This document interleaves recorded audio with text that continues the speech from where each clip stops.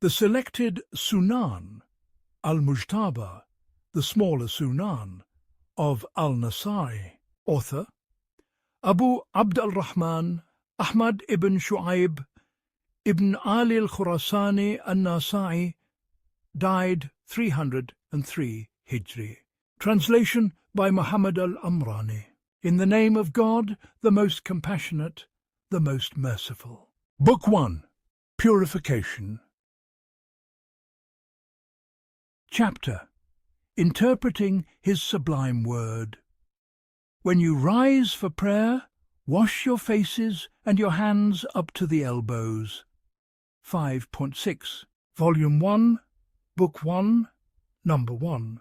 Reported by Qutayba ibn Sa'id, who said, Sufyan narrated to us from al-Zuhri, from Abu Salama, from Abu Huraira, that the Prophet said, When any of you awakens from sleep, let him not dip his hand into the water for ablution until he has washed it 3 times, for he does not know where his hand spent the night. Chapter. Using the siwak upon rising at night, Volume 1, Book 1, Number 2, reported by Ishaq ibn Ibrahim and Qutayba ibn Sa'id, from Jarir, from Mansur, from Abu Wa'il, from Hudayfa, who said, When the Messenger of God rose during the night, he would brush his mouth with the siwak. Chapter. How to use the siwak, Volume 1, Book 1, Number 3, reported by Ahmad ibn Abda, who said, Hamad ibn Zayd narrated to us, saying, Gilan ibn Jarir informed us from Abu Burda, from Abu Musa, who said, I entered upon the Messenger of God while he was using the siwak. The tip of the stick was upon his tongue, as he said, Ah, ah. Chapter. May the leader use the siwak in the presence of his people? Volume 1, Book 1, Number 4. Reported by Amr ibn Ali. Yahya ibn Sa'id narrated to us, saying, Qurra ibn Khalid narrated to us, saying, Humayd ibn Hilal narrated to us, saying, Abu Burda told me from Abu Musa, who said, I came to the Prophet accompanied by 2 men, of the Asharis, one to my right, the other to my left, while the Messenger of God was using the siwak, and each of them asked for an appointment to office. I said, By him who sent you with the truth, they did not inform me of what was in their hearts, and I did not realize they were seeking office. It was as if I could see his siwak beneath his lip as it drew back. He said, We do not or shall not seek help for such work from one who desires it. But you, go. And he dispatched him to Yemen. Then he sent Mu'ad ibn Jabal after him as support. Chapter.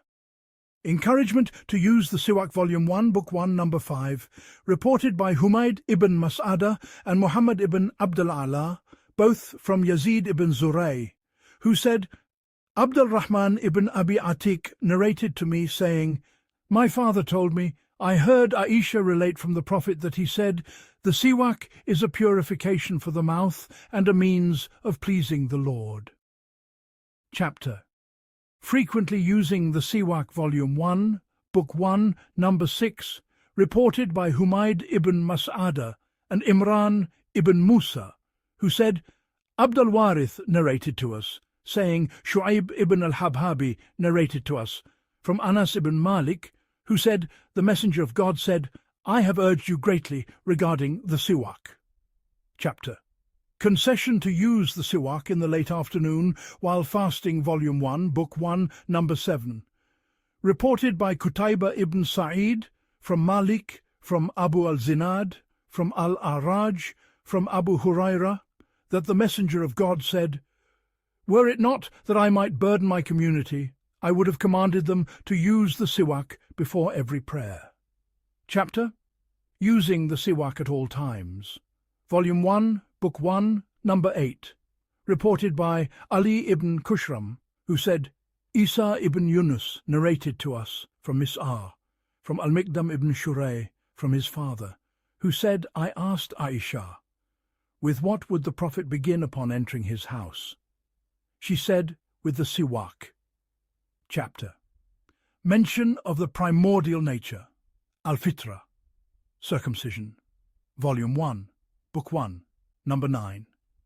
reported by al-Harith ibn Miskin, reading to him while I listened, from Ibn Wahb, from Yunus, from Ibn Shihab, from Sa'id ibn al-Musayyib, from Abu Huraira, from the Messenger of God, who said, 5 practices are of the fitra: circumcision, shaving the pubic hair, trimming the moustache, clipping the nails, and plucking the armpit hair. Chapter Clipping the Nails. Volume 1, Book 1, Number 10, reported by Muhammad ibn Abdul A'la, who said, Al-Mutamir narrated to us, saying, I heard Ma'mar from al-Zuhri, from Sa'id ibn al-Musayyib, from Abu Huraira, who said, the Messenger of God said, 5 are of the fitra: trimming the moustache, plucking the armpit hair, clipping the nails, shaving the pubic hair, and circumcision. Chapter Plucking the Armpit Hair. Volume 1, Book 1, Number 11, reported by Muhammad ibn Abdullah ibn Yazid, who said, Sufyan narrated to us from al-Zuhri, from Sa'id ibn al-Musayyib, from Abu Huraira, from the Prophet, who said, 5 are of the fitra: circumcision, shaving the pubic hair, plucking the armpit hair, clipping the nails, and cutting the moustache short. Chapter Shaving the Pubic Region. Volume 1, Book 1, Number 12, reported by al-Harith ibn Miskin, reading to him while I listened, from Ibn Wahb, from Hanzala ibn Abi Sufyan, from Nafi, from Ibn Umar, that the Messenger of God said, the fitra: clipping the nails, cutting the moustache, and shaving the pubic region.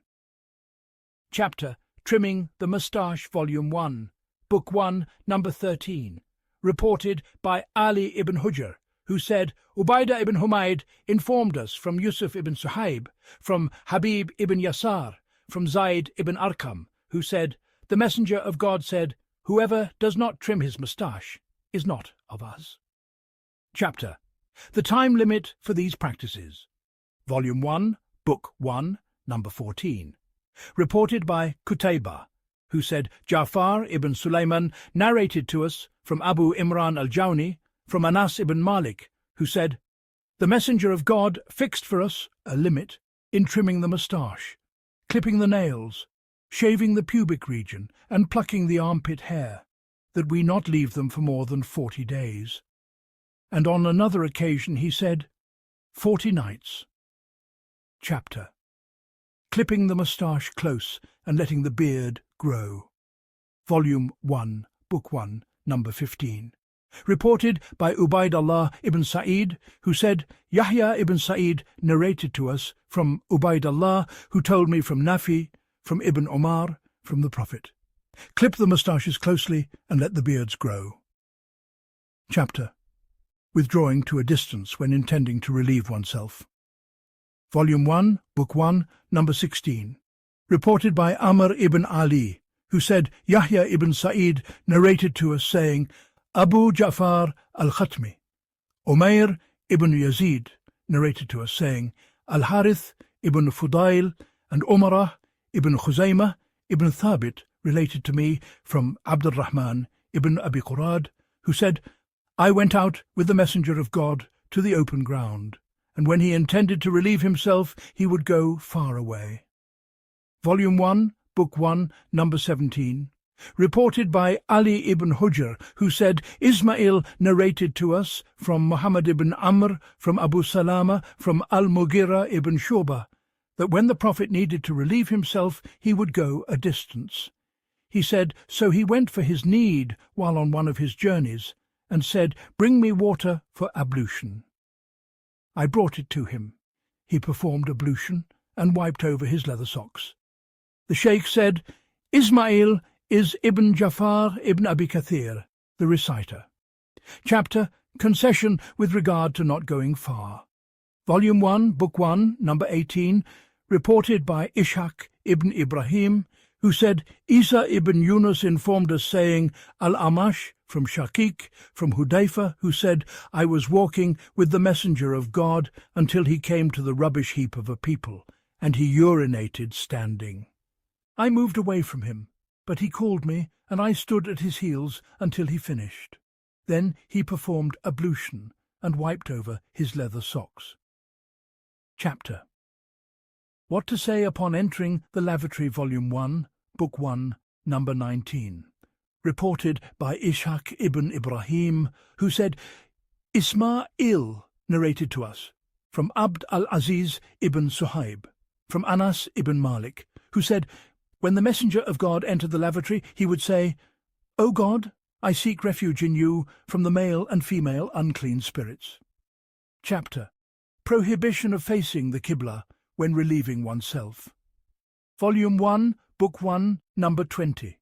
Reported by Muhammad ibn Salama and al-Harith ibn Miskin, reading to him while I listened. His wording from Ibn al-Qasim, who said, Malik narrated to me, from Ishaq ibn Abdullah ibn Abi Talha, from Rafi ibn Ishaq, that he heard Abu Ayyub al-Ansari, when he was in Egypt, say, By God, I do not know what to do with these privies. For the Messenger of God said, When one of you goes to defecate or urinate, let him neither face the Qibla nor turn his back to it. Chapter. Prohibition of turning one's back to the Qibla when relieving oneself. Volume 1, Book 1, Number 21. Reported by Muhammad ibn Mansur, who said, Sufyan narrated to us from al-Zuhri, from Atta ibn Yazid, from Abu Ayyub, that the Prophet said, Do not face the Qibla, nor turn your backs to it when defecating or urinating, but turn east or west. Chapter. Being directed to face east or west when relieving oneself. Volume 1, Book 1, Number 22.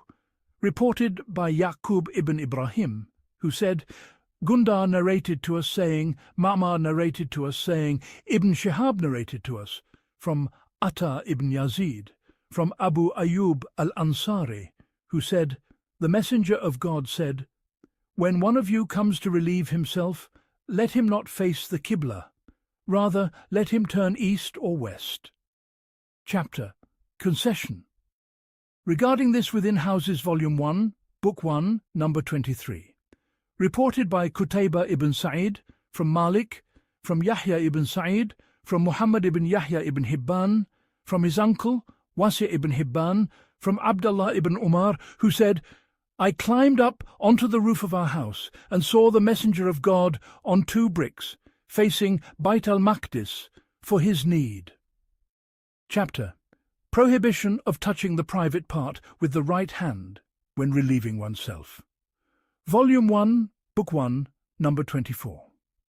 Reported by Yahya ibn Durust, who said, Abu Ismail al-Qannad told us, saying, Yahya ibn Abi Kathir narrated to me that Abdullah ibn Abi Qatada related to him, from his father, that the Messenger of God said, When one of you urinates, let him not hold his private part with his right hand.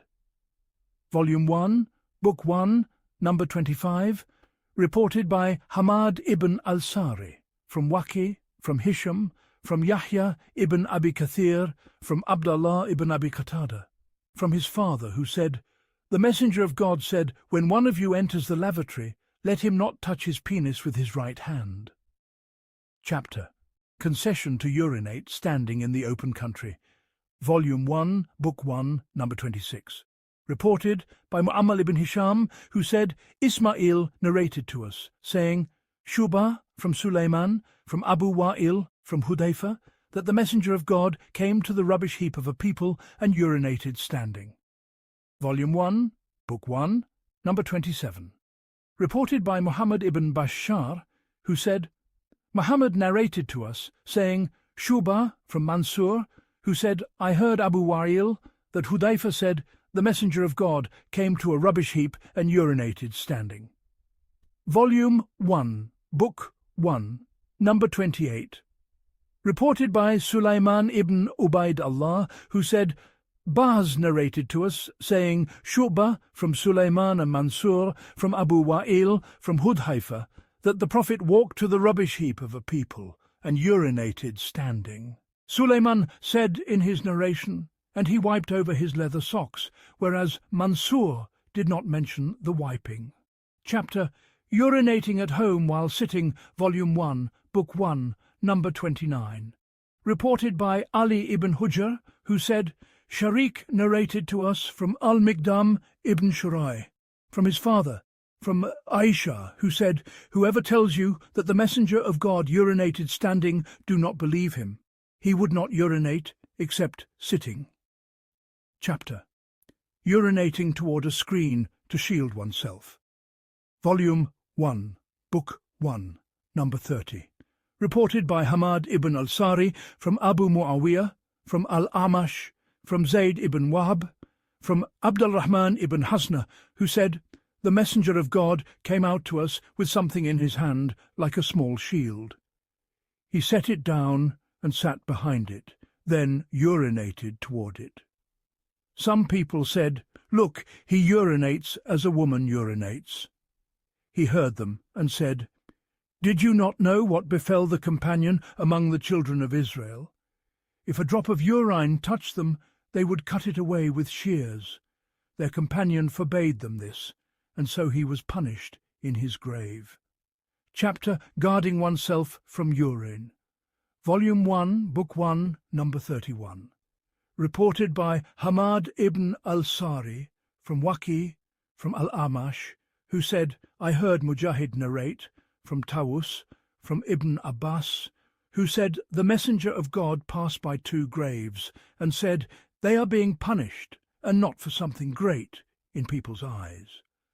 One of them did not guard himself from his urine, and the other used to go about spreading malicious gossip. Then he called for a fresh palm branch, split it into 2, and planted one on this grave and one on that, and said, 'Perhaps their punishment will be lightened so long as they do not dry.' Mansur differed. He narrated it from Mujahid, from Ibn Abbas, without mentioning Tawus. Chapter: Urinating into a vessel. Volume 1, Book 1, number 32. Reported by Ayub ibn Muhammad al-Wazzan, who said, "Hajjaj narrated to us, saying, Ibn Jurayj said, Hukaymah bint Umayma informed me from her mother, Umayma bint Ruqayqa, who said, the Prophet had a wooden cup made of twigs in which he would urinate, and he would place it beneath the bed." Chapter: Urinating into a basin. Volume 1, Book 1, number 33. Reported by Amr ibn Ali, who said, Azar narrated to us, Ibn Aun narrated to us, from Ibrahim, from al-Aswad, from Aisha, who said, "They claim that the Prophet made a bequest to Ali, yet he called for a basin to urinate in, and his soul was taken without my being aware of any bequest he made to anyone." The Sheikh said, Azhar is Ibn Sa'd al-Samman. Chapter: Dislike of urinating in holes. Volume 1, Book 1, number 34. Reported by Ubaidullah ibn Sa'id, who said, Mu'adh ibn Hisham narrated to us, saying, "My father narrated to me, from Qatada, from Abdullah ibn Sarjis, that the Prophet of God said, 'Let none of you urinate into a hole.' They said to Qatada, 'Why is urinating into a hole disliked?' He said, 'It is said that they are dwellings of the jinn.'"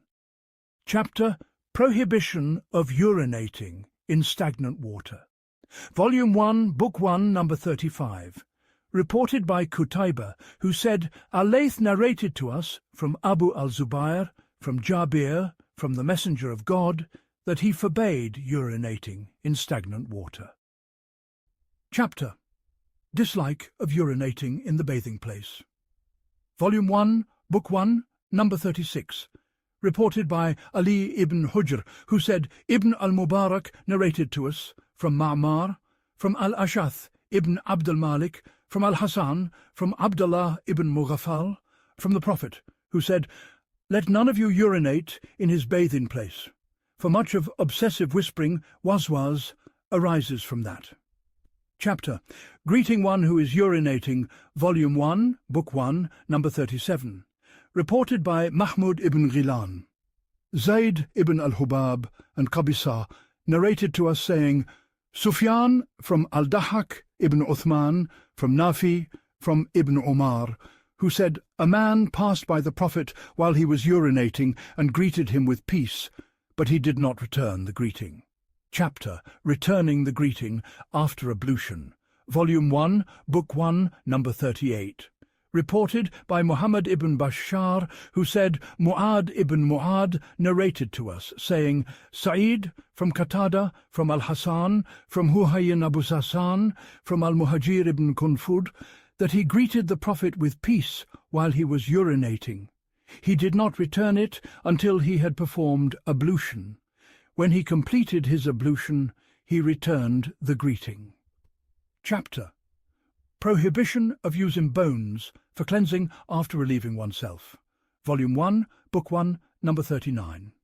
Reported by Ahmad ibn Amr ibn al-Sar, who said, Ibn Wahb narrated to us, saying, Yunus informed me from Ibn Shihab, from Abu Uthman ibn Sanah al-Khuzai, from Abdullah ibn Mas'ud, that the Messenger of God forbade any of you to cleanse himself with a bone or with dung. Chapter: Prohibition of using dung for cleansing. Volume 1, Book 1, number 40. Reported by Yaqub ibn Ibrahim, who said, Yahya ibn Sa'id narrated to us from Muhammad ibn Ajlan, who said, Al-Qaqa informed me, from Abu Salih, from Abu Huraira, from the Prophet, who said, I am to you like a father, teaching you. When any of you goes to the lavatory, let him neither face the Qibla nor turn his back to it, and let him not cleanse himself with his right hand. He used to command the use of 3 stones, and forbade dung and weathered bone. Chapter: Prohibition of sufficing with fewer than 3 stones for cleansing. Volume 1, Book 1, number 41. Reported by Ishaq ibn Ibrahim, who said, Abu Muawiyah narrated to us, saying, Al-Amash from Ibrahim, from al-Rahman ibn Yazid, from Salman, who said, A man said to him, Your companion teaches you even how to defecate. He replied, Indeed. He forbade us to face the Qibla with defecation or urine, or to cleanse ourselves with our right hands, or to suffice with fewer than 3 stones. Chapter: Concession to cleanse with 2 stones. Volume 1, Book 1, number 42.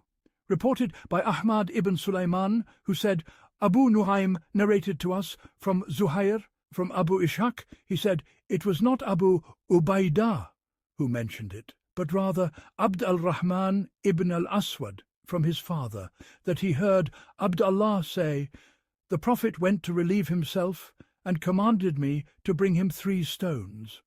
I found 2 stones and searched for a third, but did not find it. So I took a piece of dung and brought them to the Prophet.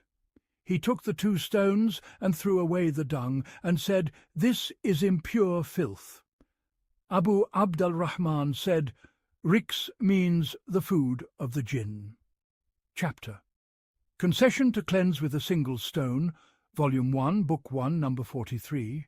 Reported by Ishaq ibn Ibrahim, who said, Jarir narrated to us from Mansur, from Hilal ibn Yasaf, from Salama ibn Qais, from the Messenger of God, who said, When you cleanse yourselves with stones, use an odd number. Section: Sufficing with stones for self-cleansing to the exclusion of other means. Number 44. Reported by Qutayba, who said, Abd al-Aziz ibn Abi Hazim narrated to us from his father, from Muslim ibn Qurt, from Urwa, from Aisha, that God's messenger said, When one of you goes to relieve himself, let him take with him 3 stones, and cleanse himself with them, for they suffice. Section: Cleansing with water. Number 45. Reported by Ishaq ibn Ibrahim, who said, Al-Nadir informed us, saying, Shu'bah narrated, from Ata ibn Abi Maymuna, who said, I heard Anas ibn Malik say, When God's messenger entered the place of ease, I and a boy like me would carry a small water skin with water, and he would cleanse himself with water. Number 46. Reported by Qutayba, who said, Abu Awana narrated to us from Qatada, from Mu'adha, from Aisha, who said, Instruct your husbands to purify themselves with water, for I feel shy to speak of it to them. God's messenger used to do so. Section: Prohibition of cleansing oneself with the right hand. Number 47. Reported by Ismail ibn Mas'ud, who said, Khalid narrated to us, Hisham informed us from Yahya, from Abdullah ibn Abi Qatada, from Abu Qatada, that God's messenger said, "When one of you drinks, let him not breathe into his vessel, and when he goes to the privy, let him not touch his male organ with his right hand, nor cleanse himself with his right hand." Number 48. Reported by Abd Allah ibn Muhammad ibn Abd al-Rahman, who said, Abd al-Wahhab narrated to us from Ayub, from Yahya ibn Abi Kathir, from the son of Abu Qatada, from his father, that the Prophet forbade breathing into the vessel and touching one's male organ with the right hand and cleansing oneself with the right hand. Number 49. Reported by Amr ibn Ali and Shu'aib ibn Yusuf, wording of Shu'aib, both from Abd al-Rahman ibn Mahdi, from Sufyan, from Mansur, and from al-A'mash, from Ibrahim, from Abd al-Rahman ibn Yazid, from Salman, who said, "The idolaters said, 'We see that your companion teaches you even how to defecate?' He replied, 'Indeed. He forbade us that any one of us cleanse himself with his right hand, or face the Qibla. And he said, Let none of you cleanse himself with fewer than 3 stones. Chapter. Rubbing the hand on the earth after cleansing oneself. Number 50. Reported by Muhammad ibn Abdullah ibn al-Mubarak al-Mukharrimi, who said, Waqi narrated to us, from Sharik, from Ibrahim ibn Jarir, from Abu Zur'a, from Abu Huraira, that the Prophet performed ablution, and when he cleansed himself, he rubbed his hand on the earth. Number 51, reported by Ahmad ibn al-Sabah, who said, Shu'aib ibn Harb narrated to us, saying, Aban ibn Abdullah al-Bajali narrated to us, saying, Ibrahim ibn Jarir narrated from his father. I was with the Prophet. He went to the place of ease and fulfilled his need, then said, O Jarir, bring me water for purification. I brought him water. He cleansed himself with water, using his hand, then rubbed his hand on the earth. Abu Abd al-Rahman said, This is closer to being correct than Sharik's report. God, sublime and exalted, knows best. Chapter, Setting a Measure Regarding Water. Number 52. Reported by Hinad ibn al-Sari and al-Husayn ibn Hurayth, both from Abu Usama, from al-Walid ibn Kathir, from Muhammad ibn Ja'far, from Abdullah ibn Umar, from his father, who said, God's messenger was asked about water and what comes to it of animals and predators. He said, if the water reaches 2 large containers, kulatain, it does not carry impurity. Chapter. Refraining from setting a fixed measure regarding water. Number 53. Reported by Qutayba, who said, Hamad narrated to us from Thabit, from Anas, a Bedouin urinated in the mosque, and some people stood over him.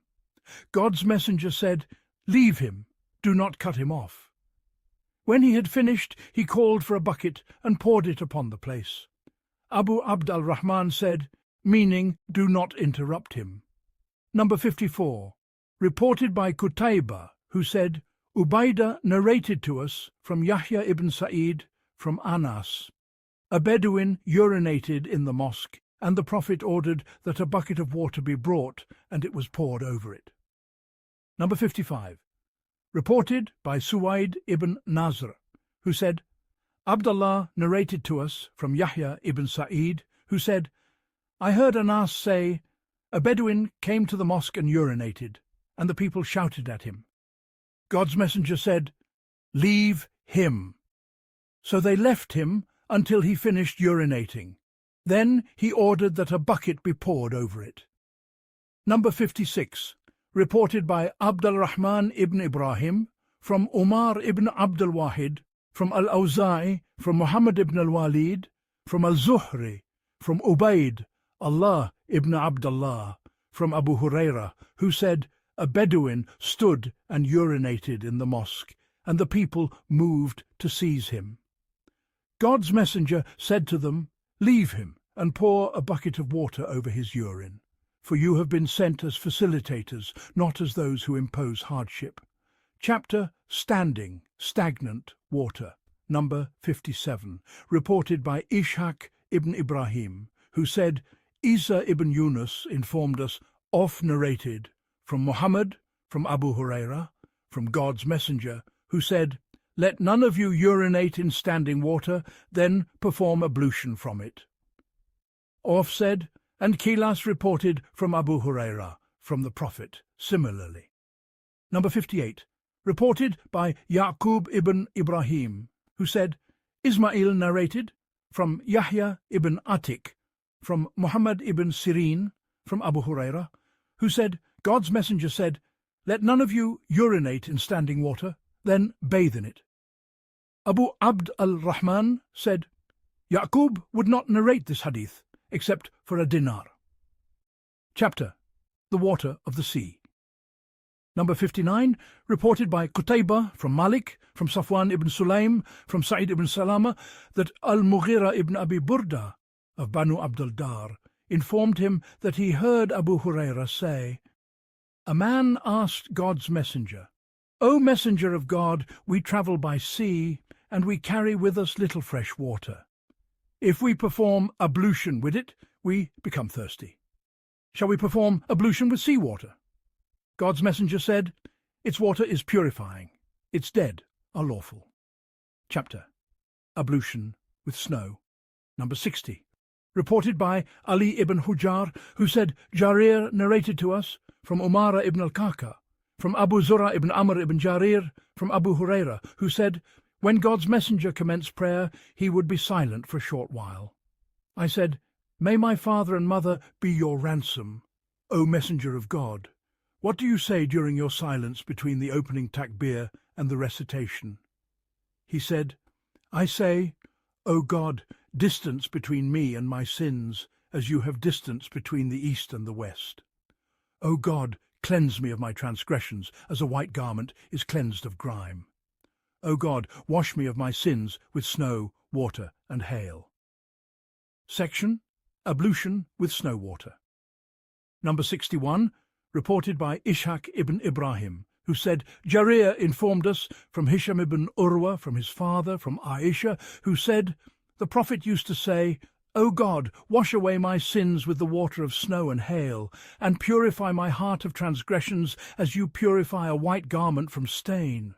Chapter Ablution with Hail Water. Number 62, reported by Harun ibn Abdullah, who said, Man narrated to us, saying, Muawiyah ibn Salih, from Habib ibn Ubaid, from Jubair ibn Nufair, who said, I attended Auf ibn Malik, saying, I heard God's messenger performing the funeral prayer over a deceased, and among his supplication I heard him say, O God, forgive him and have mercy on him, grant him well-being and pardon him, honour his reception and expand his entry, wash him with water, snow and hail, and purify him of sins, as a white garment is purified from defilement.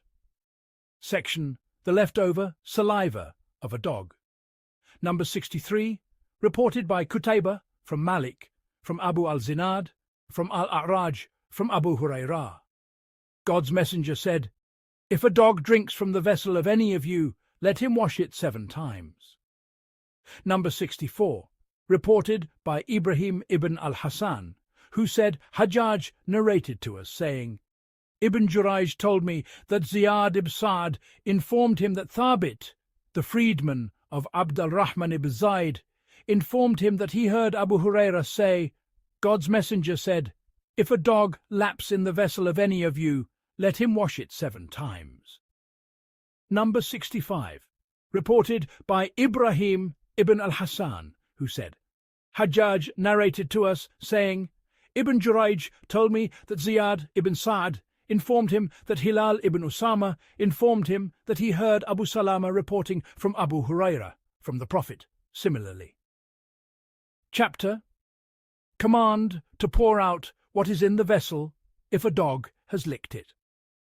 Number 66, reported by Ali ibn Hujjar, who said, Ali ibn Mushir informed us from Al-Amash, from Abu Razin and Abu Salih, from Abu Huraira, who said, God's messenger said, If a dog licks in the vessel of any of you, let him pour it out, then let him wash it 7 times.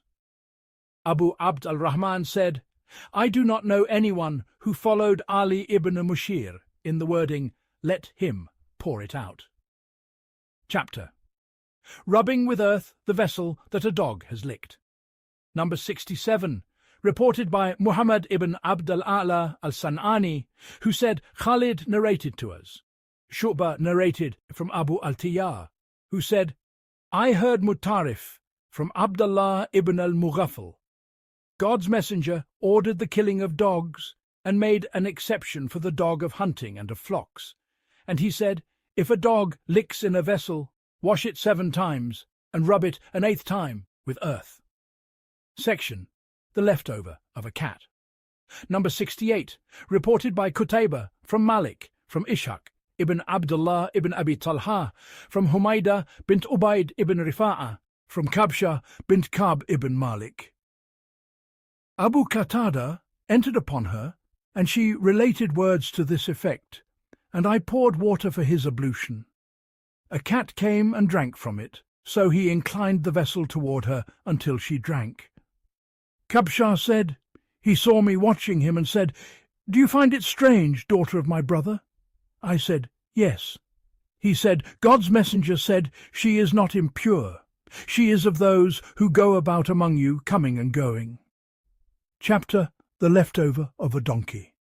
Number 69, reported by Muhammad ibn Abdullah ibn Yazid, who said, Sufyan narrated to us from Ayub, from Muhammad, from Anas. The herald of God's messenger came to us and said, truly God and his messenger forbid you from the flesh of donkeys, for it is impure. Chapter. The leftover of a menstruating woman. Number 70, reported by Amr ibn Ali, who said, Abd al-Rahman narrated to us from Sufyan, from al-Miqdam ibn Shurai, from his father, from Aisha, who said, I would gnaw at a bone, and he would place his mouth where I had placed mine while I was menstruating. And I would drink from a vessel, and he would place his mouth where I had placed mine while I was menstruating. Chapter. Men and women performing ablution together. Number 71, reported by Harun ibn Abd Allah, who said, Man narrated to us, and Al-Harith ibn Miskin, reading to him while I was listening, reported from Ibn al-Qasim, both from Malik, from Nafi, from Ibn Umar, who said, Men and women used to perform ablution together in the time of God's messenger. Chapter. The leftover water of one in a state of major ritual impurity. Janaba. Number 72, reported by Qutayba ibn Sa'id, who said, Al-Layth narrated to us from Ibn Shihab, from Urwa, from Aisha, who told him, I used to bathe together with God's messenger from a single vessel. Chapter. The amount of water that suffices a man for ablution. Number 73, reported by Amr ibn Ali, who said, Yahya narrated to us, Shu'bah narrated to me, from Abdullah ibn Jabr, who said, I heard Anas ibn Malik say, God's messenger would perform ablution with a makuk and bathe with 5 makaki. Number 74, reported by Muhammad ibn Bashar, who said, Muhammad narrated to us, then he mentioned words to this effect Shu'bah narrated to us, from Habib, who said, I heard Abbad ibn Tamim relate, from my grandmother Umara bint Kab, that the Prophet performed ablution, and water was brought to him in a vessel measuring about 2/3 of a mud. Shu'bah said, I remember that he washed his forearms, rubbing them, and he wiped his ears their inner part, and I do not recall that he wiped their outer part. Chapter. Intention in ablution. Number 75, reported by Yahya ibn Habib ibn Arabi from Hamad, and Al-Harith ibn Miskin reading to him while I was listening from Ibn al-Qasim, and Sulaiman ibn Mansur, who said, Abdullah ibn al-Mubarak informed us with this wording from Yahya ibn Sa'id, from Muhammad ibn Ibrahim, from Alqama ibn Waqqas, from Umar ibn al-Khattab, who said, God's messenger said, Actions are only by intentions, and every person shall have only what he intended. So whoever's migration was to God and to his messenger, then his migration is to God and to his messenger. And whoever's migration was to worldly gain he sought, or to a woman he wished to marry, his migration is to that for which he migrated. Section Ablution from a vessel. Number 76. Reported by Qutaybah, from Malik, from Ishaq ibn Abdullah ibn Abi Talha, from Anas, who said, I saw God's messenger when the time of the afternoon prayer approached. The people sought water for ablution and did not find it. A vessel was brought to God's messenger for ablution. He placed his hand in that vessel and commanded the people to perform ablution. I saw the water springing from beneath his fingers until the last of them had performed ablution. Number 77. Reported by Ishaq ibn Ibrahim, who said, Abd al-Razzaq informed us, Sufyan narrated from al-Amash, from Ibrahim, from Al-Qama, from Abd Allah, who said, We were with the Prophet, and they had not found water. A basin was brought, and he put his hand into it. I indeed saw water gushing from between his fingers, and he was saying, Come to purification. Blessing is from God, mighty and majestic. Al-Amash said, Salim ibn Abi al-Jad told me that he asked Jabir, How many were you that day? He said, 1,500. Chapter mentioning God's name at the time of ablution. Number 78, reported by Ishaq ibn Ibrahim, who said, Abd al-Razzaq informed us. Mamar narrated from Thabit and Qatada from Anas, who said, Some of the companions of the Prophet asked for water for ablution. God's messenger said, Has anyone among you water? He placed his hand in the water and said, Perform your ablution in the name of God. I saw water issuing from between his fingers until the last of them had performed ablution. Thabit said, I asked Anas, How many do you think they were? He said, About 70. Section. A servant pouring water over a man for his ablution.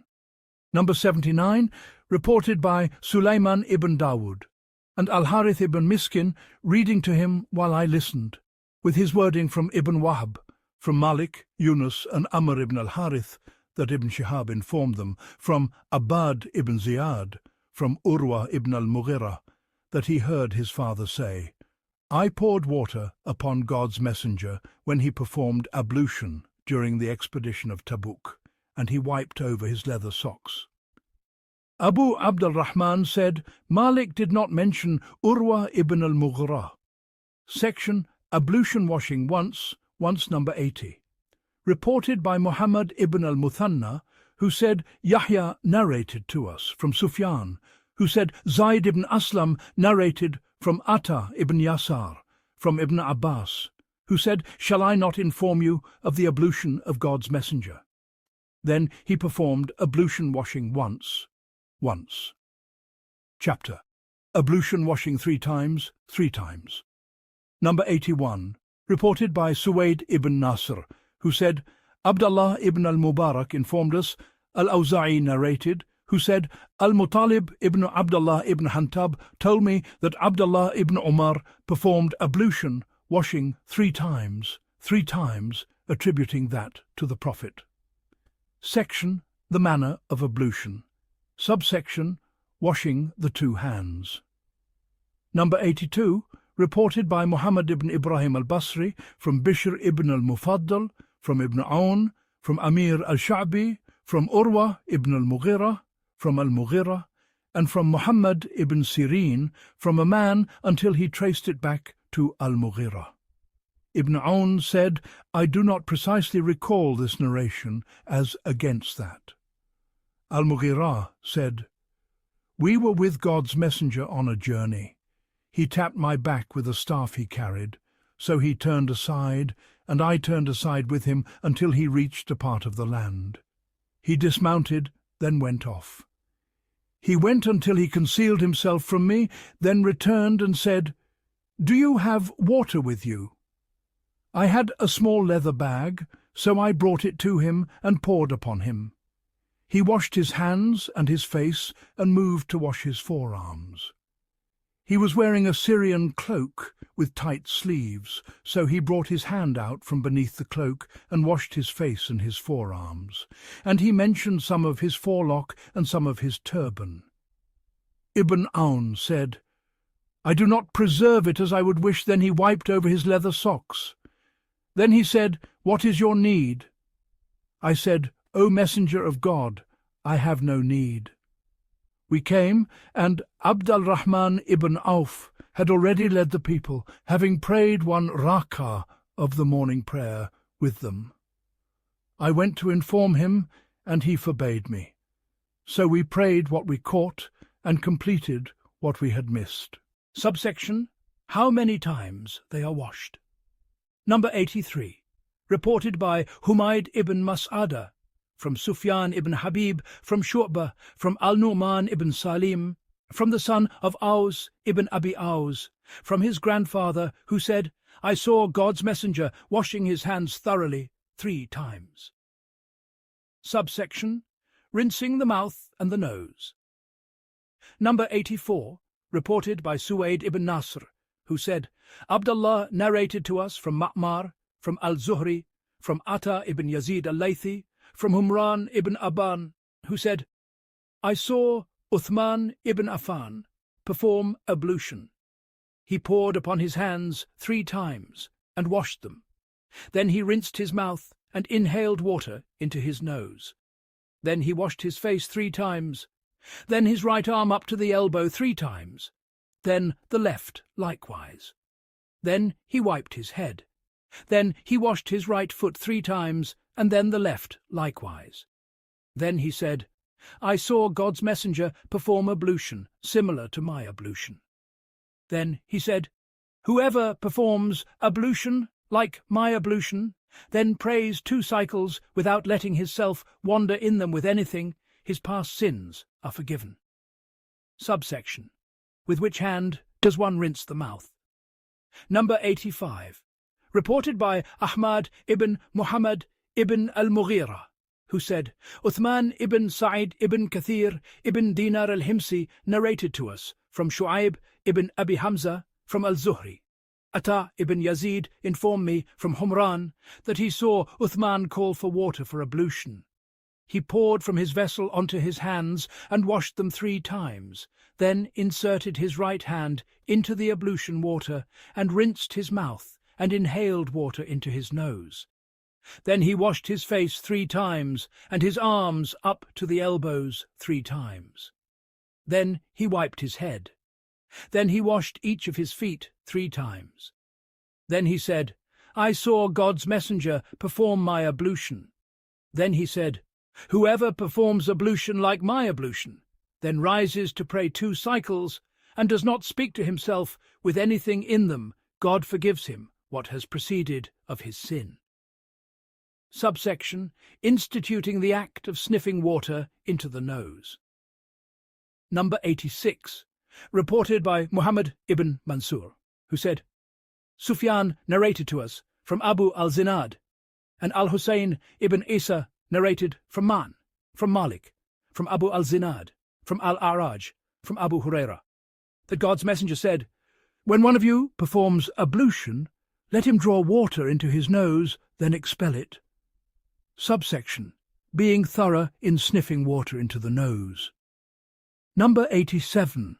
Reported by Qutayba ibn Sa'id, who said, Yahya ibn Sulaym narrated to us from Ismail ibn Kathir, and reported by Ishaq ibn Ibrahim, who said, Waqi informed us from Sufyan, from Abu Hashim, from Asim ibn Laqit ibn Sabra, from his father, who said, I said, "O Messenger of God, tell me about ablution." He said, "Complete the ablution, and be thorough in drawing water into the nose unless you are fasting." Subsection: The command to expel water from the nose. Number 88. Reported by Qutayba from Malik, and reported by Ishaq ibn Mansur who said, al-Rahman narrated from Malik, from Ibn Shihab, from Abu Idris al-Khawlani, from Abu Huraira, that God's messenger said, "Whoever performs ablution, let him expel the water from his nose, and whoever cleanses himself with stones, let him do so an odd number of times." Number 89, reported by Qutayba, who said, Hamad narrated from Mansur, from Hilal ibn Yasaf, from Salama ibn Qais, that God's messenger said, "When you perform ablution, expel the water from your nose, and when you cleanse yourself with stones, make it an odd number." Chapter: The command to expel water from the nose upon waking from sleep. Number 90, reported by Muhammad ibn Zunbur al-Makki, who said, Ibn Abi Hazim narrated from Yazid ibn Abdullah that Muhammad ibn Ibrahim told him from Isa ibn Talha, from Abu Huraira, from God's messenger, who said, "When one of you awakens from his sleep and performs ablution, let him expel water from his nose 3 times, for Satan spends the night upon his nostrils." Subsection: With which hand does one expel water from the nose? Number 91, reported by Musa ibn Abd al-Rahman, who said, Hussein ibn Ali narrated from Zaida, who said, Khalid ibn al-Qama narrated from Abd Khair, from Ali, that he called for water for ablution, then rinsed his mouth and inhaled water into his nose, and expelled it with his left hand, doing this 3 times, then said, "This is the purification of God's prophet." Chapter: Washing the face.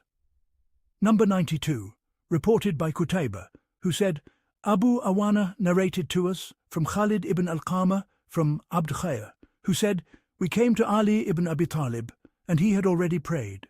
He called for water for purification. We said, why would he do that when he has already prayed? He only wishes to teach us." A vessel containing water and a basin were brought. He poured from the vessel upon his hands and washed them 3 times. Then he rinsed his mouth and inhaled water into his nose 3 times from the palm with which he took the water. Then he washed his face 3 times. Then his right arm 3 times, and his left 3 times, and he wiped his head once. Then he washed his right foot 3 times, and his left foot 3 times. Then he said, "Whoever would love to know the ablution of God's messenger, this is it." Subsection: The number of times the face is washed. Number 93, reported by Suwaid ibn Nasr, who said, Abd Allah ibn al-Mubarak narrated to us from Shu'bah, from Malik ibn Urfuta, from Abd Khair, from Ali, that a chair was brought for him, and he sat upon it. Then he called for a basin with water, and he poured over his hands 3 times. Then he rinsed his mouth and inhaled water into his nose with a single handful 3 times. And he washed his face 3 times. And he washed his forearms 3 times, 3 times. And he took from the water and wiped over his head. Shu'bah gestured once, from his forelock to the back of his head, then said, I do not know whether he returned his hands forward or not. And he washed his feet 3 times, 3 times.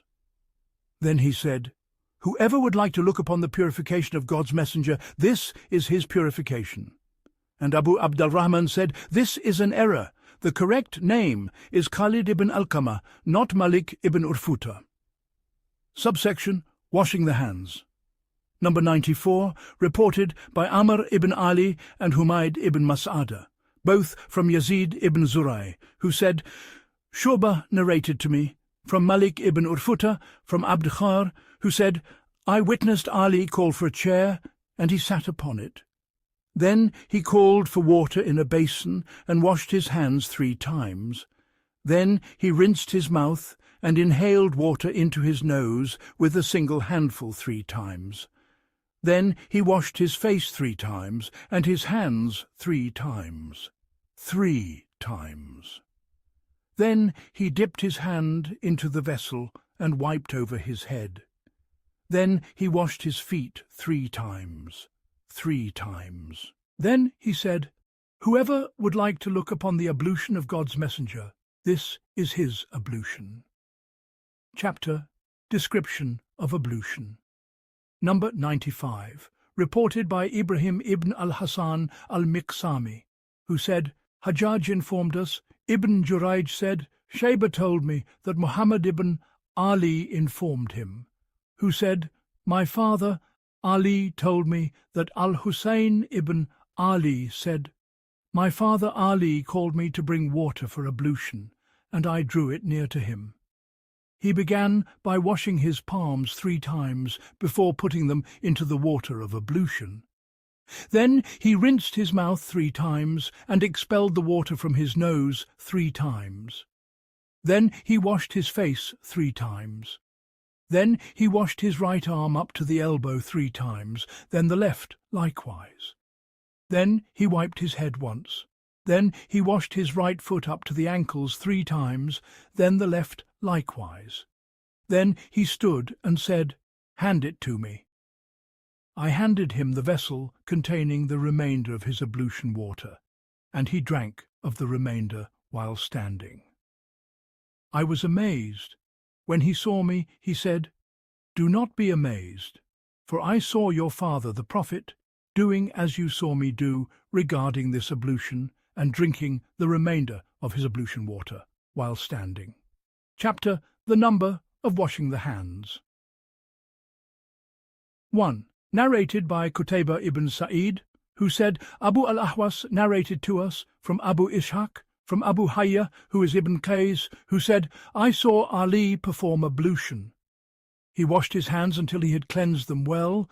Then he rinsed his mouth 3 times and inhaled water into his nose 3 times. He washed his face 3 times. He washed his forearms 3 times each. Then he wiped over his head. Then he washed his feet up to the ankles. He then stood, took what remained of his ablution water, and drank it while standing. Then he said, I wish to show you how the Prophet performed his ablution. Chapter The Extent of Washing. 2.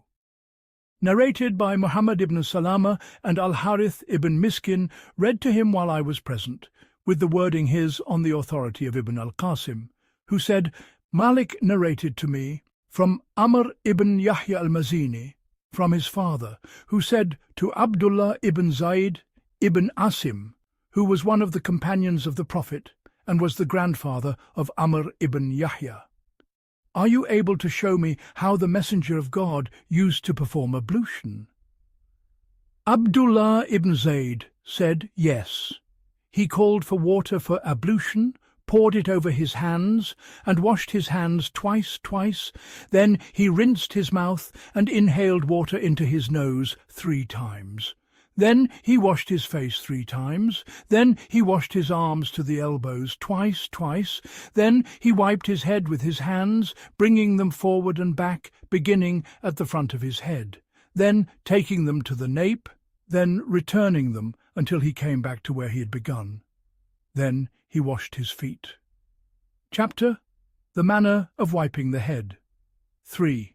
Narrated by Utbah ibn Abdullah, from Malik, who is Malik ibn Anas, from Amr ibn Yahya, from his father, who said to Abdullah ibn Zayd ibn Asim, who was the grandfather of Amr ibn Yahya, Are you able to show me how the Messenger of God used to perform ablution? Abdullah ibn Zayd said, Yes. He called for water for ablution, poured it onto his right hand, and washed his hands twice. Then he rinsed his mouth and inhaled water into his nose 3 times. Then he washed his face 3 times. Then he washed his arms to the elbows twice. Then he wiped his head with his hands, bringing them forward and back, beginning at the front of his head, then taking them to the nape, then returning them until he came back to where he had begun. Then he washed his feet. Chapter The Number of Times for Wiping the Head. 4. Narrated by Muhammad ibn Mansur, who said, Sufyan narrated to us from Amr ibn Yahya, from his father, from Abdullah ibn Zayd, the one who was shown the call to prayer, who said, I saw the messenger of God perform ablution. He washed his face 3 times, his hands twice, washed his feet twice, and wiped his head twice. Chapter A Woman's Wiping of Her Head 5. Narrated by al-Husayn ibn Hurayth, who said, Al-Fadl ibn Musa narrated to us, from Ju'ayd ibn al-Rahman, who said, Abdul Malik ibn Marwan ibn al-Harith ibn Abi Dhnab informed me, who said, Abu Abdullah Salim Sabalan informed me, Aisha used to marvel at his trustworthiness and would hire him, and she showed me how the messenger of God used to perform ablution. She rinsed her mouth and expelled water from her nose 3 times. She washed her face 3 times, then she washed her right hand 3 times, and her left 3 times. Then she placed her hand upon the front of her head and wiped her head once to the back. Then she passed her hand over her ears. Then she passed it over her cheeks. Salim said, I would come to her while I was a contractual slave, mukatab. She did not conceal herself from me. She would sit before me and speak with me until I came to her one day and said, Pray for blessing for me, O mother of the believers. She said, What is that? I said, God has set me free. She said, May God bless you, and she let down the veil between me and her, and I did not see her after that day. Chapter Wiping the Ears 6. Narrated by Al-Haytham ibn Ayyub al-Talaqani, who said, Abdul Aziz ibn Muhammad narrated to us, who said, Zayd ibn Aslam narrated to us from Atta ibn Yasar, from Ibn Abbas, who said, I saw the messenger of God perform ablution. He washed his hands, then he rinsed his mouth and inhaled water into his nose from a single handful. He washed his face and washed his hands once.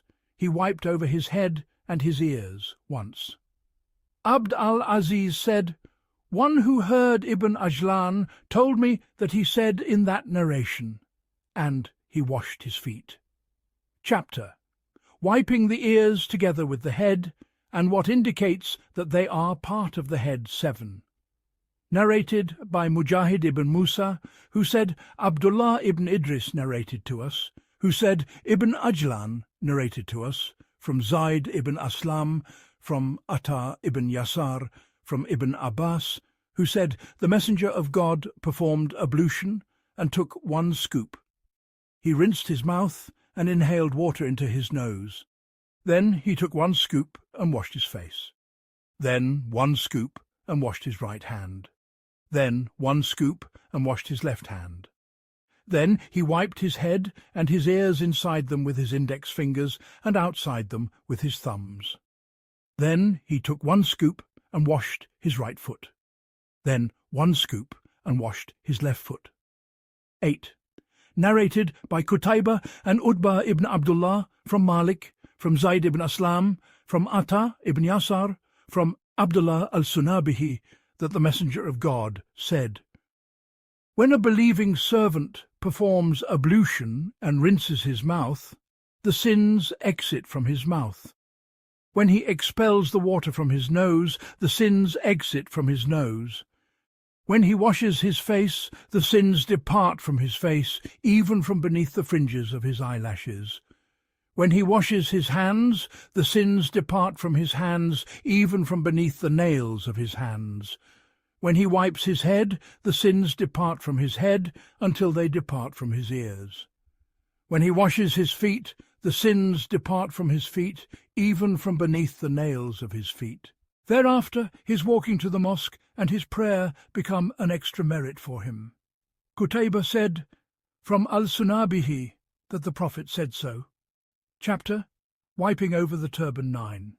Narrated by al-Husayn ibn Mansur, who said, Abu Muawiyah narrated to us, al-Amash narrated to us. And al-Husayn ibn Mansur also told us Abdullah ibn Numayr narrated to us. Al-Amash narrated to us from al-Hakam, from Abd al-Rahman ibn Abi Layla, from Ka'b ibn Ujra, from Bilal, who said, I saw the Prophet wipe over the leather socks and the head covering, turban. 10. Narrated by al-Husayn ibn al-Rahman al-Jarjarai from Talaq ibn Ghanam, who said, Zaida and Hafs ibn Ghiyath narrated to us, from al-A'mash, from al-Hakam, from Abd al-Rahman ibn Abi Layla, from al-Bara ibn Azib, from Bilal, who said, I saw the Messenger of God wipe over the leather socks. 11. Narrated by Hamad ibn al-Sari, from Waqi, from Shubah, from al-Hakam, from Abd al-Rahman ibn Abi Layla, from Bilal, who said, I saw the Messenger of God wipe over the head covering and the leather socks. Chapter Wiping over the turban. Together with the forelock 12. Narrated by Amr ibn Ali, who said, Yahya ibn Sa'id narrated to me, who said, Sulaiman al-Taymi narrated to us, who said, Bakr ibn Abdullah al-Muzani narrated to us, from al-Hasan, from Ibn al-Mughira ibn Shu'bah, from al-Mughira. The Messenger of God performed ablution and wiped his forelock and his turban and wiped over the leather socks. Bakr said, and I heard it from Ibn al-Mughira ibn Shu'bah from his father. 13. Narrated by Amr ibn Ali and Humayd ibn Mas'ada, from Yazid, who is Ibn Zuray, who said, Humayd narrated to us, who said, Bakr ibn Abdullah al-Muzani narrated to us, from Hamza ibn al-Mughira ibn Shu'bah, from his father, who said, the Messenger of God stayed back, and I stayed back with him. When he had attended to his need, he said, Do you have water? So I brought him a vessel for purification. He washed his hands and washed his face. Then he went to bare his forearms, but the sleeve of the cloak was tight, so he cast it upon his shoulders, then washed his forearms, and he wiped over his forelock and his turban, and over his leather socks. Chapter How to Wipe over the Turban 14. Narrated by Yaqub ibn Ibrahim, who said, Hushaym narrated to us, who said, Yunus ibn Ubayd informed us from Ibn Sirin, who said, Amr ibn Wahb al-Thaqafi informed me.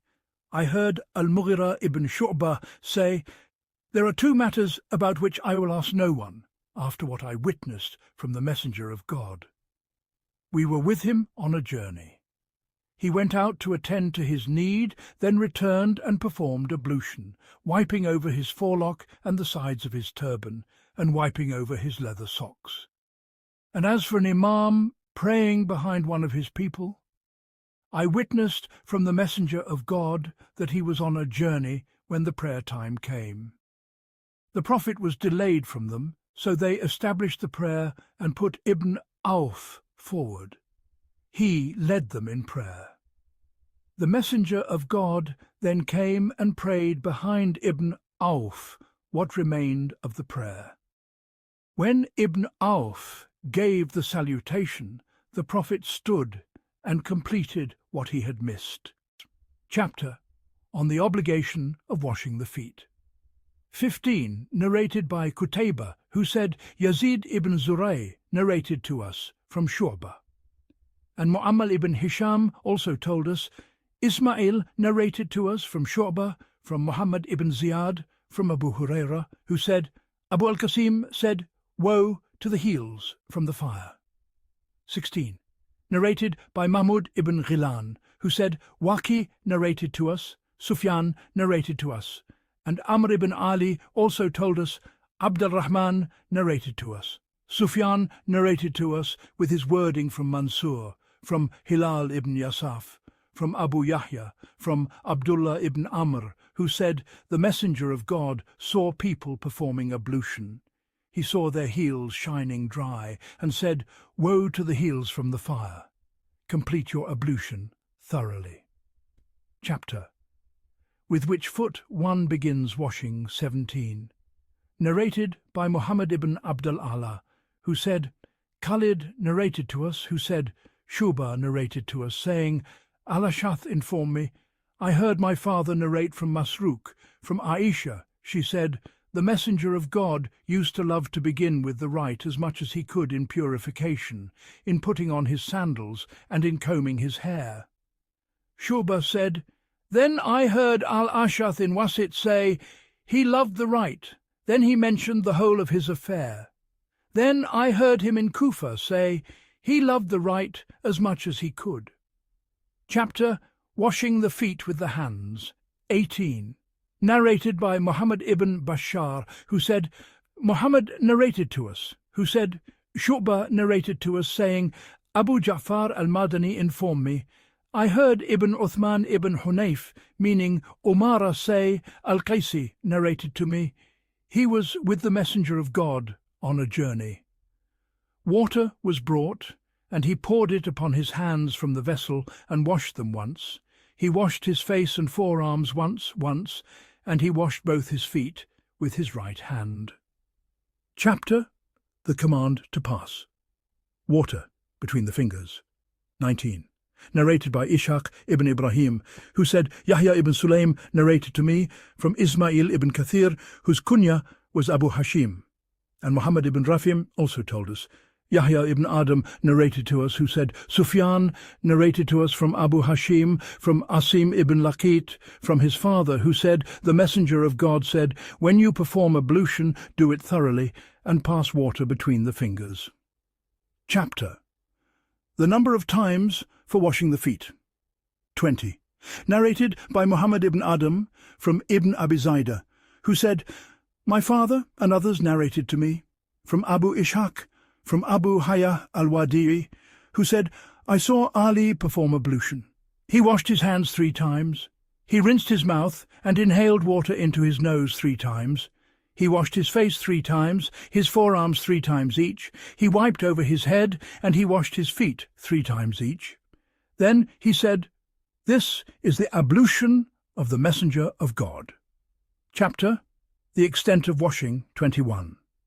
Narrated by Ahmad ibn Amr ibn al-Sar and al-Harith ibn Miskin, read to him while I was present, with the wording his on the authority of Ibn Wahb, from Yunus, from Ibn Shihab, that Atta ibn Yazid al-Laythi informed him that Humran, the freedman of Uthman, informed him. Uthman called for water for ablution. He performed ablution, washing his hands 3 times. Then he rinsed his mouth and inhaled water. Then he washed his face 3 times. Then he washed his right arm to the elbow 3 times.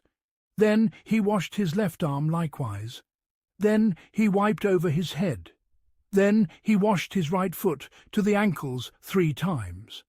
Then he washed his left foot likewise. Then he said, I saw the Messenger of God perform ablution much like this ablution of mine.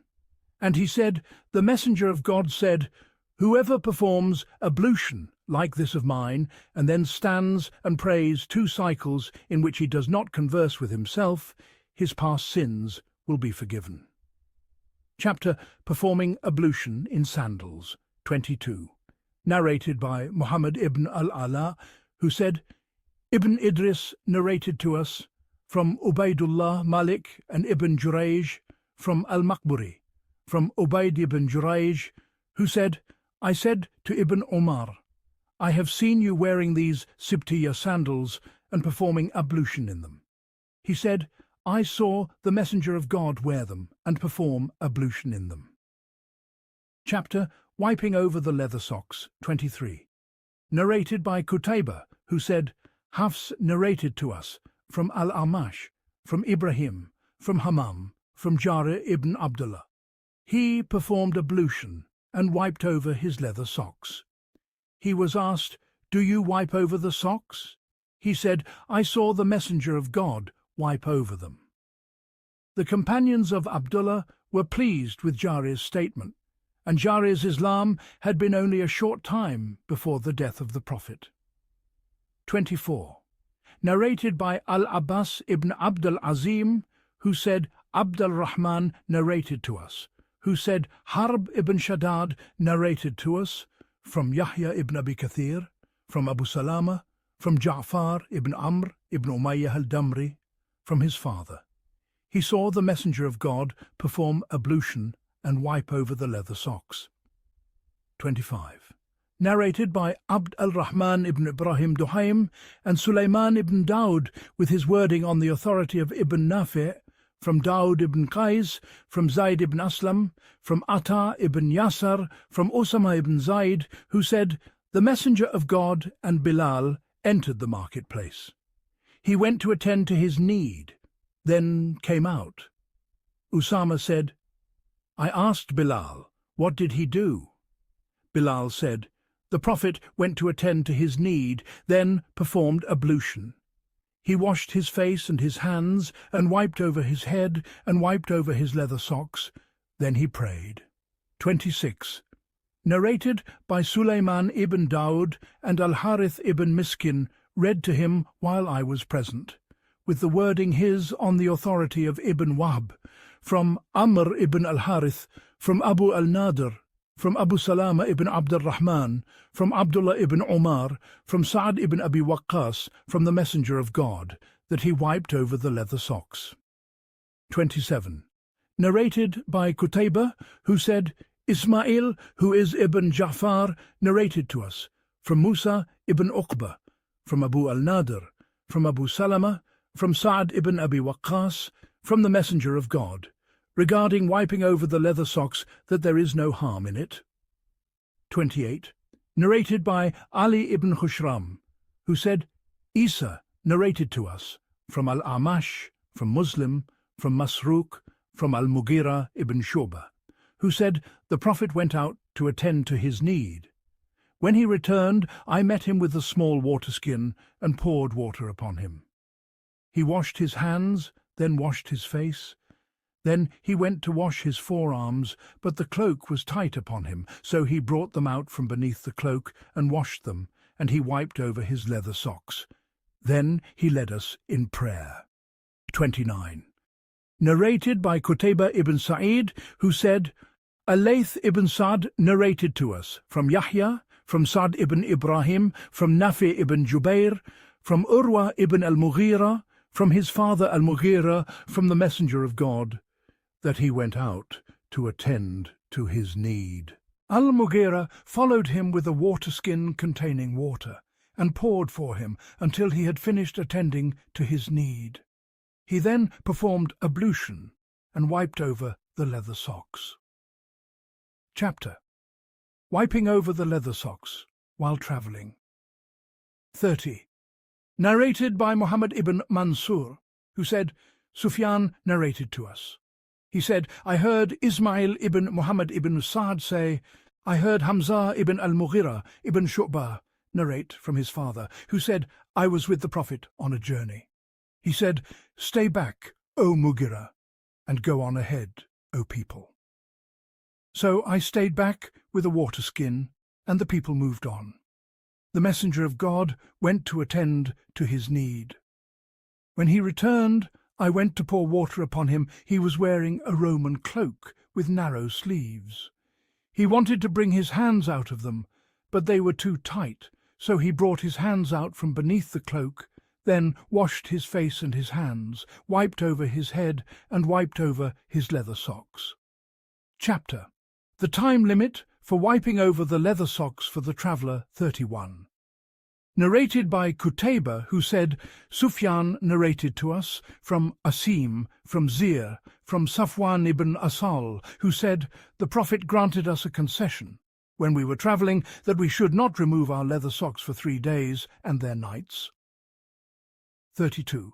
Narrated by Ahmad ibn Sulaiman al-Ruhawi, who said, Yahya ibn Adam narrated to us, who said, Sufyan al-Thawri, Malik ibn Migwal, Zuhair, Abu Bakr ibn Ayyash, and Sufyan ibn Uyayna all narrated from Asim, from Zir, who said, I asked Safwan ibn Asal about wiping over the leather socks. He said, the Messenger of God used to order us, when we were travelling, to wipe over our leather socks, and not to remove them for 3 days, because of defecation, urination, and sleep, except for major ritual impurity. Chapter: The time limit for wiping over the leather socks for the resident, 33. Narrated by Ishaq ibn Ibrahim, who said, Abd al-Razzaq informed us, who said, Al-Thawri informed us, from Amr ibn Qais al-Mula'i, from al-Hakam ibn Utayba, from al-Qasim ibn Mukhaymira, from Shuraih ibn Hani, from Ali, who said, The Messenger of God set the limit for the traveller as 3 days and nights, and for the resident as a day and a night, meaning regarding wiping over the socks. 34.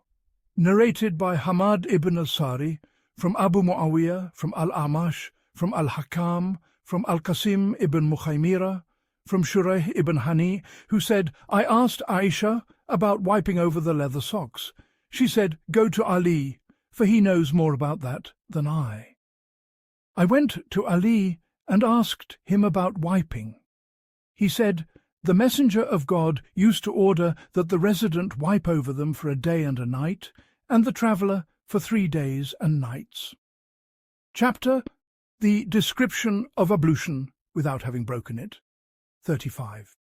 Narrated by Amr ibn Yazid, who said, Bez ibn Asad narrated to us, who said, Shuba narrated from Abd al-Malik ibn Maysara, who said, I heard al-Nazzal ibn Sabra say, I saw Ali pray the noon prayer, then he sat for the needs of the people. When the time of the afternoon prayer approached, a basin of water was brought. He took a handful from it and wiped his face, his forearms, his head, and his feet. Then he took the remainder and drank it while standing, and he said, People dislike this, but I saw the Messenger of God do it, and this is the ablution of one who has not broken his state of purity. Chapter, Ablution for every prayer. 36. Narrated by Muhammad ibn Abd al-A'la, who said, Khalid narrated to us, who said, Shuba narrated from Amr ibn Amir, from Anas.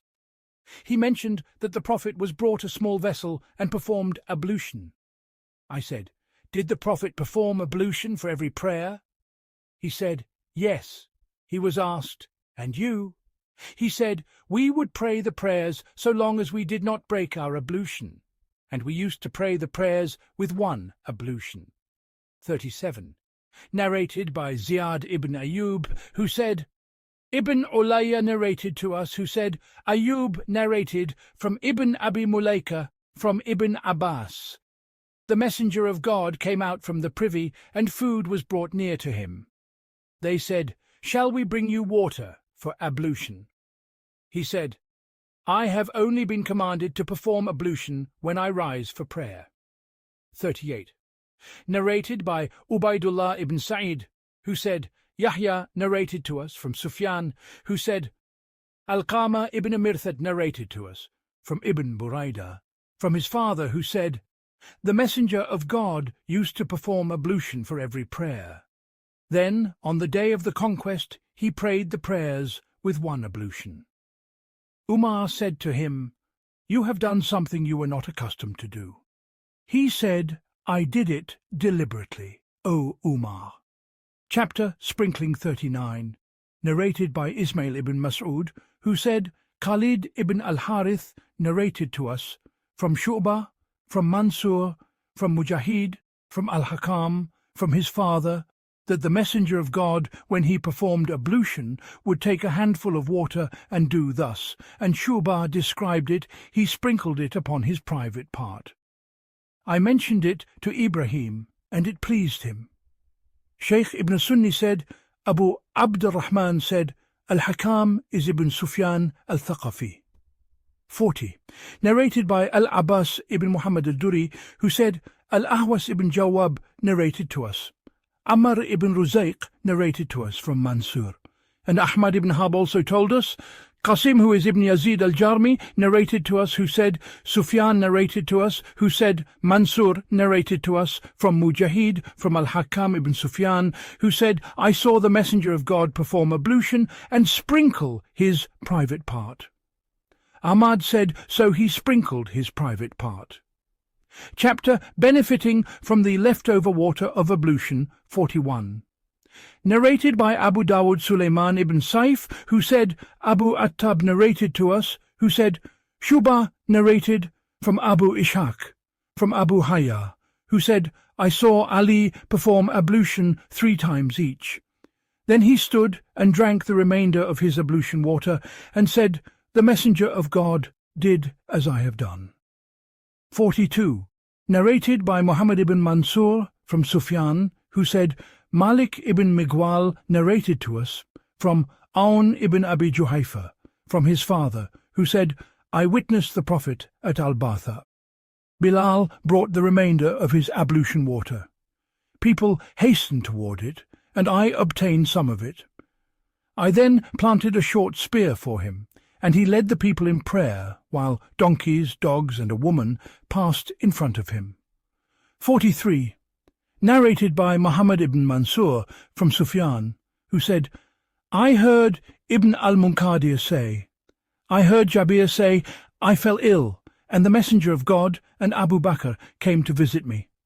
They found me unconscious. The Messenger of God performed ablution, then poured his ablution water over me. Chapter The Obligation of Ablution 44.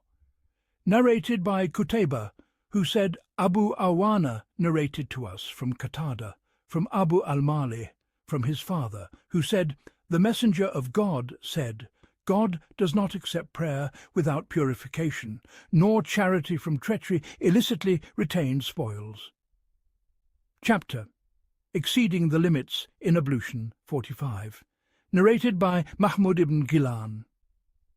Yala narrated to us, who said, Sufyan narrated from Musa ibn Abi Aisha, from Amr ibn Shu'aib, from his father, from his grandfather, who said, A Bedouin came to the Prophet asking him about ablution.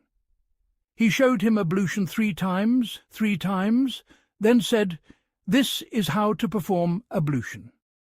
Whoever adds to this has done ill, transgressed, and wronged. Chapter The Command to Perfect Ablution 46. Narrated by Yahya ibn Habib ibn Arabi. Hamad narrated to us. Abu Jahdam narrated to us, who said, Abdullah ibn Ubaidullah ibn Abbas told me, we were sitting with Abdullah ibn Abbas. He said, By God, the Messenger of God did not single us out with anything over the people except for 3 things.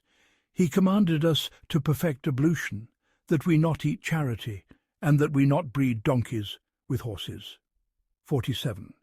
Narrated by Qutayba, who said, Jarir narrated to us from Mansur, from Hilal ibn Yasaf, from Abu Yahya, from Abdullah ibn Amr, who said, The Messenger of God said, Perfect the ablution. Chapter The Virtue in that 48. Narrated by Qutayba from Malik, from al-Ala ibn al-Rahman, from his father, from Abu Huraira, that the Messenger of God said, Shall I tell you by what God effaces sins and raises ranks?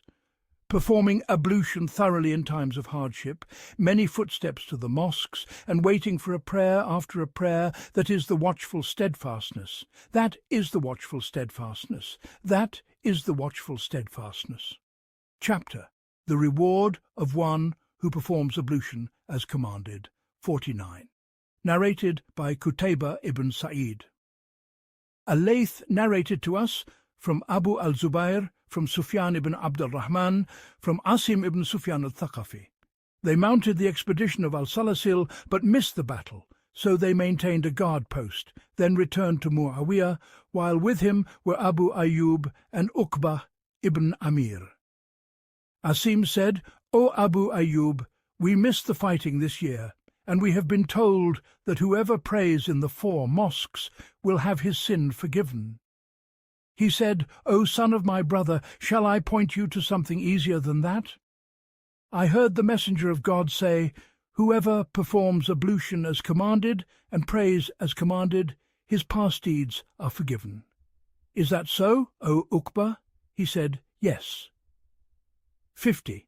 Narrated by Muhammad ibn Abd al-Ala, who said, Khalid narrated from Shu'bah, from Jami ibn Shaddad, who said, I heard Humran ibn Aban inform Abu Burda in the mosque that he heard Uthman narrate from the Messenger of God, saying, Whoever completes the ablution as God mighty and majestic has commanded him, then the 5 prayers are expiations for what is between them.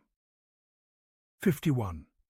Narrated by Qutayba from Malik, from Hisham ibn Urwa, from his father, from Humran, the freedman of Uthman, that Uthman said, I heard the Messenger of God say, no person performs ablution and perfects his ablution, then prays the prayer, but that what is between it and the next prayer, until he prays, it is forgiven for him. 52. Narrated by Amr ibn Mansur, Adam ibn Abi Ayas, narrated to us, who said, Al-Layth, he is Ibn Sa'd, narrated.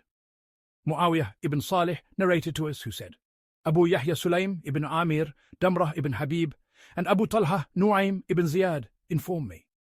They said, we heard Abu Umama al-Bahili say, I heard Amr ibn Abasa say, I said, O Messenger of God, how is ablution?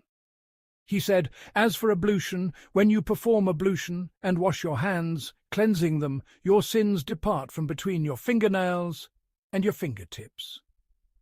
When you rinse your mouth, inhale water into your nostrils. Wash your face and your hands up to the elbows. Wipe your head and wash your feet up to the ankles. You have washed away the great bulk of your sins. Then, if you place your face for God mighty and majestic, you come forth from your sins like the day your mother bore you. Abu Umama said, so I said, O Amr ibn Abasa, look what you're saying, shall all this be granted in a single sitting? He said, by God, my age has advanced, and my term has drawn near. I have no need that I would lie against the Messenger of God. Indeed, my ears heard it, and my heart retained it from the Messenger of God. Chapter What to Say After Completing Ablution. 53. Narrated by Muhammad ibn Ali ibn Harb al-Marwazi, who said, Zayd ibn al-Hubab narrated to us, who said, Muawiyah ibn Salih narrated to us from Rabi'a ibn Yazid, from Abu Idris al-Khawlani and Abu Uthman, from Uqba ibn Amir al-Juhani, from Umar ibn al-Khattab, who said, the Messenger of God said, whoever performs ablution and perfects the ablution, then says, I bear witness that there is no deity save God, and I bear witness that Muhammad is his servant and messenger. The 8 gates of paradise are opened for him. He may enter through whichever of them he wishes. Chapter The Adornment, Radiance of Ablution 54. Narrated by Qutayba from Khalaf, who is Ibn Khalifa, from Abu Malik al-Ashja'i, from Abu Hazim, who said, I was behind Abu Huraira as he performed ablution for prayer. He would wash his arms until he reached his armpits. I said, O Abu Huraira, what is this ablution? He said, O sons of Farouk, are you here? Had I known you were here, I would not have performed this ablution. I heard my beloved say, the adornment of the believer will reach as far as the ablution reaches. 55. Narrated by Qutayba from Malik, from al-Ala ibn al-Rahman, from his father, from Abu Huraira.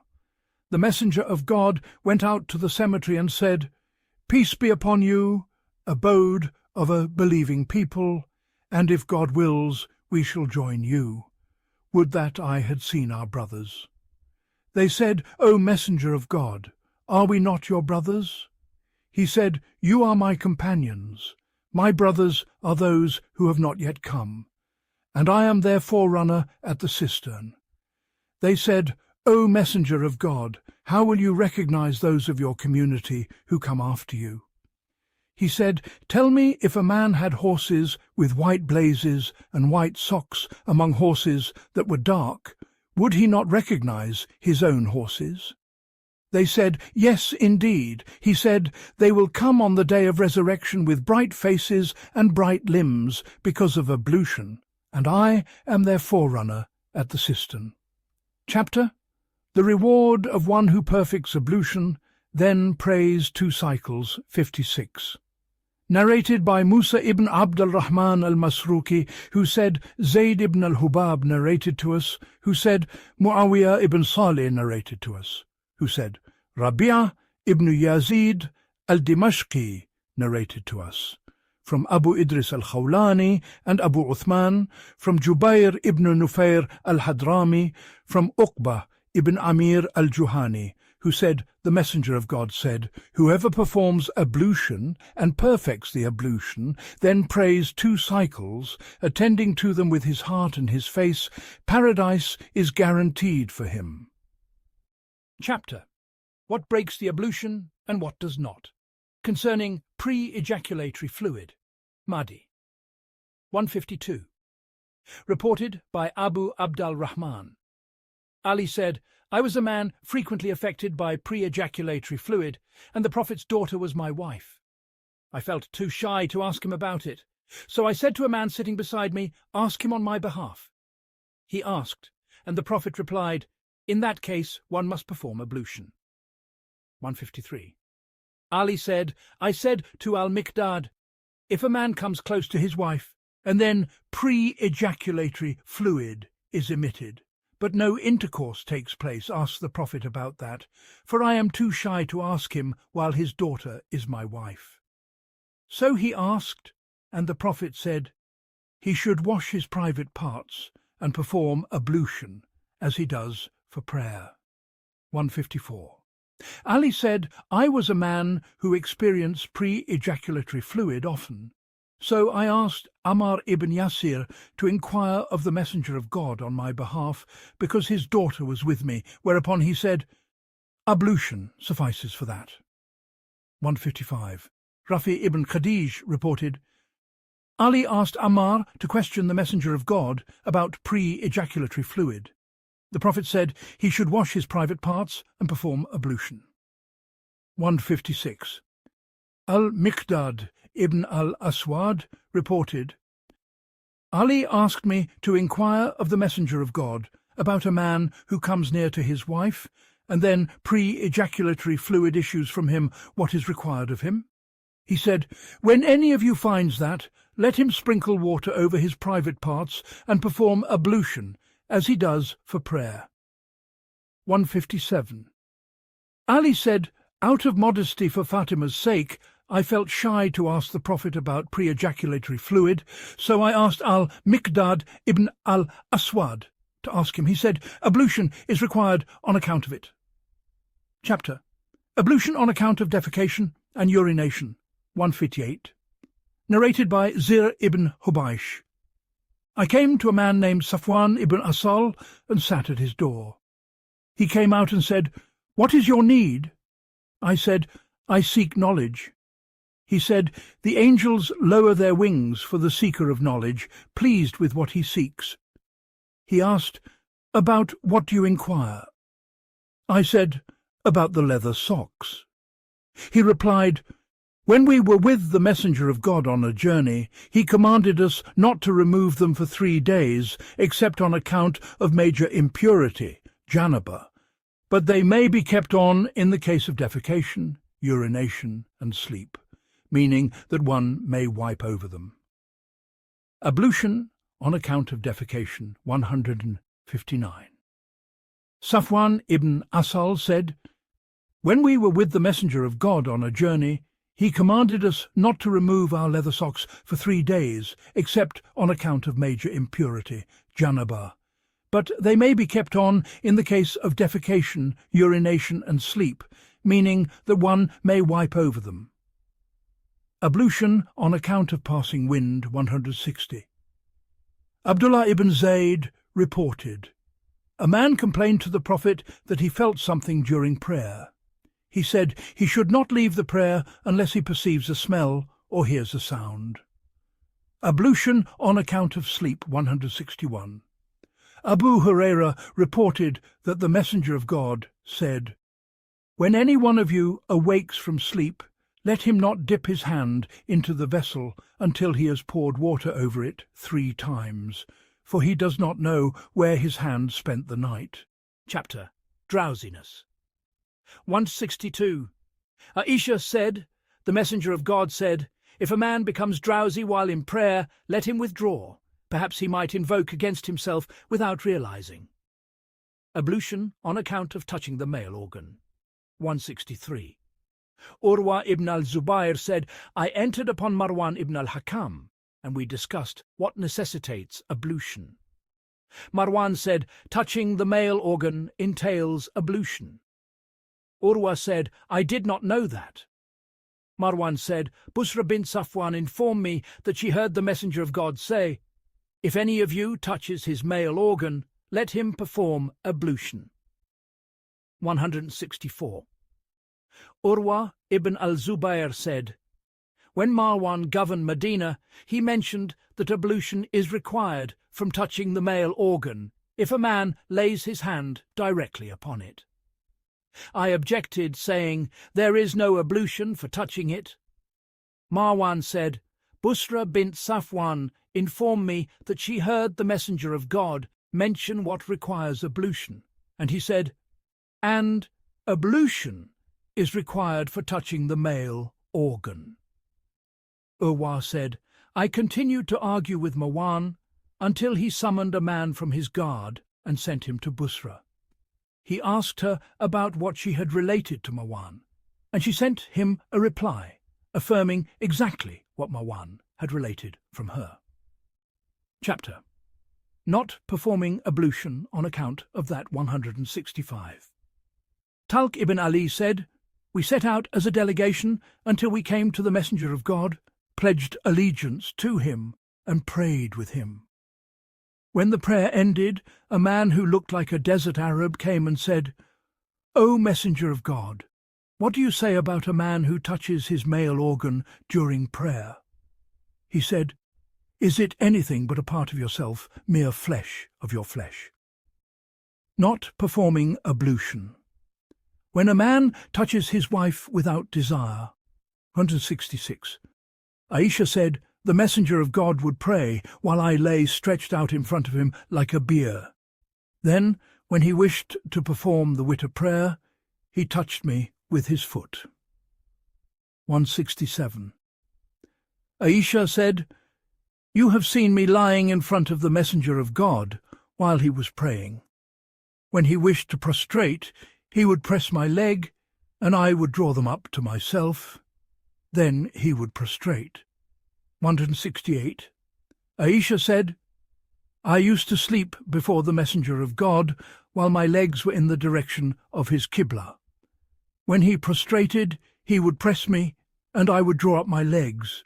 When he stood, I would stretch them out again. Houses in those days had no lamps. 169. Aisha said, I missed the Prophet one night and began searching for him with my hand. My hand came upon his feet, which were upright while he was in prostration, saying, I seek refuge in your good pleasure from your displeasure, in your pardon from your punishment, and I seek refuge in you from you.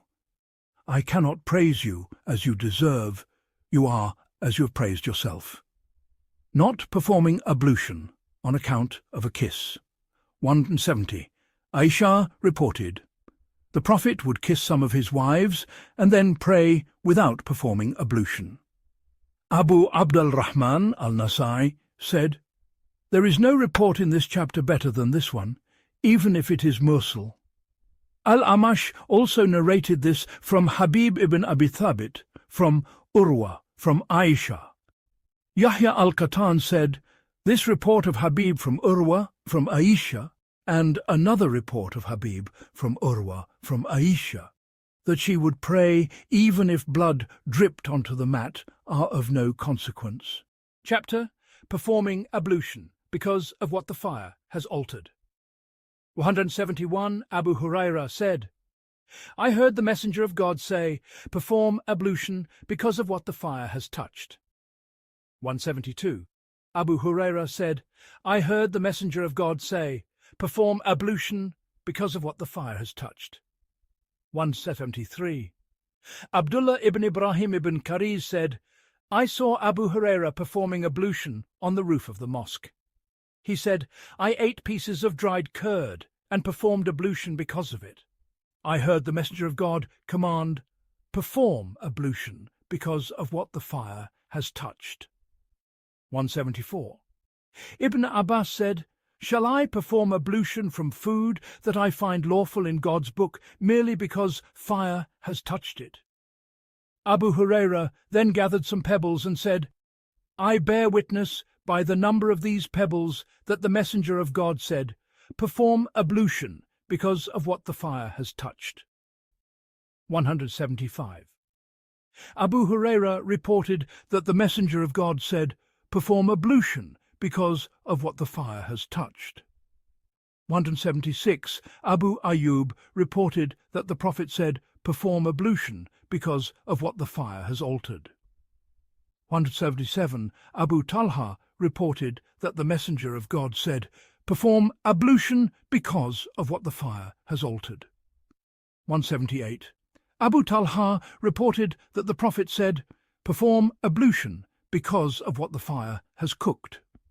179. Zayd ibn Thabit said, I heard the Messenger of God say, perform ablution because of what the fire has touched. 180. Abu Sufyan ibn Sa'id ibn al-Akans said, he entered upon Habiba, the Prophet's wife, and his aunt. She gave him a drink of suweek, barley beverage, then said, perform ablution, son of my sister.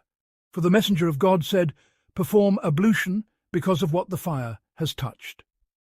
181. Abu Sufyan ibn Sa'id ibn al-Akhans reported that Habiba, the Prophet's wife, said to him after he drank suweek, O son of my sister, perform ablution, for I heard the Messenger of God say, perform ablution because of what the fire has touched. Chapter Not performing ablution because of what the fire has altered. 182. Salama reported, the Messenger of God ate a roasted shoulder. Then Bilal came, and he went out to prayer without touching water. 183. Salama said, the Messenger of God would wake up in a state of major impurity not caused by a dream, and then he would fast. She also told us that she presented to the Prophet a roasted side of meat. He ate from it and then stood for prayer without performing an ablution. 184. Ibn Abbas said, I witnessed the Messenger of God eating bread and meat. Then he stood for prayer without performing ablution. 185.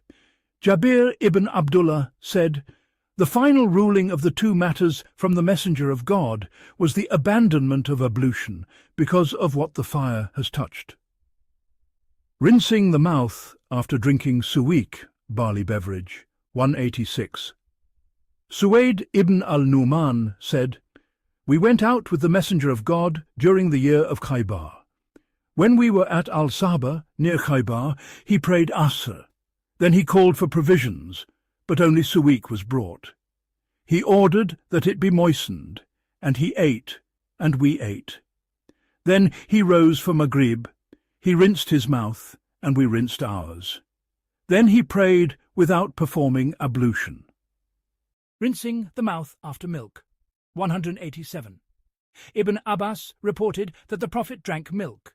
Then he called for water, rinsed his mouth, and said, it has a fatty residue. Mention of what necessitates the ritual bath, ghusl, and what does not, bathing of the non-Muslim upon embracing Islam. 188. Qais ibn Asim embraced Islam, and the Prophet instructed him, bathe with water and cedar leaves. Preceding the bath of one who intends to embrace Islam. 189. Abu Huraira reported, Thumama ibn Uthal al-Hanifi went to a garden near the mosque and bathed. Then he entered the mosque and declared, I bear witness that there is no deity but God alone without partner, and that Muhammad is his servant and his messenger. O Muhammad, by God, there was no face on earth more hateful to me than yours, and now your face has become the most beloved of all faces to me. Your cavalry seized me while I was intending Umrah. What do you think?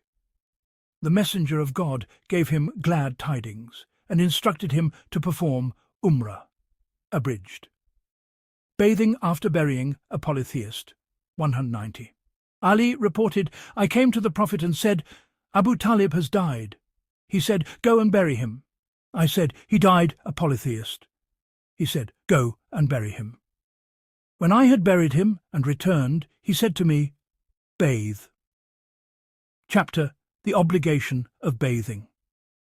When the two circumcised parts meet, 191, Abu Huraira reported that the Messenger of God said, "When he sits between her four parts and exerts himself, the bath becomes obligatory." 192. Abu Huraira reported that the Messenger of God said, "When he sits between her four parts and exerts himself, the bath becomes obligatory." Abu al-Rahman said, "This chain is in error. The correct version is that it is Ashath from al-Hasan, from Abu Huraira." Al-Nadir ibn Shumail and others narrated it from Shu'bah as Khalid narrated. Bathing on account of emission of semen, 193. Ali said, "I was a man frequently affected by pre-ejaculatory fluid. The Messenger of God said to me, 'If you see pre-ejaculatory fluid, wash your organ and perform ablution as for prayer. And if you emit semen, then perform a full bath.'"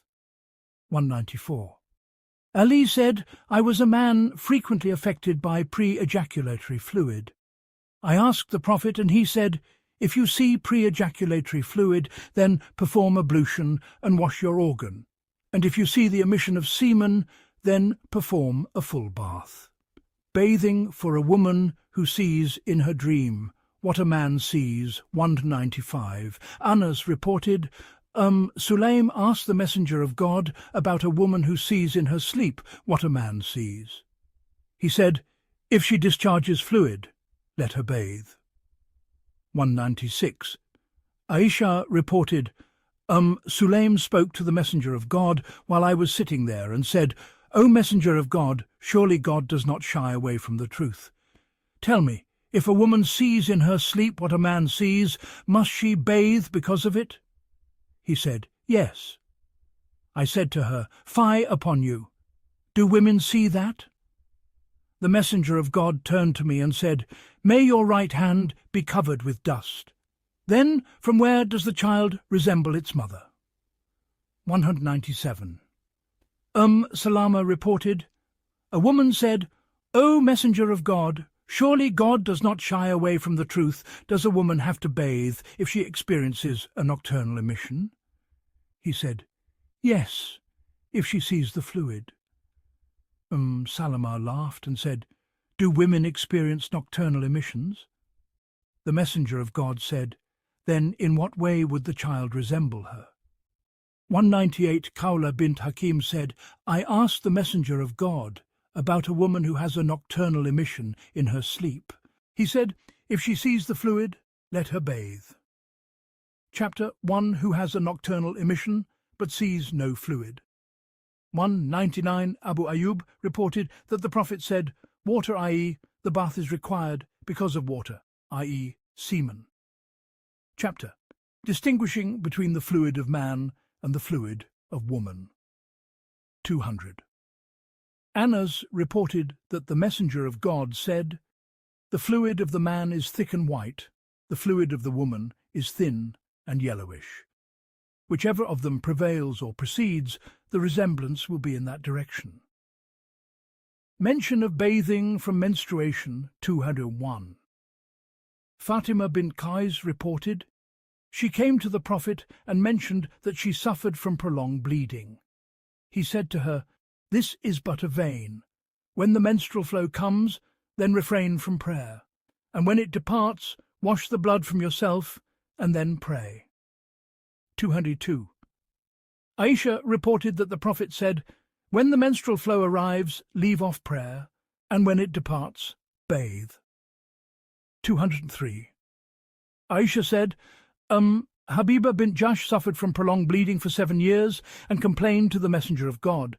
He said, "This is not menstruation, it is but a vein. So bathe and then pray." 204. Aisha said, Habiba bint Jahsh, the wife of al-Rahman ibn Auf and sister of Zainab bint Jahsh, consulted the Messenger of God about prolonged bleeding. He said to her, "This is not menstruation, it is but a vein. When menstruation departs, bathe and pray, and when it comes, leave off prayer. Aisha said she used to bathe for every prayer and then pray. At times she would bathe in a basin in the room of her sister Zainab, who was with the Messenger of God, until the redness of the blood would tinge the water. Then she would go out and pray with the Messenger of God, and that did not prevent her from praying. 205.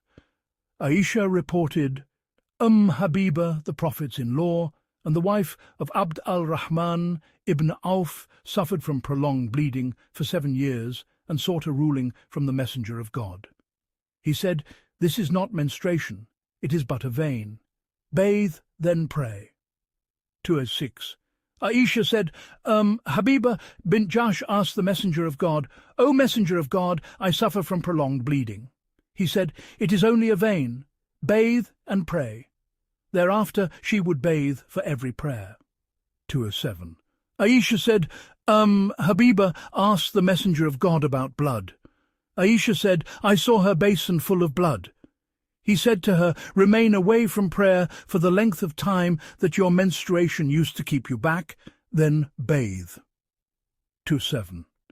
Qutayba narrated it once more and did not mention Jafar. 208. Salama reported, "A woman used to bleed profusely in the time of the Messenger of God. Salama sought a ruling for her from the Messenger of God, and he said, 'Let her consider the number of nights and days of the month in which she used to menstruate before this condition came upon her. Then let her leave off prayer for that duration each month. When that period passes, let her bathe, then tie a cloth firmly to contain the bleeding, and then let her pray.'" Mention of al-Aqra, the menstrual periods, 209. Aisha reported, Habiba bint Jahsh, the wife of Abd al-Rahman ibn Auf, suffered prolonged bleeding without purification. The matter was mentioned to the Messenger of God, and he said, "It is not menstruation, it is a kick from the womb. Let her consider the measure of her periods for which she used to menstruate. Let her leave off prayer accordingly.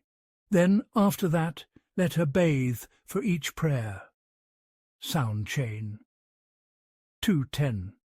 Aisha reported, Habiba bint Jahsh suffered prolonged bleeding for 7 years. She asked the Prophet, and he said, "It is not menstruation, it is but a vein." He commanded her to leave off prayer for the duration of her menstrual periods, then to bathe and pray. Thereafter she would bathe for every prayer.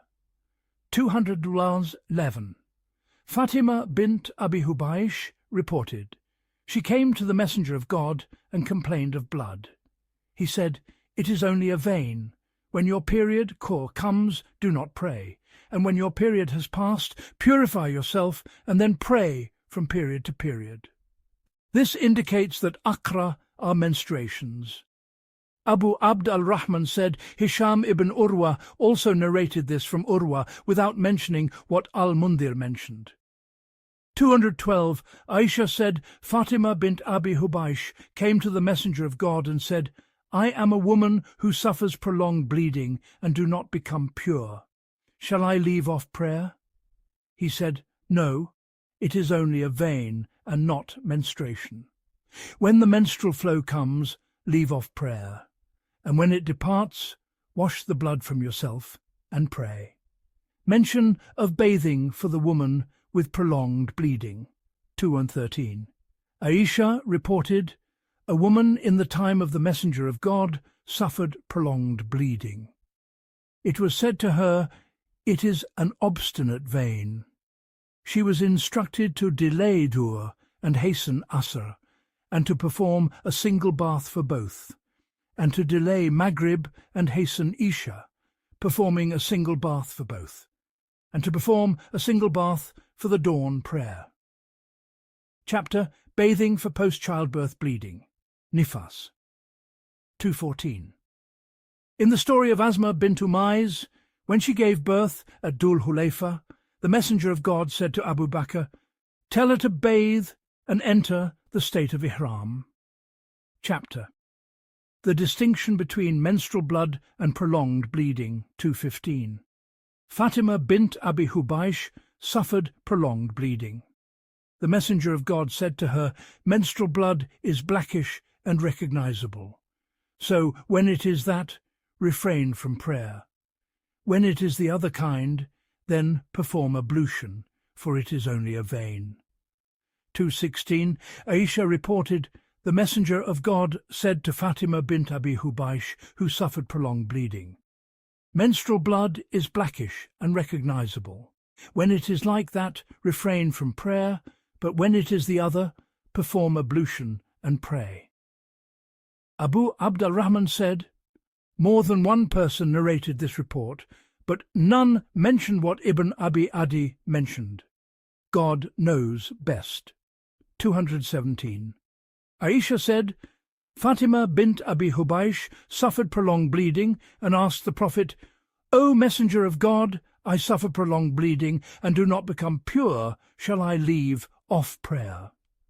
The Messenger of God said, 'It is only a vein and not menstruation. When the menstrual flow comes, leave off prayer, and when it departs, wash the traces of blood from yourself and perform ablution, for it is only a vein and not menstruation.'" It was asked, "What about the bath?" He said, "There is no doubt about that." 218. Aisha said, Fatima bint Abi Hubaysh said, "O Messenger of God, I do not become pure. Shall I leave off prayer?" The Messenger of God said, "It is only a vein and not menstruation. When the menstrual flow comes, leave off prayer, and when its allotted time has passed, wash the blood from yourself and pray." 219. Aisha said, "The daughter of Abi Hubaysh said, 'O Messenger of God, I do not become pure. Shall I leave off prayer?' He said, 'No, it is only a vein,' and in the reading of Khalid, 'and it is not menstruation. When the menstrual flow comes, leave off prayer, and when it departs, wash the blood from yourself and pray." Chapter. Prohibition of the Junub, bathing in standing water. 220. Abu Huraira reported that the Messenger of God said, "None of you should bathe in standing water while in a state of major impurity, Junub." Chapter. Prohibition of urinating in stagnant water and then bathing in it. 221. Abu Huraira reported that the Messenger of God said, "Let none of you urinate in stagnant water and then bathe in it." Chapter. Mention of bathing at the beginning of the night. 222. Gudayf ibn al-Harith asked Aisha, "At which time of the night would the Messenger of God bathe?" She said, "Sometimes he bathed at the beginning of the night, and sometimes at its end." He said, "Praise be to God who made the matter spacious." Bathing at the beginning and the end of the night. 223. Gudayf ibn al-Harith said, "I entered upon Aisha and asked, 'Would the Messenger of God bathe at the beginning of the night or at its end?' She said, 'Both, sometimes at the beginning and sometimes at the end.' He said, 'Praise be to God who made the matter spacious.'" Chapter. Concealing oneself. While bathing. 224. Abu Asam said, "I used to serve the Messenger of God.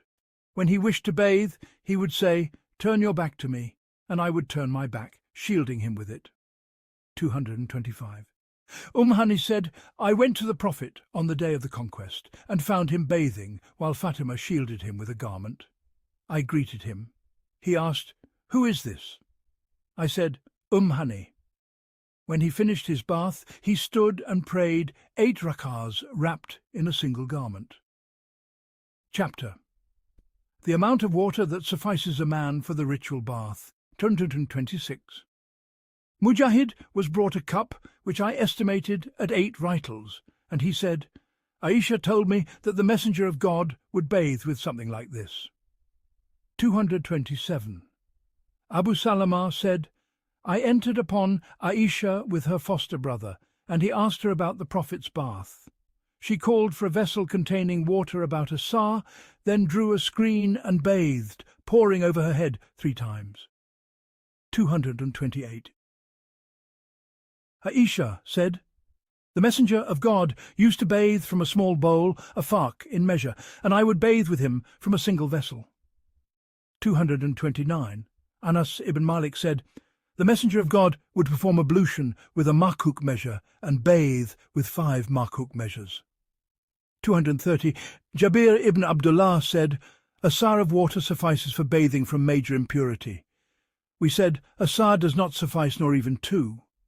He replied, "It sufficed one who was better than you and with more hair." Chapter. Indication that there is no fixed measure. In this 231. Aisha said, "I and the Messenger of God would bathe from a single vessel of the measure of a farq." Chapter. Mention of a man and one of his wives. Bathing from a single vessel. 232. Aisha said, "The Messenger of God and I would bathe from a single vessel, scooping from it together." 233. Aisha said, "The Messenger of God and I would bathe from a single vessel because of major impurity." 234.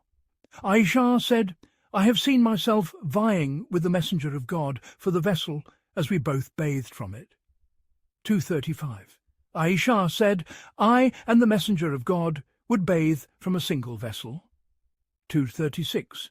Ibn Abbas said, "My aunt Maimuna informed me that she and the Messenger of God used to bathe from a single vessel." 237. Salama was asked, "Does a woman bathe with a man?" She said, "Yes, if she is discreet. I and the Messenger of God used to bathe from a single basin. We would pour water over our hands until we had cleansed them, then we would pour it over our bodies." Al-Araj said, "She did not mention the private parts. Do not trouble yourself about that." Chapter. On the mention of the prohibition of bathing with the leftover water of one in a state of major ritual impurity, number 238. Reported by Qutayba. Abu Awana narrated from Dawood al-Audi, from Humayd ibn Abd al-Rahman, who said, "I met a man who had accompanied the Prophet for 4 years, just as Abu Hurairah did, and he said, 'The Messenger of God forbade that any one of us should comb his hair every single day, or urinate in his place of bathing, or that a man bathe with the leftover water from a woman's washing, or a woman with the leftover water from a man's washing. Rather, let them both draw water together.'" Chapter. A concession regarding that number. 239, reported by Muhammad ibn Bashar from Muhammad. Shu'bah narrated from Asim, and Suwaid ibn Nasr informed us. Abdullah narrated from Asim, from Mu'adha, from Aisha, who said, "I and the Messenger of God used to bathe from a single vessel. He would hasten to take the water, and I would hasten, until he would say, 'Leave some for me,' and I would say, 'Leave some for me.' Suwaid added, 'He would hasten, and I would hasten. Then I would say, 'Leave some for me, leave some for me.'" Chapter. On bathing in the bowl, in which dough is needed. Number 240, reported by Muhammad ibn Bashar. Abd al-Rahman narrated from Ibrahim ibn Nafi, from Ibn Abi Naji, from Mujahid, from Hani. The Messenger of God and Maimuna bathed from one vessel in a large bowl that still bore traces of dough. Chapter on a woman not undoing her plaited hair when bathing from major ritual impurity. Number 241, reported by Sulayman ibn Mansur, from Sufyan, from Ayyub ibn Musa, from Sa'id ibn Abi Sa'id, from Abdullah ibn Rafi, from Salama, the wife of the Prophet. She said, "I asked, 'O Messenger of God, I am a woman who tightly plaits the hair of my head. Must I undo it when I bathe from major ritual impurity?' He said, 'It suffices you to scoop 3 handfuls of water over your head, and then pour water over your whole body.'" Chapter. commanding the menstruating woman to do that when bathing for entering the state of pilgrimage. Number 242, reported by Yunus ibn Abdul Ala. Ashhab narrated from Malik that Ibn Shihab and Hisham ibn Urwa related to him from Urwa, from Aisha, who said, "We went out with the Messenger of God in the year of the farewell pilgrimage. I entered the state of consecration for Umrah. When we reached Makkah, I was menstruating, and so I did not circumambulate the house, nor walk between Safa and Marwa.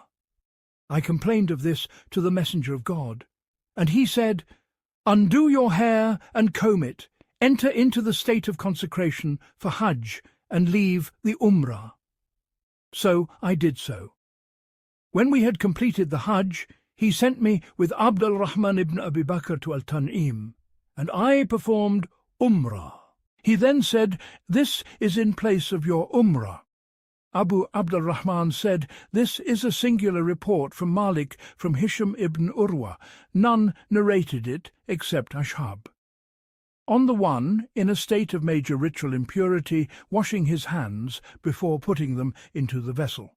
Number 243, reported by Ahmad ibn Sulaiman. Hussein narrated from Zaidah, who narrated from Atta ibn al-Saib, from Abu Salama ibn Abdul Rahman, who said, "Aisha told me that when the Messenger of God bathed from major ritual impurity, a vessel would be placed for him. He would pour water upon his hands before putting them into the vessel. When he had washed his hands, he would insert his right hand into the vessel, then pour with his right, and wash his private parts with his left. When he had finished, he would pour with his right over his left and wash them both. Then he would rinse his mouth and draw water up into his nose 3 times. Then pour upon his head the fill of his 2 hands 3 times. Then he would pour over his body." Chapter on the number of times the hands are washed before putting them into the vessel. Number 244, reported by Ahmad ibn Sulaiman. Yazid narrated from Shu'bah, from Atta ibn Saib, from Abu Salama, who said, "I asked Aisha about the Messenger of God's bath from major ritual impurity.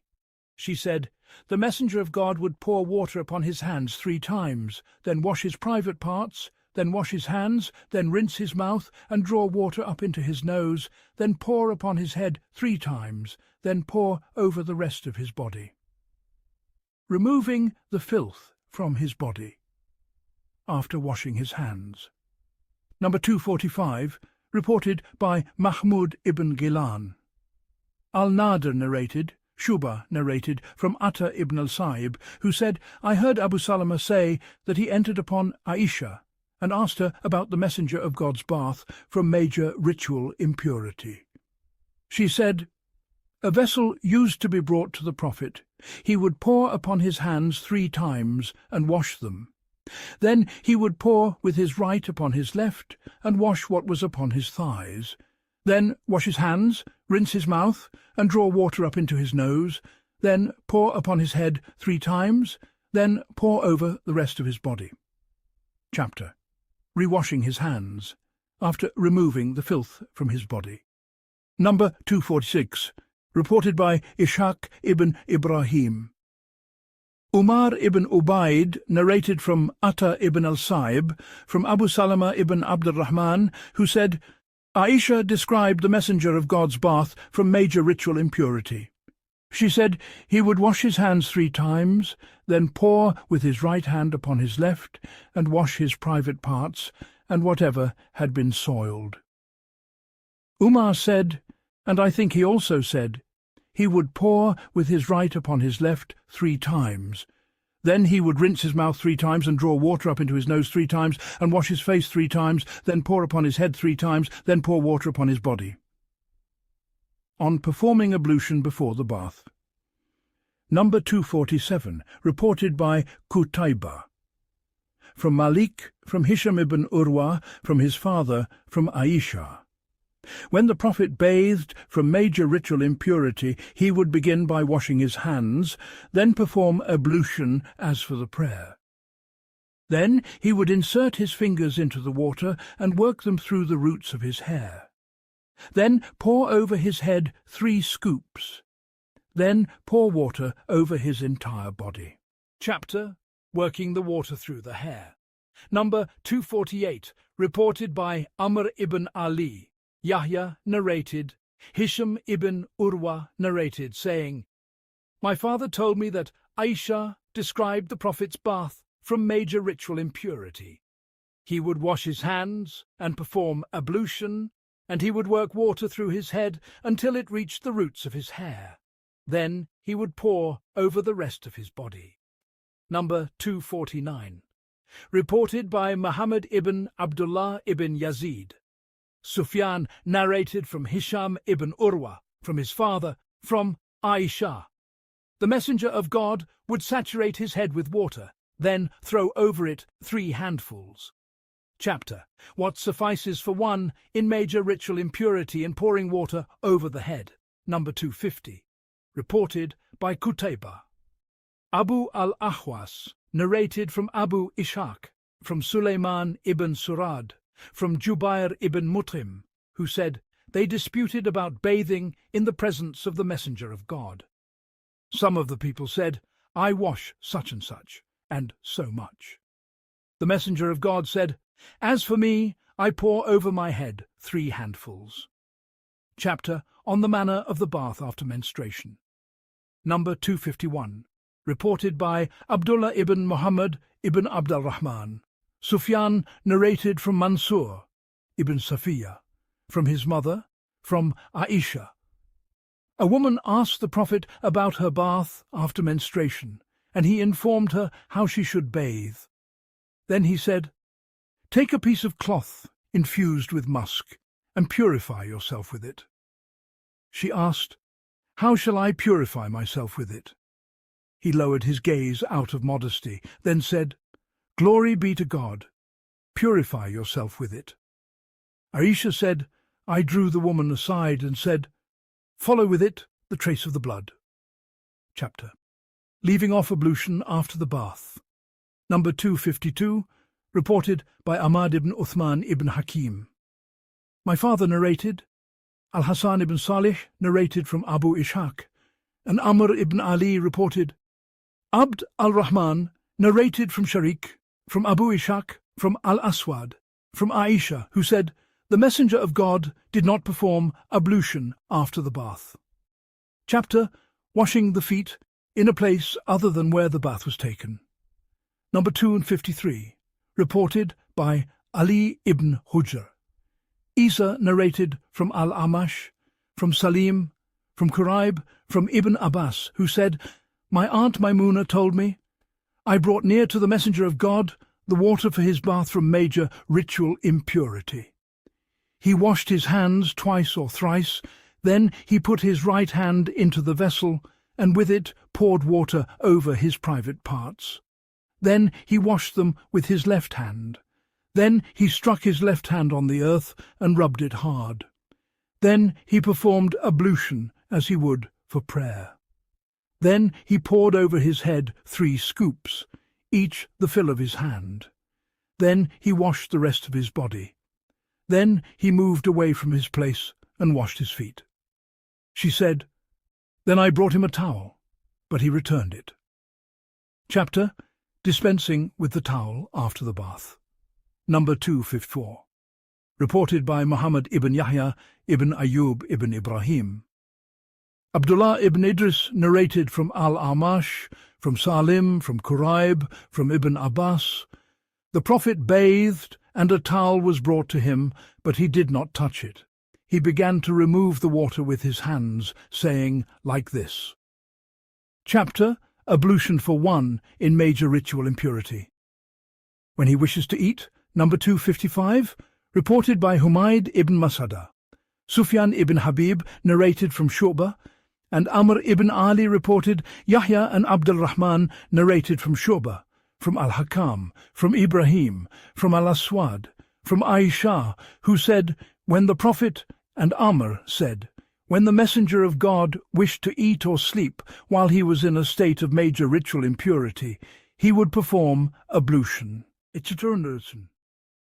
Amr added in his narration, ablution as for prayer.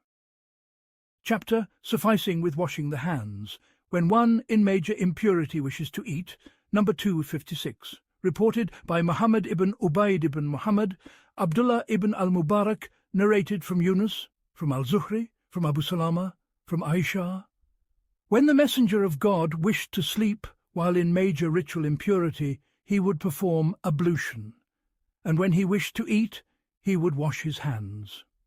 Chapter sufficing with washing the hands when one in major impurity wishes to eat or drink, number 257, reported by Suwaid ibn Nasr.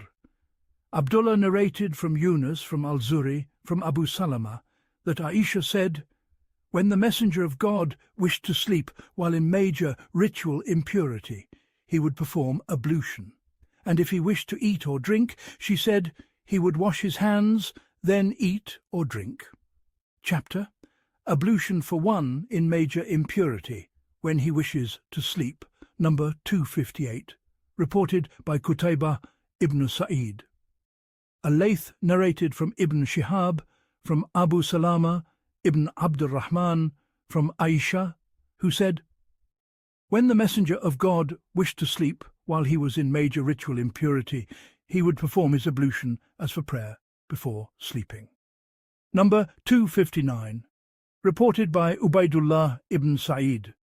Yahya narrated from Ubaydullah, who said, Nafi informed me from Abdullah ibn Umar that Umar said, O Messenger of God, may one of us sleep while he is in major ritual impurity. He said, when he has performed ablution. Chapter ablution for one in major impurity and washing his private part when he wishes to sleep, number 260, reported by Qutayba. From Malik, from Abdullah ibn Dinar, from Ibn Umar, who said, Umar mentioned to the Messenger of God that major ritual impurity might befall him during the night.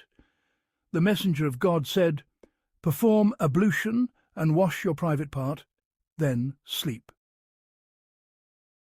Chapter regarding the one in major ritual impurity who does not perform ablution, number 261, reported by Ishaq ibn Ibrahim, Hisham ibn Abd al-Malik narrated, Shu'bah, and likewise Ubaydullah ibn Sa'id from Yahya, from Shu'bah, from Ali ibn Mudrik, from Abu Zur'a, from Abdullah ibn Nujay, from his father, from Ali, from the Prophet. The angels do not enter a house wherein there is an image or a dog or a person in a state of major ritual impurity. Chapter concerning the one in major impurity who wishes to return to intimacy, number 262, reported by Al-Husayn ibn Hurayth. Sufyan narrated from Asim, from Abu al-Mutawakkil, from Abu Sa'id, from the Prophet. If one of you intends to return to intimacy, let him perform ablution. Chapter approaching one's wives before performing a new ritual bath. Number 263, reported by Ishaq ibn Ibrahim and Yaqub ibn Ibrahim, wording with Ishaq. Ismail ibn Ibrahim narrated from Humayd al-Tawil, from Anas ibn Malik, the Messenger of God went around to his wives in a single night with one bath. Number 264, reported by Muhammad ibn Ubayd, Abdullah ibn al-Mubarak narrated. Ma'mar from Qatada, from Anas. The Messenger of God used to go around to his wives with one bath. Chapter screening the one in major impurity from reciting the Qur'an, number 265, reported by Ali ibn Hujr. Ismail ibn Ibrahim narrated from Shu'bah, from Amr ibn Murrah, from Abdullah ibn Salama, who said, I came to Ali with two other men, and he said, the Messenger of God would come out from relieving himself and then recite the Qur'an, and he would eat meat with us. Nothing ever barred him from the Qur'an except major ritual impurity. Number 266, reported by Muhammad ibn Ahmad, Abu Yusuf as-Saydalan, al-Riqi. Isa ibn Yunus narrated from al-Amash, from Amr ibn Murrah, from Abdullah ibn Salama, from Ali, The Messenger of God would recite the Qur'an in every circumstance save for major ritual impurity. Chapter: Touching and sitting with one in major ritual impurity. Number 267, reported by Ishaq ibn Ibrahim. Jarir narrated from al-Shaybani, from Abu Burda, from Hudhaifa. When the Messenger of God met one of his companions, he would touch him, shaking his hand, and pray for him. One morning I saw him and veered away, then went to him later in the day. He said, "I saw you, and you drew away from me." I said, "I was in major ritual impurity and feared to touch you." He said, "The Muslim does not become impure." Number 268. Reported by Ishaq ibn Mansur. Yahya narrated from Mis'ar, from Wasl, from Abu Wa'il, from Hudhaifa. The Prophet met me while I was in major ritual impurity and reached toward me. I said, "I am in major impurity." He said, "The Muslim does not become impure." Number 269. Reported by Humayd ibn Mas'ada. Bishr ibn al-Mufaddal narrated from Humayd, from Bakr, from Abu Rafi, from Abu Huraira. The Prophet met me on a road among the roads of Medina while I was in major impurity, so I slipped away and bathed. The Prophet missed me. When I came, he said, "Where were you, Abu Huraira?" I said, "O Messenger of God, you met me while I was in major impurity, and I disliked to sit with you until I had bathed." He said, "Glory be to God, the believer does not become impure." Chapter: Employing a menstruating woman. Number 270. Reported by Muhammad ibn al-Muthanna. Yahya ibn Sa'id narrated from Yazid ibn Kaysan, who said, "Abu Hazim told me." Abu Huraira said, "While the Messenger of God was in the mosque, he said, 'O Aisha, hand me the garment.' She replied, 'I am not praying, i.e., I am menstruating.' He said, 'It is not in your hand.' So she handed it to him. Number 271, reported by Qutayba ibn Sa'id, from Ubaidah, from al-Amash, and by Ishaq ibn Ibrahim.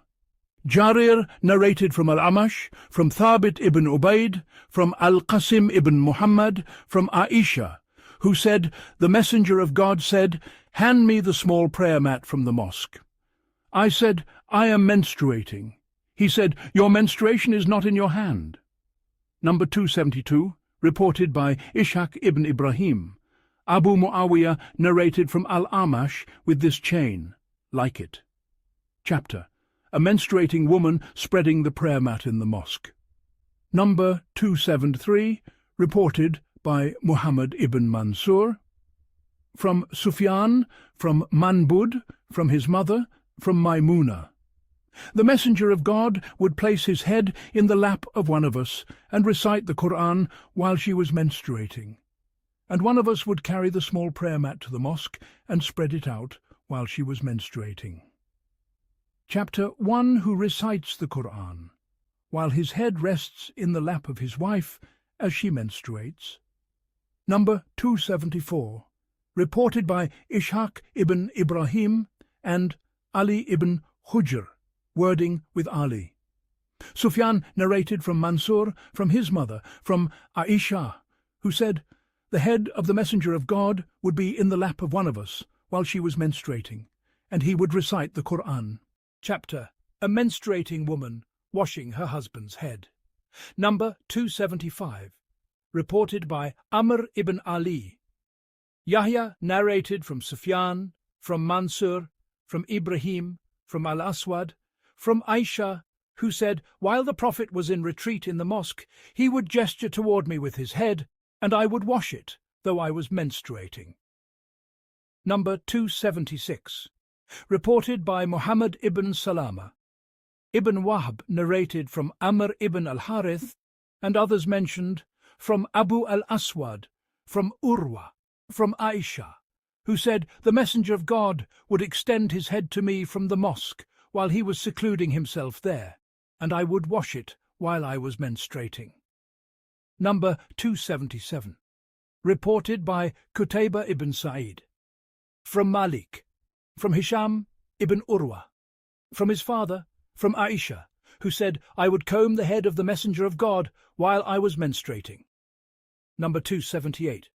Reported by Qutayba ibn Sa'id from Malik and Ali ibn Shu'aib. Man narrated from Malik, from al-Zuhri, from Urwa, from Aisha like that. Chapter Eating with a menstruating woman and drinking from what she leaves. Number 279, reported by Qutayba, Yazid ibn al-Miqdam ibn Shurayh ibn Hani narrated from his father, from Shurayh, from Aisha. I asked her, does a woman eat with her husband while she is menstruating? She said, yes. The Messenger of God would call me, and I would eat with him while I was in the midst of my menses. He would take a meaty bone and insist that I gnaw from it. Then I would put it down, and he would take it and gnaw from it, setting his mouth where I had set mine upon the bone. And he would call for a drink and insist that I drink before him. So I would take it and drink, then set it down, and he would take it and drink from it, putting his lips where I had put my lips upon the cup. Number 280. Reported by Ayub ibn Muhammad al-Wazzan. Abdullah ibn Ja'far narrated from Ubaydullah ibn Amr, from al-A'mash, from al-Miqdam ibn Shurayh, from his father, from Aisha, who said, the Messenger of God would place his mouth upon the very place from which I drank and drink from the remainder of my cup, while I was menstruating. Chapter Benefiting from what a menstruating woman leaves. Number 281. Reported by Muhammad ibn Mansur. Sufyan narrated from Mis'ar, from al-Miqdam ibn Shurayh, from his father, who said, I heard Aisha say, the Messenger of God would hand me the vessel, and I would drink from it while I was menstruating. Then I would pass it to him, and he would seek out the place of my mouth and set it at his. Number 282. Reported by Mahmud ibn Gilan. Waqi narrated, Mis'ar and Sufyan narrated from al-Miqdam ibn Shurayh, from his father, from Aisha, who said, I used to drink while menstruating and pass the vessel to the Prophet. He would set his mouth where mine had touched and drink, and I would gnaw a meaty bone while menstruating and pass it to the Prophet. He would set his mouth where mine had been. Chapter Lying beside a menstruating woman. Number 283. Reported by Ismail ibn Mas'ud. Khalid narrated from Hisham, and by Ubaydullah ibn Sa'id and Ishaq ibn Ibrahim.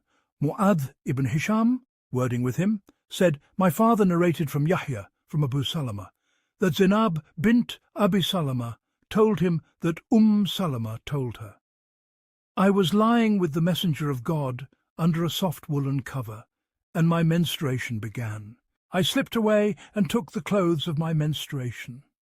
The Messenger of God said, have you begun your menses? I said, yes. He called me back, and I lay with him again under the cover. Number 284. Reported by Muhammad ibn al-Muthanna. Yahya ibn Sa'id narrated from Jabir ibn Subh, who said, I heard Khilas narrate from Aisha, the Messenger of God, and I would spend the night beneath a single blanket while I was menstruating. If any of it touched him, he would wash the place and not go beyond it, and he would pray in it. Then he would return, and if anything of it touched him, he would do the same, not going beyond the spot, and he would pray in it. Chapter Intimate Contact with a Menstruating Woman. Number 285, reported by Qutayba. Abu al-Ahwas narrated from Abu Ishaq, from Amr ibn Shurayhbil, from Aisha, who said, when one of us was menstruating, the Messenger of God would command her to tighten her waist wrapper. Then he would embrace her. Number 286. Reported by Ishaq ibn Ibrahim.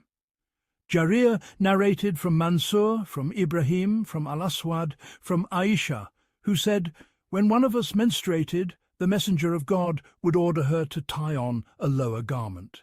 Then he would embrace her. number 287. Reported by Al-Harith ibn Miskin, read to him as I listened from Ibn Wahb, from Yunus and al-Layth, from Ibn Shihab, from Habib, the freedman of Urwa, from Budaya al-Layth, would say, Nadaba, the maid of Maimuna, from Maimuna, who said, the messenger of God would have intimate contact with one of his wives while she was menstruating, if she wore a waist wrapper that reached midway down the thighs and the knees, in al-Layth's narration, wrapped herself firmly in it. Chapter on the interpretation of God's word, exalted and majestic. And they ask you about menstruation. 222. Number 288. Reported by Ishaq ibn Ibrahim. Sulaiman ibn Harb narrated from Ahmad ibn Salama, from Thabit, from Anas, who said, when a woman from among the Jews menstruated, they would neither eat with them, nor drink with them, nor dwell with them in their homes. They asked the Prophet of God about this, and God Most High sent down, and they ask you about menstruation. Say, it is hurt and discomfort. 2:22. The messenger of God then commanded them to eat with them, drink with them, and dwell with them, and to do with them everything save intercourse. Chapter. What is due upon one who approaches his wife during her menstruation after knowing God's prohibition of intercourse? Number 289. Reported by Amr ibn Ali. Yahya narrated from Shuba, from al-Hakam, from Abd al-Hamid, from Miqsam, from Ibn Abbas, from the Prophet. In the case of a man who approaches his wife while she is menstruating, let him give in charity a dinar or half a dinar. Chapter. What a woman in consecration, muhrimah, does if she menstruates. Number 290, reported by Ishaq ibn Ibrahim. Sufyan narrated from Abd al-Rahman ibn al-Qasim, from his father, from Aisha, who said, we set out with the messenger of God, thinking of nothing but Hajj. When we reached Sarif, I began menstruating, and the messenger of God entered upon me while I was weeping. She said, and the messenger of God sacrificed cattle on behalf of his wives. Chapter. What the woman in postnatal bleeding does upon entering the state of pilgrimage, number 291. Reported by Amr ibn Ali and Muhammad ibn al-Muthanna and Yaqub ibn Ibrahim, wording with Yaqub. Yahya ibn Sa'id narrated from Ja'far ibn Muhammad, from his father. We came to Jabir ibn Abdullah and asked him about the pilgrimage of the Messenger of God. He told us that the Messenger of God set out 5 days before the end of Dhul Qa'dah, and we went out with him. When he reached Dhul Hulayfa, Asma bint Umayz gave birth to Muhammad ibn Abi Bakr. She sent to the Messenger of God asking, what should I do? He said, bathe and bind yourself with a cloth, then enter into consecration. Ihram. Chapter. Menstrual blood that touches the garment. Number 292, reported by Ubaidullah ibn Sa'id. Yahya ibn Sa'id narrated from Sufyan, who said, Abu al-Miqdam, Thabit al-Haddad, narrated from Adi ibn Dinar, who said, I heard Qais bint Mihsan ask the Messenger of God about menstrual blood that soils a garment. He said, scrape it with a sliver of wood or bone, then wash it with water and loti leaves. Number 293, reported by Yahya ibn Habib ibn Arabi. Hamad ibn Zayd narrated from Hisham ibn Urwa, from Fatima bint al-Mundir, from Asma bint Abi Bakr, who was under her care. A woman sought a ruling from the Messenger of God regarding menstrual blood on a garment. He said, scrape it off, then rub it with water, then sprinkle it and pray in it. Chapter. Semen. Touching the garment. Number 294, reported by Isa ibn Hamad. Al-Layth narrated from Yazid ibn Abi Habib, from Suwaid ibn Qais, from Muawiyah ibn Hudayj, from Muawiyah ibn Abi Sufyan. He asked Habiba, the wife of the Messenger of God, whether the Messenger of God would pray in the garment in which he had marital relations. She said, yes, if he did not see in it any impurity. Chapter Washing Semen from the Garment. Number 295, reported by Suwaid ibn Nasr. Abdullah narrated from Amr ibn Maymun al-Jazari, from Sulaiman ibn Yasar, from Aisha, who said, I used to wash seminal fluid from the garment of the Messenger of God, and he would go out to prayer while the traces of water were still upon it. Chapter Rubbing Semen off the Garment, number 296. Reported by Qutayba. Hamad narrated from Abu Hashim, from Abu Majlaz, from Al-Harith ibn Nawfal, from Aisha, who said, I used to rub off the discharge of major impurity, and, in another wording, the semen from the garment of the Messenger of God. Number 297, reported by Amr ibn Yazid. Baz narrated from Shuba, who said, Al-Hakam informed me from Ibrahim, from Hammam ibn al-Harith, that Aisha said, I have seen myself doing nothing more than rubbing it off from the garment of the Messenger of God. Number 298, reported by Al-Husayn ibn Hurayth. Sufyan narrated from Mansur, from Ibrahim, from Hammam, from Aisha, who said, I used to rub it off from the Prophet's garment. Number 299, reported by Shu'aib ibn Yusuf. From Yahya ibn Sa'id, from Al-Amash, from Ibrahim, from Hammam, from Aisha, who said, I would see it on the garment of the Messenger of God, and I would scratch it off. Number 300, reported by Qutayba. Hamad ibn Zayd narrated from Hisham ibn Hassan, from Abu Ma'shar, from Ibrahim, from Al-Aswad, from Aisha, who said, I have seen myself rubbing off the discharge of major impurity from the garment of the Messenger of God. Number 301, reported by Muhammad ibn Kamil al-Marwazi. Hushaym narrated from Mughira, from Ibrahim, from Al-Aswad, from Aisha, who said, I have seen myself finding it on the garment of the Messenger of God and scraping it away. Chapter The Urine of a Boy who has not yet eaten solid food. Number 302, reported by Qutayba. From Malik, from Ibn Shihab, from Ubaidullah ibn Abdullah ibn Utbah, from Qais bint Mihsan. She came to the Messenger of God with a small son of hers, who had not yet eaten solid food. The Messenger of God seated him in his lap, and the boy urinated upon his garment. He called for water and sprinkled it, without washing it. Number 303, reported by Qutayba. From Malik, from Hisham ibn Urwa, from his father, from Aisha. A child was brought to the Messenger of God, and he urinated on him. He asked for water and followed it with the water, i.e., poured water over it. Chapter The Urine of a Girl. Number 304, reported by Mujahid ibn Musa. Al-Rahman ibn Mahdi narrated. Yahya ibn al-Walid narrated from Muhil ibn Khalifa, from Abu al-Sam, who said, The Prophet said, Wash what is soiled by a girl's urine and sprinkle water for a boy's urine.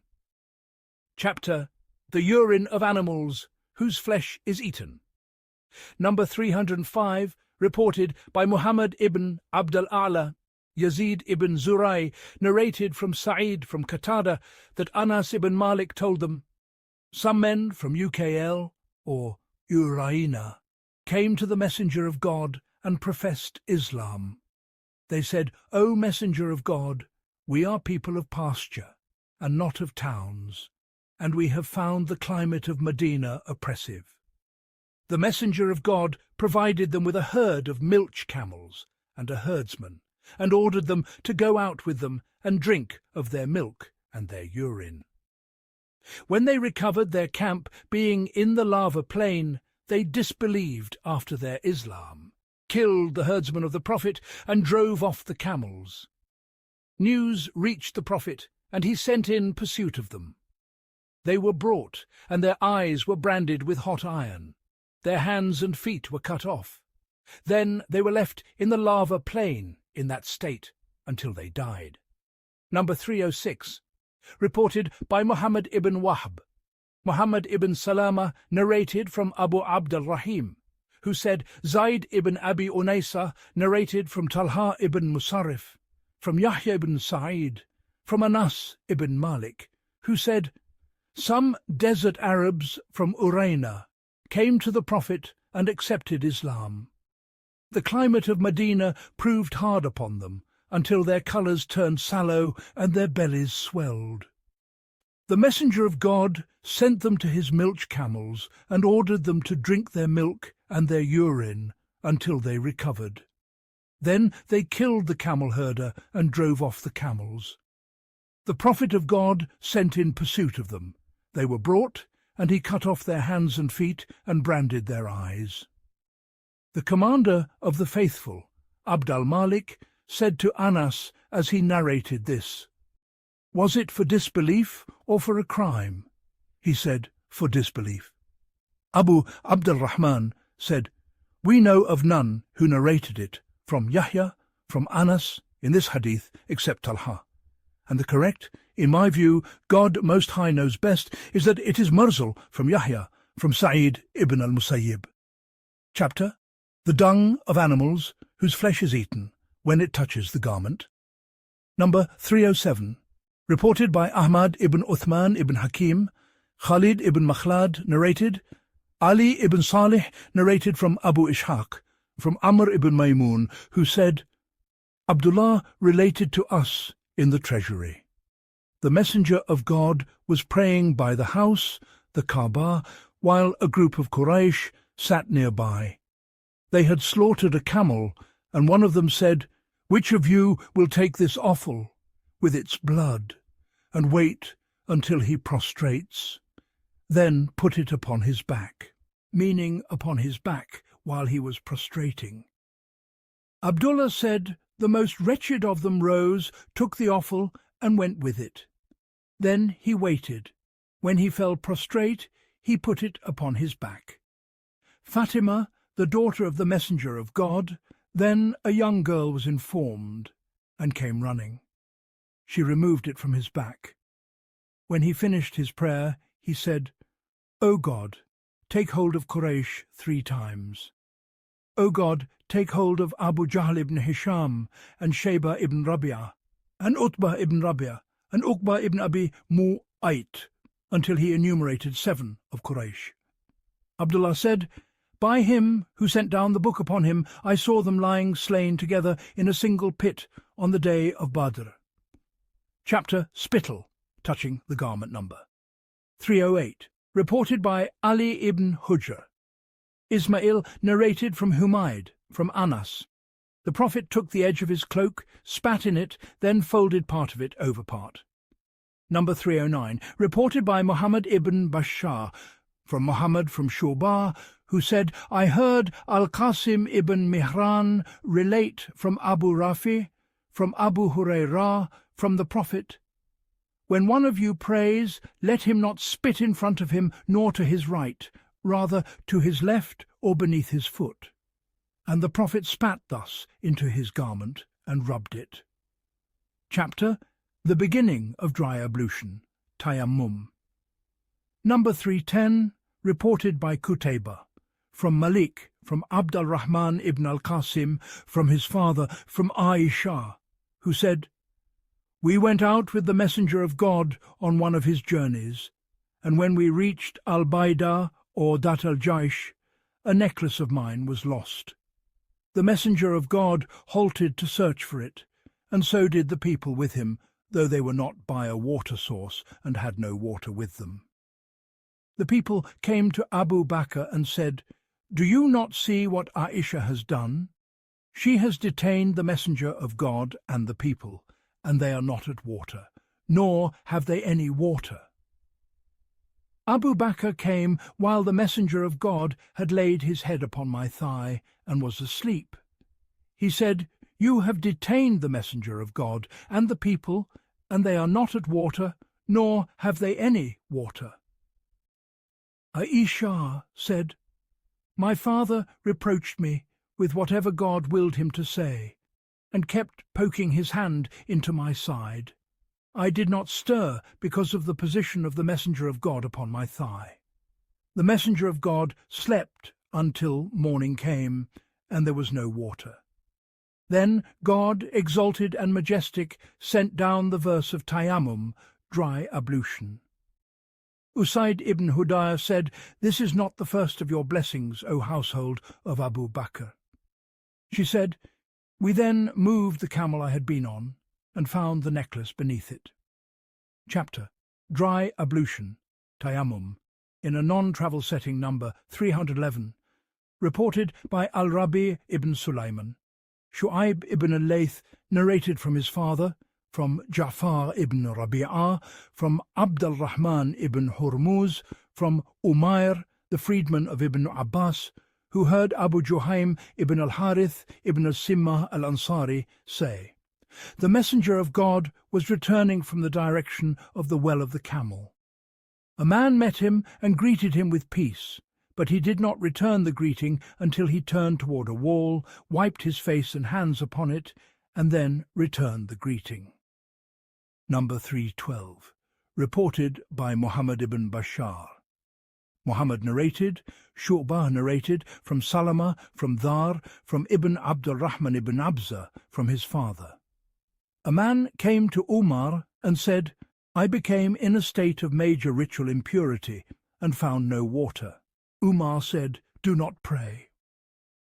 Ammar ibn Yasir said, "Commander of the faithful, do you not remember when you and I were on an expedition and both of us became impure with no water to be found? You did not pray, but I rolled in the dust and prayed. When we came to the Prophet and mentioned it to him, he said, 'It would have sufficed you.' And he struck his hands upon the earth, blew into them, and wiped his face and his palms. Umar said, 'We entrust to you what you have undertaken.' Number 313, reported by Muhammad ibn Ubayd ibn Muhammad. Abu al-Ahwas narrated from Abu Ishaq, from Najiyah ibn Khafaf, from Ammar ibn Yasir, who said, "I became in a state of major impurity among the camels and found no water, so I rolled in the dust as an animal would. I came to the messenger of God and told him, and he said, 'Tayammum alone would have sufficed you.'" Chapter Dry Ablution, Tayammum. While travelling. Number 314, reported by Muhammad ibn Yahya ibn Abdullah. Yaqub ibn Ibrahim narrated from his father, from Salih, from Ibn Shihab, who said, "Ubaydullah ibn Abdullah ibn Utbah related to me from Ibn Abbas, from Ammar. The messenger of God encamped at Ulat al-Jaish while Aisha was with him, and her necklace of Yemeni agate was lost.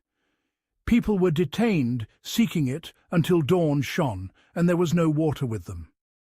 Abu Bakr grew upset with her and said, "You have detained the people, and they have no water."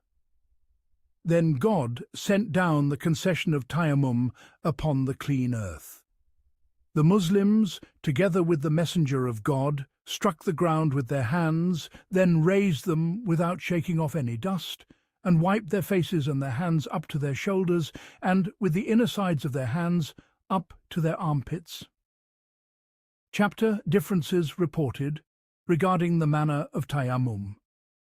Number 315, reported by Al-Abbas ibn Abd al-Azim al-Ambari. Abdullah ibn Muhammad ibn Asma narrated, Juwayriyah narrated from Malik, from al-Zuhri, from Ubaydullah ibn Abdullah ibn Utbah, from his father, from Ammar ibn Yasir, who said, "We performed tayammum with the messenger of God upon dust. We wiped our faces and our hands up to the shoulders." Another form, tayammum and blowing into the hands. Number 316, reported by Muhammad ibn Bashar. Abd al-Rahman narrated, Sufyan narrated from Salama, from Abu Malik, and from Abdullah ibn Abd al-Rahman ibn Abza, from Abd al-Rahman ibn Abza, who said, "We were with Omar when a man came and said, 'Commander of the faithful, we sometimes remain a month or two without finding water.' Umar said, As for me, if I did not find water, I would not pray until I found it. Ammar ibn Yasir said, "Do you remember, Commander of the Faithful, when we were in such and such a place tending the camels, and we became in a state of major impurity?" He said, "Yes. As for me, I covered myself in dust." We came to the Prophet, and he smiled and said, "Clean earth would have sufficed you." He struck his palms upon the earth, then blew into them, then wiped his face and part of his forearms. Umar said, "Be mindful of God, O Ammar." He said, "If you wish, I will refrain from mentioning it." He replied, "No, rather, we entrust to you what you have undertaken." Another form of tayammum. Number 317, reported by Amr ibn Yazid. Bahs narrated, Shu'bah narrated from al-Hakam, from Dar, from Ibn Abd al-Rahman ibn Abza, from his father. A man asked Umar ibn al-Khattab about tayammum, and he did not know what to say. Ammar said, "Do you remember when we were on an expedition, and I became in a state of major impurity, so I rolled in the dust?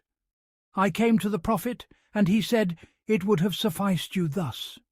And Shu'bah struck his hands upon his knees, blew into his hands, and wiped his face and his palms once."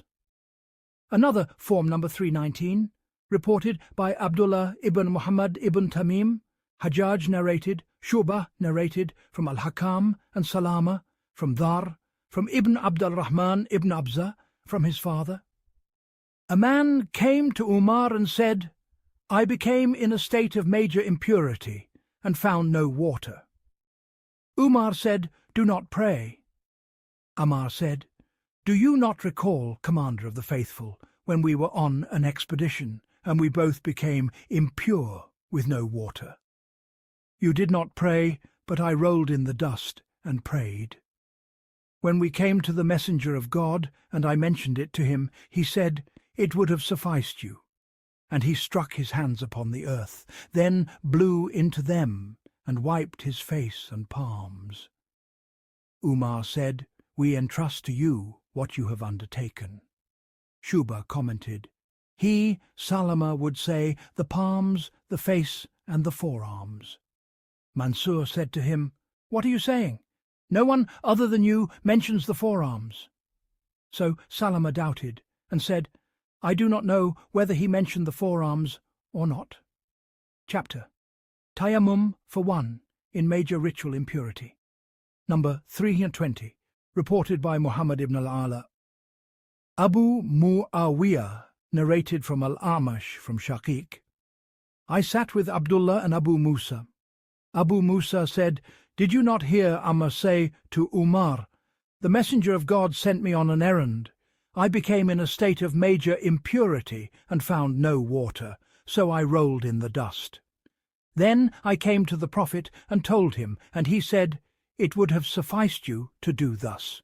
And he struck his hands upon the earth, a single strike, wiped his palms, and then shook them, then struck with his left upon his right, and his right upon his left, over his palms and his face. Abdullah said, "Do you not see that Umar was not satisfied with Ammar's statement?"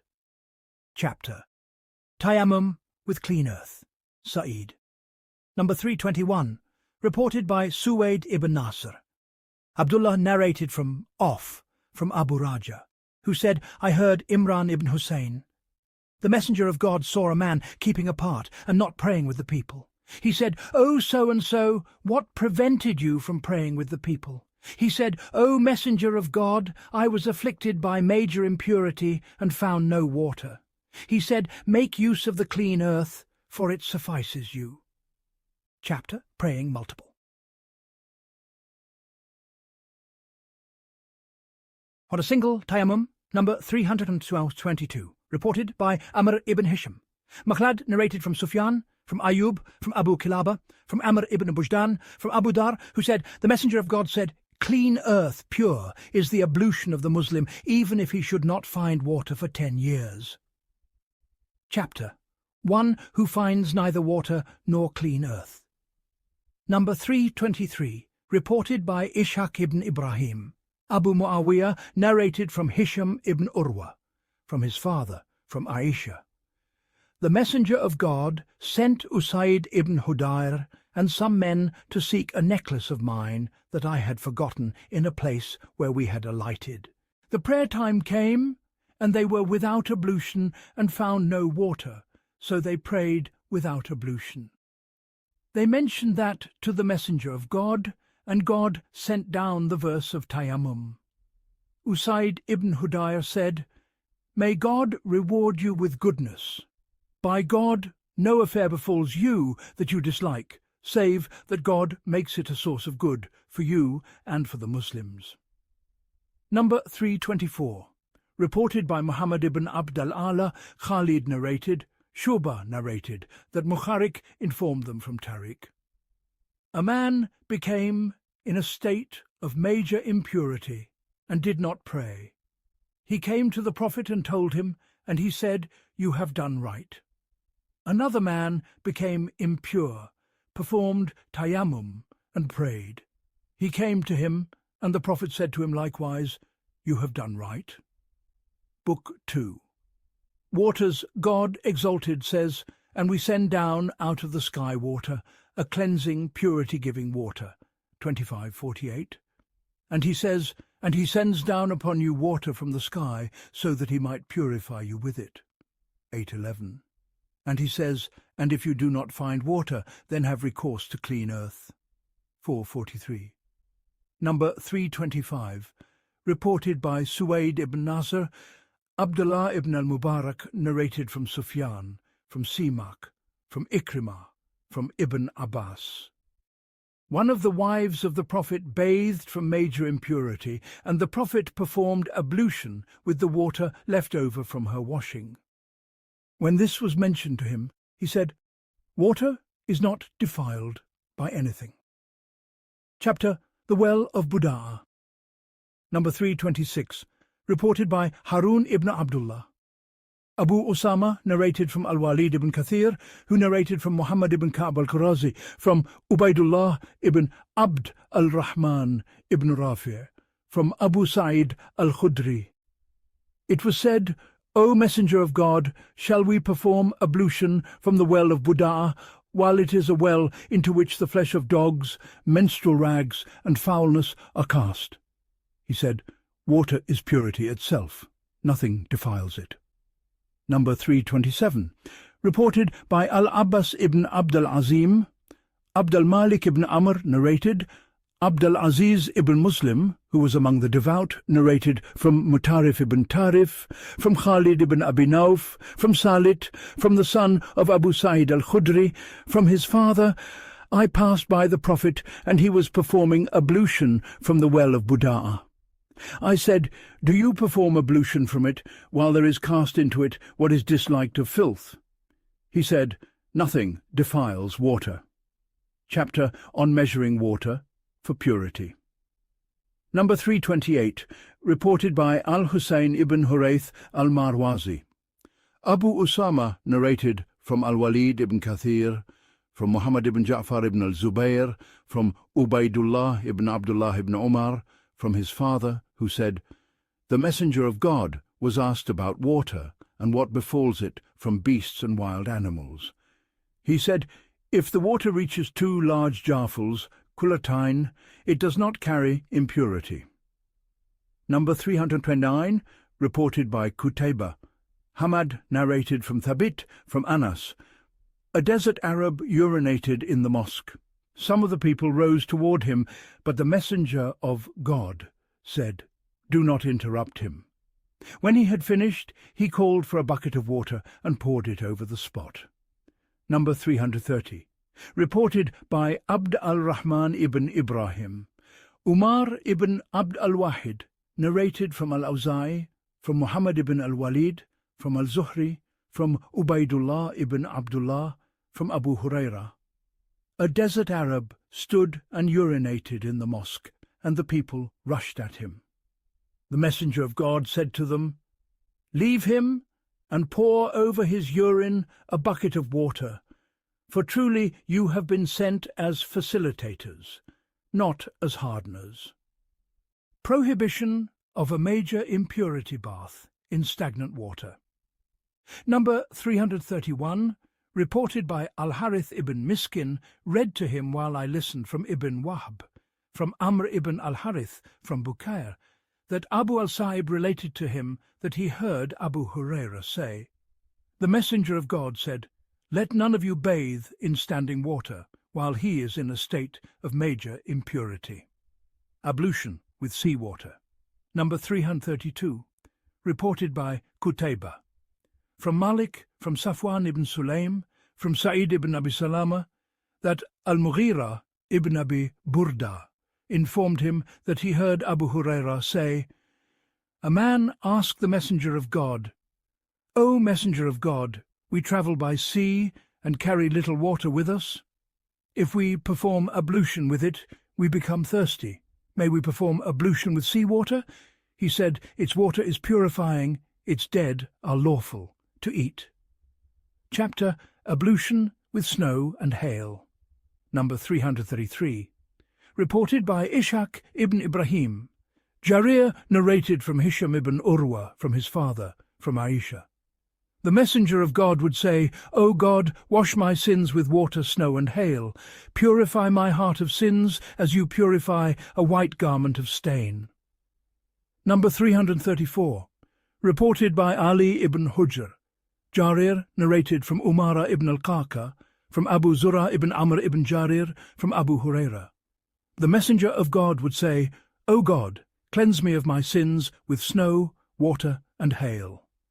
Chapter The remainder of a dog's drinking number. 335, reported by Ali ibn Hujr.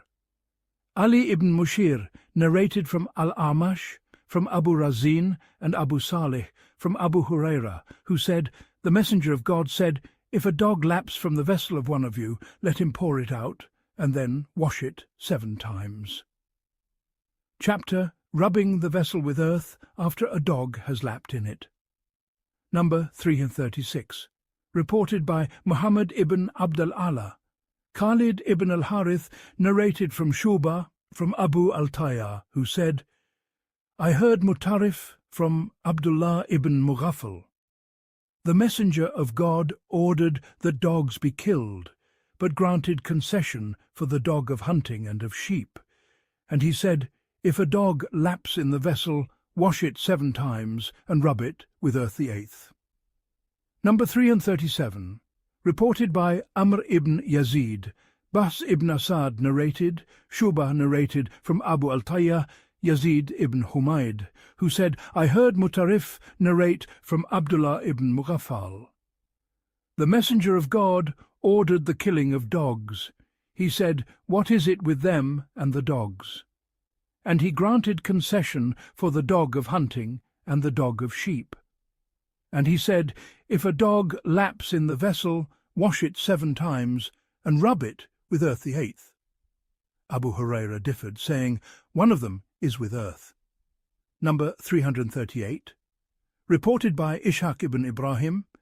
Mu'ad ibn Hisham narrated, his father narrated from Qatada, from Kilas, from Abu Rafi, from Abu Huraira. The Messenger of God said, if a dog laps in the vessel of one of you, let him wash it 7 times, the first of them with earth. Number 339. Reported by Ishaq ibn Ibrahim. Abda ibn Sulaiman narrated from Ibn Abi Aruba, from Qatada, from Ibn Sirin, from Abu Huraira, from the Prophet, if a dog laps in the vessel of one of you, let him wash it 7 times, the first of them with earth. Chapter The remainder of a cat's drinking number. 340. Reported by Qutayba. From Malik, from Ishaq ibn Abdullah ibn Abi Talha, from Humayda bint Ubayd ibn Rifa'ah, from Kabsha bint Kab ibn Malik. Abu Qatada came in to her, she poured water for his ablution.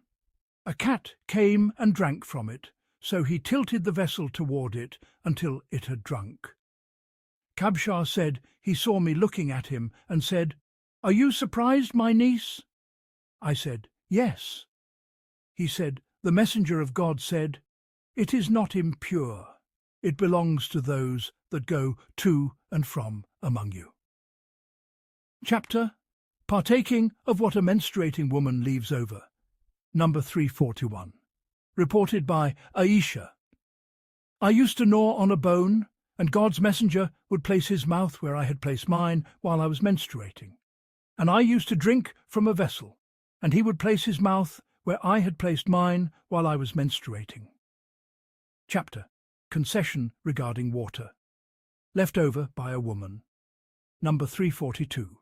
Reported by Ibn Umar. In the time of God's messenger, men and women used to perform ablution together. Chapter: Prohibition concerning ablution with water. Left over by a woman. Number 343. Reported by Al-Hakam ibn Amr. God's messenger forbade a man to perform ablution with the water remaining from a woman's ablution. Chapter: Concession regarding water left over by one in a state of major ritual impurity. Number 344. Reported by Aisha. She and God's messenger would bathe from a single vessel. Chapter: The amount of water that suffices for ablution and for bathing. Number 345. Reported by Anas ibn Malik. God's messenger would perform ablution with a makuk measure and bathe with 5 makuk measures. Number 346. Reported by Aisha. God's messenger would perform ablution with 1 mud and bathe with around a sa. Number 347. Reported by Aisha. God's messenger would perform ablution with a mud and bathe with a sa. Book 3. Menstruation and irregular bleeding. Chapter: The onset of menstruation and whether menstruation is called postnatal bleeding. Number 348. Reported by Aisha. We set out with God's messenger, seeing nothing but the pilgrimage before us. When we reached Sarif, I began to menstruate. God's messenger entered upon me while I was weeping and said, "What is the matter? Have you begun menstruating?" I said, "Yes." He said, "This is a matter God has ordained for the daughters of Adam. So perform what the pilgrim performs, except that you must not circumambulate the house." On irregular bleeding and the onset and cessation of the flow, number 349, reported by Fatima bint Qais. She came to God's messenger and mentioned that she had irregular bleeding, and she claimed he said to her, "It is only a vein.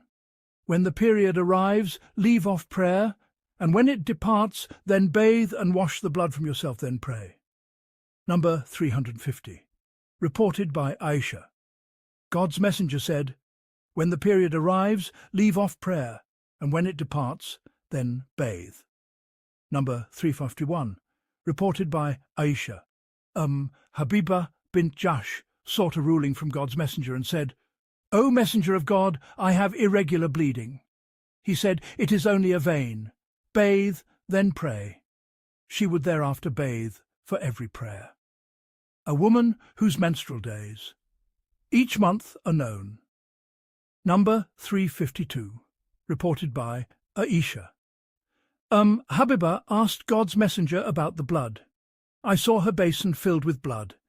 God's messenger said to her, "Remain away from prayer for the length of time your menses used to hold you, then bathe." Number 353. Transmitted again by Qutayba without mentioning Ja'far ibn Rabi'ah. Number 354. Reported by Salama.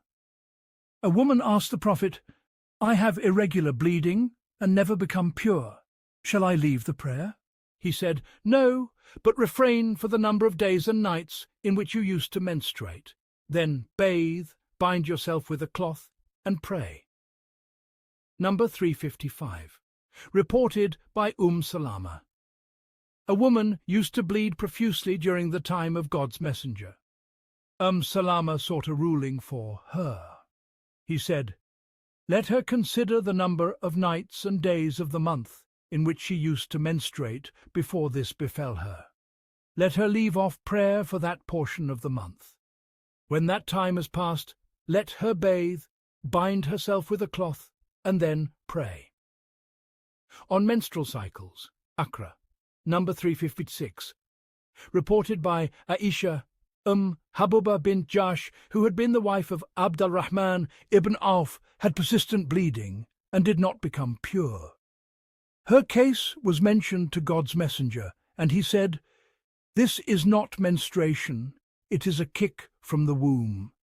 Let her observe the measure of the cycles for which she used to menstruate and leave off prayer.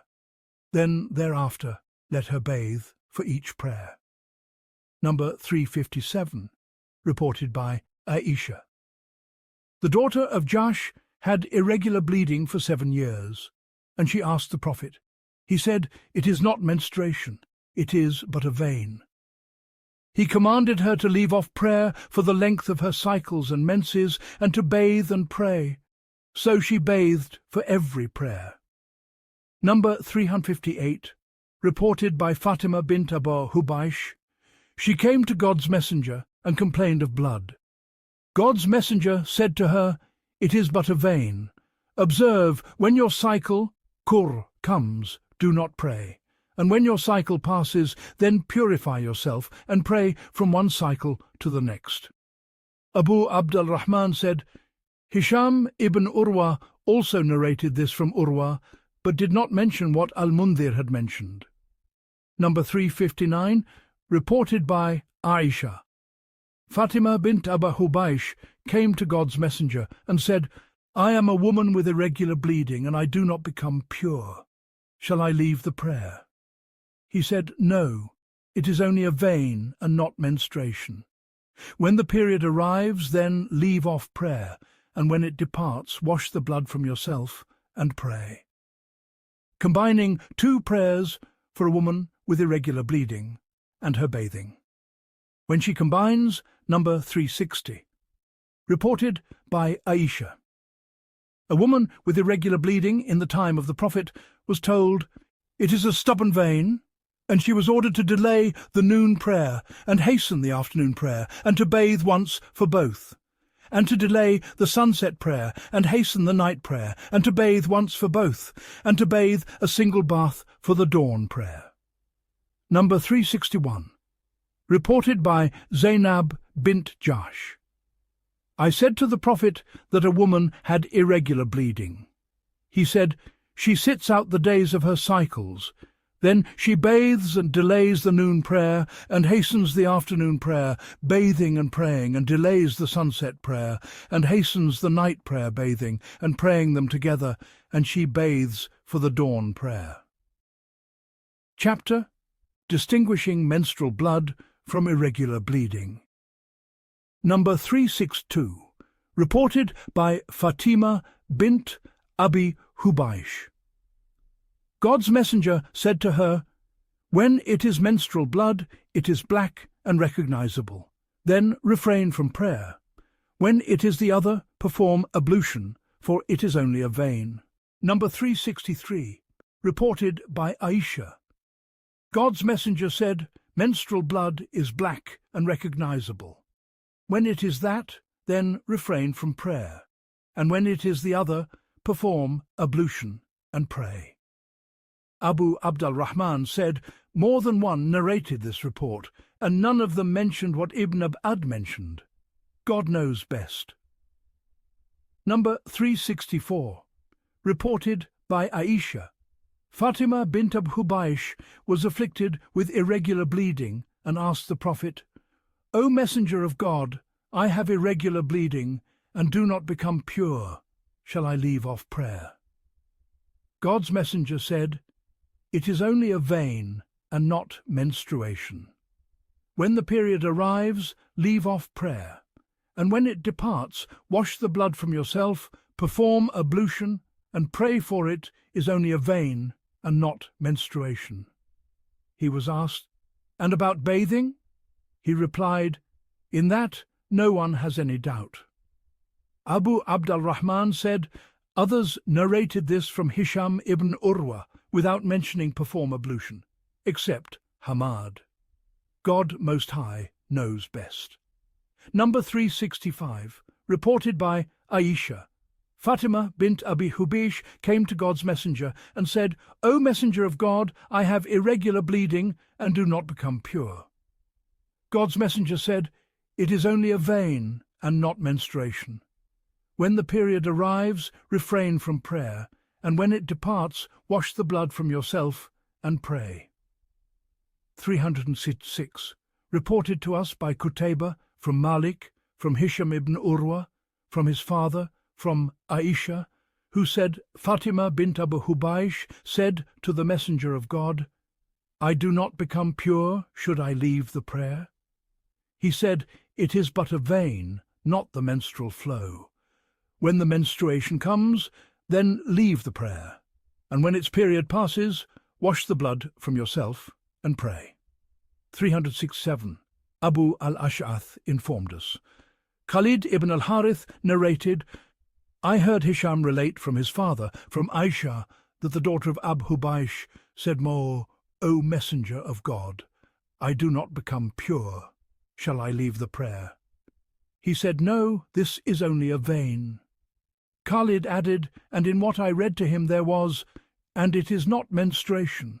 So when the menstruation comes, leave the prayer, and when it goes away, wash the blood from yourself, then pray." Chapter: The Yellowish and the Brownish. Discharge 368. Amr ibn Zurara informed us, Ismail from Ayyub from Muhammad, who said, Atiyah said, "We did not regard the yellowish or brownish discharge as anything, i.e., as menstruation." Chapter: What is permissible concerning a menstruating woman, and the meaning of God's word. And they ask you about menstruation. Say, it is a hurt, so keep away from women during menstruation. 2.2 and 22. 369. Ishaq ibn Ibrahim informed us. Sulaiman ibn Harb narrated.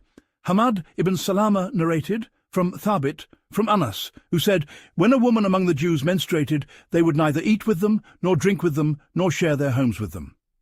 They asked the Prophet, whereupon God Most High sent down, "And they ask you about menstruation, say it is a hurt." 2. Turn to 22.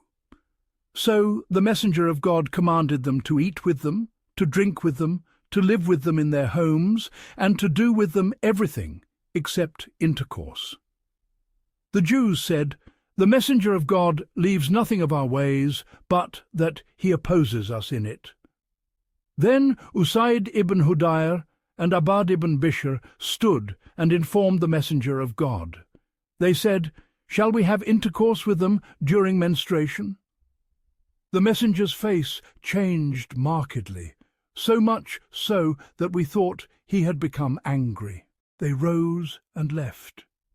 Then a gift of milk was brought to the messenger of God. He sent after them, brought them back, and gave them to drink, and thus they knew he had not been angry with them. Chapter: What is due from one who goes to his wife during her menses while knowing God's prohibition. 370. Amr ibn al informed us. Yahya narrated to us from Shubha, who said, Al-Hakam narrated to me from Abdulhamd, from Miqsam, from Ibn Abbas, from the Prophet, regarding the man who approaches his wife while she is menstruating.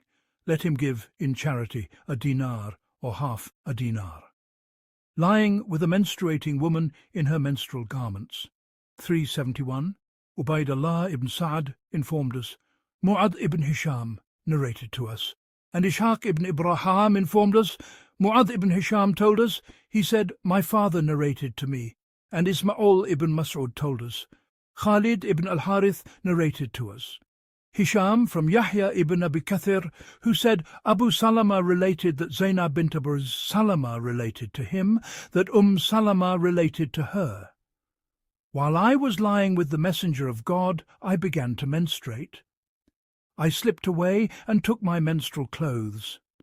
The messenger of God asked, "Have you menstruated?" I said, "Yes." He called me back, and I lay with him under the soft coverlet. The wording is that of Ubaydullah ibn Sa'd. Chapter: A man sleeping with his wife under a single covering while she is menstruating. 372. Muhammad ibn al-Muthanna informed us. Yahya narrated to us from Jabir ibn Subh, who said, I heard Khilas narrate from Aisha, who said, The Messenger of God and I would spend the night under a single covering while I was menstruating. If something from me touched him, he would wash that spot only, not beyond it, and then he would pray in it. Then he would return, and if something from me touched him, he would do the same, wash the spot only, and he would pray in it. Intimacy with the menstruating woman. 373. Qutayba informed us, Abu al-Ahwas narrated from Abu Ishaq, from Amr ibn Shurahbul, from Aisha, who said, When one of us was menstruating, the Messenger of God would command her to tie her lower garment. Then he would be intimate with her. 374. Ishaq ibn Ibrahim informed us. Jara narrated from Mansur, from Ibrahim, from al-Aswad, from Aisha, who said, When one of us menstruated, the Messenger of God would order her to wrap on a lower garment. Then he would be intimate with her. What the Prophet would do. When one of his wives menstruated, 375, Ahmad ibn al-Sar narrated to us from Ibn Ayyash, who is Abu Bakr, from Sadaqa ibn Sa'ad. Then he mentioned a word to this effect. Jumay ibn Umair narrated, I entered upon Aisha with my mother and my aunt, and they asked her, How would the Messenger of God act when one of you menstruated? She said he would command us, when one of us menstruated, to fasten on a roomy lower garment. Then he would embrace her chest and her breasts. 376. Al-Harith ibn Miskan, reading to him while I listened, narrated from Ibn Wahb, from Yunus, and from al-Layth, from Ibn Shihab, from Habib, the freedman of Urwa. From Budayah al-Layth used to say, Nadaba, the freedwoman of Maymuna. From Maymuna, who said, The Messenger of God would be intimate with a woman among his wives while she was menstruating, if she wore a lower garment that reached to mid-thighs and the knees. In al-Layth's version, which she would fasten around herself. Chapter. Sharing food with a menstruating woman and drinking from her leftover. 377.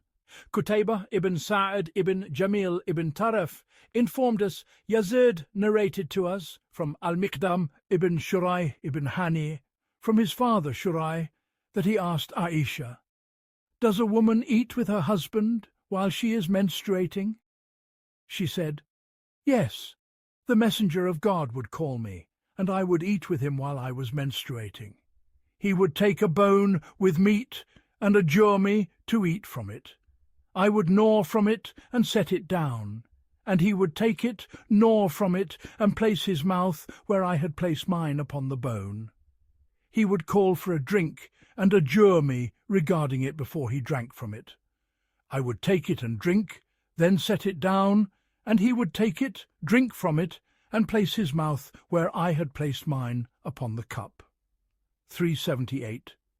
Ayub ibn Muhammad al-Wazzan informed me, Abdullah ibn Ja'far narrated to us.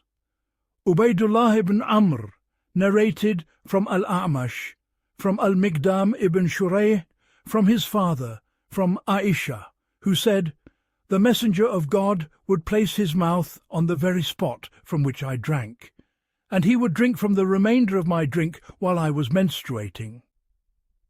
Benefiting from the leftover of a menstruating woman. 379, Muhammad ibn Mansur informed us, Sufyan narrated from Mis'ar, from al-Miqdam ibn Shurai, from his father, who said, I heard Aisha say, The Messenger of God would hand me the vessel, and I would drink from it while I was menstruating. Then I would give it to him, and he would seek out the place of my mouth and place it upon his own. 380. Mahmud ibn Ghalan informed us. Waq narrated to us. Mis'ar and Sufyan narrated from al-Miqdam ibn Shurai, from his father, from Aisha, who said, I would drink from the cup while I was menstruating, and then pass it to the Prophet, and he would put his mouth where mine had been, and drink from it. And I would gnaw meat from a bone while I was menstruating, then pass it to the Prophet, and he would place his mouth where mine had been. Chapter: A man reciting the Qur'an. While his head rests in his wife's lap, and she is menstruating. 381. Ishaq ibn Ibrahim and Al ibn Hujr informed us the wording is that of Al. Sufyan narrated from Mansur, from his mother, from Aisha, who said the head of the Messenger of God would be in the lap of one of us while she was menstruating, and he would recite the Qur'an. Chapter: The falling away of prayer from the menstruating woman. 382. Amr ibn Zurara informed us Ismail narrated from Ayub, from Abu Kilaba, from Mu'adha al-Adawiyah, who said, a woman asked Aisha, "Does a menstruating woman make up the prayers?" She said, "Are you a Haruri? We used to menstruate during the time of the Messenger of God, and we did not make up the prayers, nor were we commanded to make them up." Chapter: Employing the menstruating woman. Muhammad ibn al-Muthanna informed us Yahya ibn Sa'd narrated from Yazid ibn Kaysan, who said, Abu Hazim told me that Abu Huraira said, while the Messenger of God was in the mosque, he said, "O Aisha, hand me the garment." She said, "I am not praying." He said, "It is not in your hand." So she handed it to him. 384. Qutayba informed us from Ubaidah from al-Amash, and Ishaq ibn Ibrahim informed us Jarir narrated from al-Amash, from Thabit ibn Ubaid, from al-Qasim ibn Muhammad, who said, Aisha said, the Messenger of God said to me, "Pass me the small mat from the mosque." I said, "I am menstruating." The Messenger of God said, "Your menstruation is not in your hand." 384. Ishaq said, Abu Muawiyah narrated from al-Amash, with this chain the same. A menstruating woman spreading the prayer mat in the mosque. 385. Muhammad ibn Mansur narrated from Sufyan, from Manbud, from his mother, that Maimuna said, the Messenger of God would place his head in the lap of one of us and recite the Qur'an while she was menstruating, and one of us would carry his small mat to the mosque and spread it while she was menstruating. Chapter: A menstruating woman, combing her husband's hair while he is in seclusion in the mosque. 386. Nasr ibn al informed us. Abd al-Ala narrated. Mama narrated from al-Zur, from Urwa, from Aisha, that she used to comb the head of the Messenger of God while she was menstruating, and he was in seclusion. He would extend his head to her while she was in her chamber. A menstruating woman, washing her husband's head. 387. Amr ibn al informed us. Yahya narrated. Sufyan narrated. Mansur narrated. From Ibrahim, from al-Aswad, from Aisha, who said, the Messenger of God would bring his head near to me while he was in seclusion, and I would wash it while I was menstruating. 388. Qutayba informed us. Al-Fudail ibn Iyad narrated from al-Amash, from Tamam ibn Salama, from Urwa, from Aisha, the Messenger of God would extend his head out from the mosque while he was in seclusion, and I would wash it while I was menstruating. 389. Qutayba narrated from Malik, from Hisham ibn Urwa, from his father, from Aisha, who said, I used to comb the head of the Messenger of God while I was menstruating. Chapter: The attendance of menstruating women at the two festivals and the gathering of the Muslims. 390. Amr ibn Zurara informed us. Ismail narrated from Ayub, from Hafsa, who said, Atiyah, she would not mention the Messenger of God, except to say, May my father be his ransom. I said to her, Did you hear the Messenger of God say such and such? She said, Yes, may my father be his ransom. He said, "Let the adolescent girls, the secluded maidens, and the menstruating women go out to witness the goodness and the supplication of the Muslims, and let the menstruating women keep away from the prayer ground." A woman who menstruates after the Ifada. 391, Muhammad ibn Salama informed us, al-Rahman ibn al-Qasim narrated, Malik from Abdullah ibn Abu Bakr, from his father, from Amra, from Aisha, that she said to the Messenger of God, "Safiya bint Huyai has menstruated." The Messenger of God said, "Perhaps she will detain us. Had she not circumambulated the house with you?" She said, "Indeed she had." He said, "Then depart." What a postpartum woman does upon entering Ihram. 392. Muhammad ibn Qudama informed us, Jara narrated from Yahya ibn Sa'd, from Ja'far ibn Muhammad, from his father, from Jabir ibn Abdullah, in the account of Asma bint Umayz, when she had postpartum bleeding at Dhu al-Hulayfa, that the Messenger of God said to Abu Bakr, "Command her to bathe and to enter the state of Ihram." Chapter: The Funeral Prayer over a Postpartum Woman. 393. Humayd ibn Masada narrated from Abd al-Warith, from Husayn, meaning al-Mu'allim, from Ibn Buraida, from Samura, who said, "I prayed with the Messenger of God over Ka'b, who died during her postpartum bleeding, and the Messenger of God stood in the middle of her during the prayer." Chapter: Menstrual Blood that touches the garment. 394. Yahya ibn Habib ibn Arab informed us, Hamad narrated from Hisham ibn Urwa, from Fatima bint al-Munthir, from Asma bint Abu Bakr, who used to be in her care, that a woman sought a ruling from the Prophet of God regarding menstrual blood that touched a garment. He said, "Scrape it, rub it, sprinkle it with water, and pray in it." 395. Ubaydullah ibn Sa'd informed us. Yahya narrated from Sufyan, who said, Abu al-Miqdam Thabit al-Haddad narrated to me from Ad ibn Dinar, who said, "I heard Qais bint Mihsan. She asked the Messenger of God about the menstrual blood that touched a garment. He said, "Scrape it with a splinter and wash it with water and with lotus leaves." Book 4. The Ritual Bath, Ghusl, and Dry Ablution, Tayammum. Chapter: The Prohibition for one in major impurity from bathing in standing water. 396. Sulayman ibn Dawud and al-Harith ibn Miskan reading to him while I listened. Narrated from Ibn Wahb, from Amr ibn al-Harith, from Bukair ibn al-Ashaj, that Abu al-Sa'ib told him. He heard Abu Hurairah say, "The Messenger of God said, 'Let none of you bathe in standing water while he is in a state of major impurity.'" 397. Muhammad ibn Hatim informed us. Hibban narrated, Abdullah, from Mamar, from Hammam ibn Munabbi, from Abu Hurairah, from the Prophet, who said, "Let no man urinate in standing water, then wash from it or perform ablution with it." 398. Ahmad ibn Salih al-Baghdad informed us. Yahya ibn Muhammad narrated. Ibn Ajlan, from Abu al-Zinad, from al-A'raj, from Abu Hurairah, that the Messenger of God forbade urinating in standing water and then bathing in it from major impurity.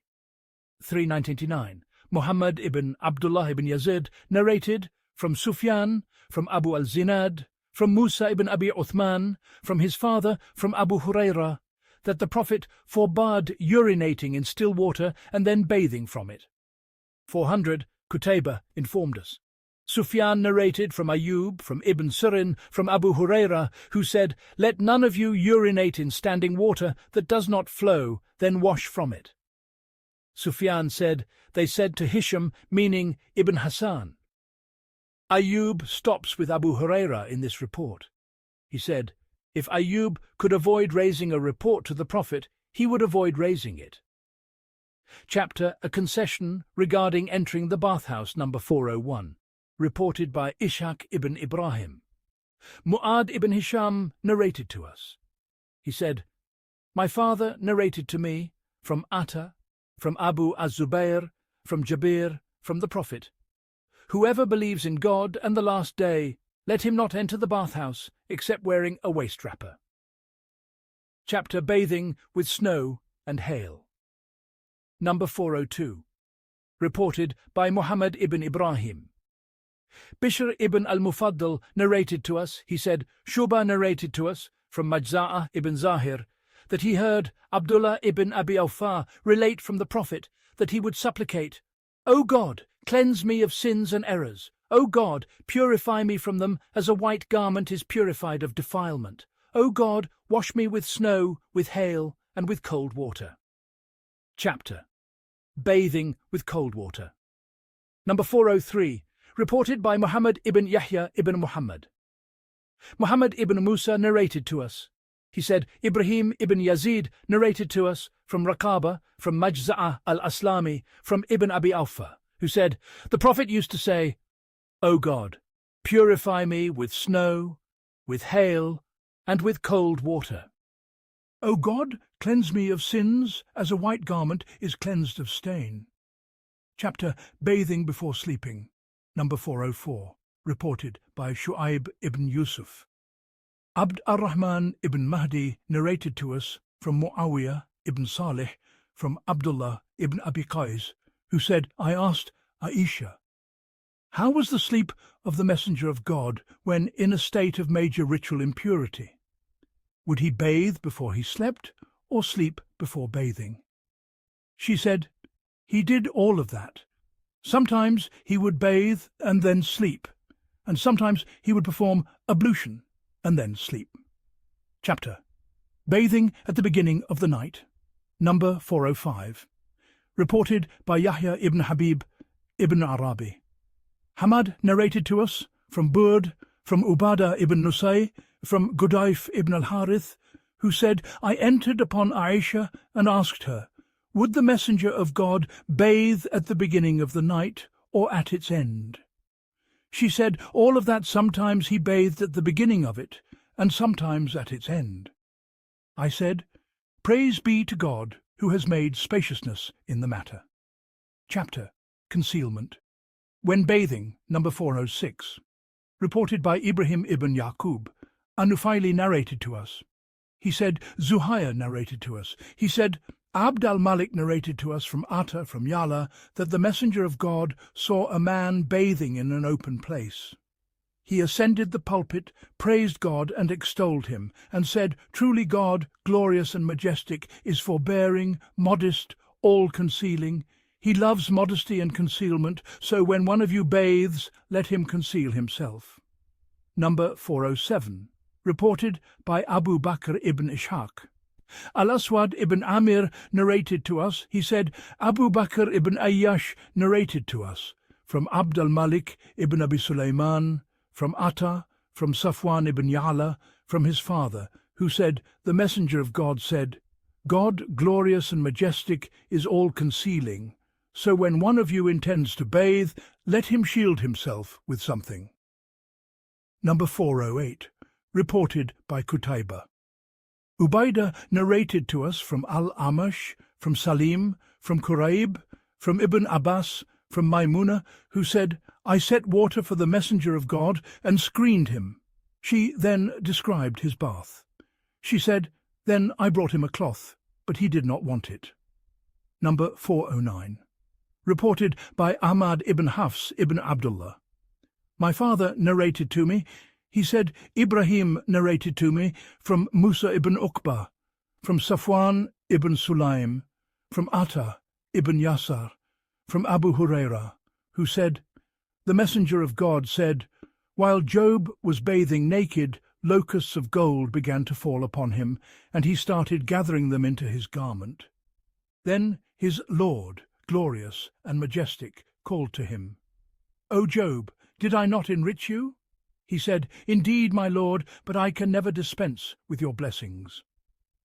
Chapter Evidence that there is no prescribed measure for the water used in bathing. Number 410.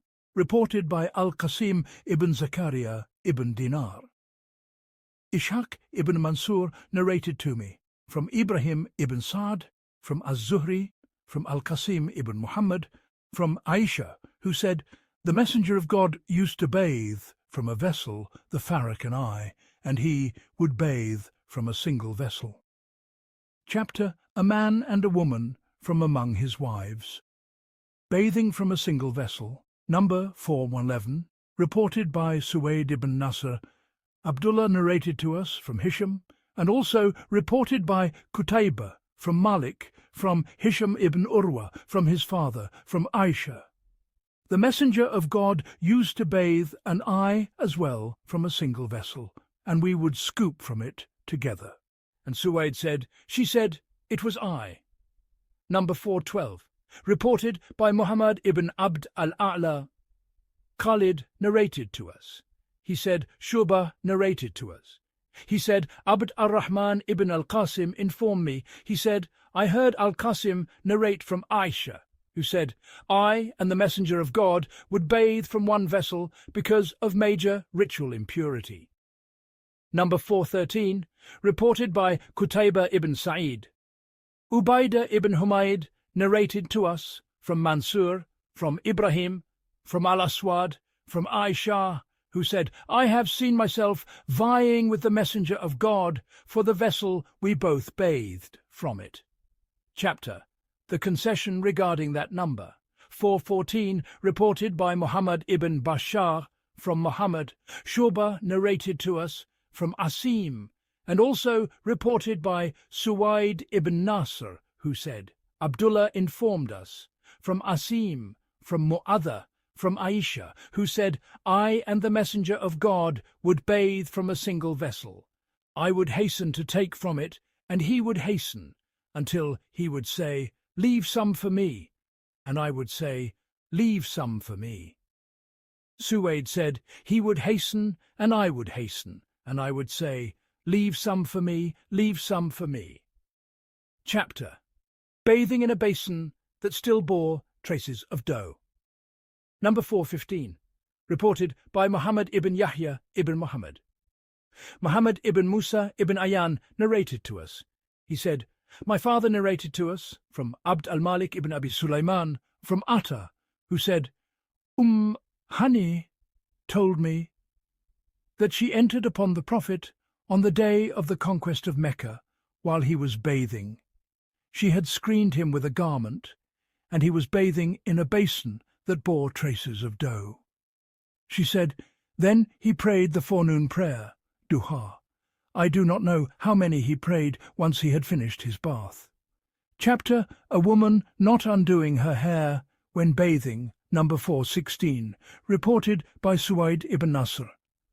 Abdullah narrated to us from Ibrahim ibn Tahman, from Abu az-Zubair, from Ubayd ibn Umayr, that Aisha said, I have seen myself bathing with the Messenger of God. From this there would be a tub set there like a sar, or smaller, and we would both begin to wash.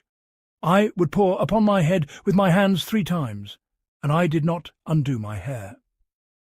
Chapter If one applied perfume and then bathed, and its trace remains.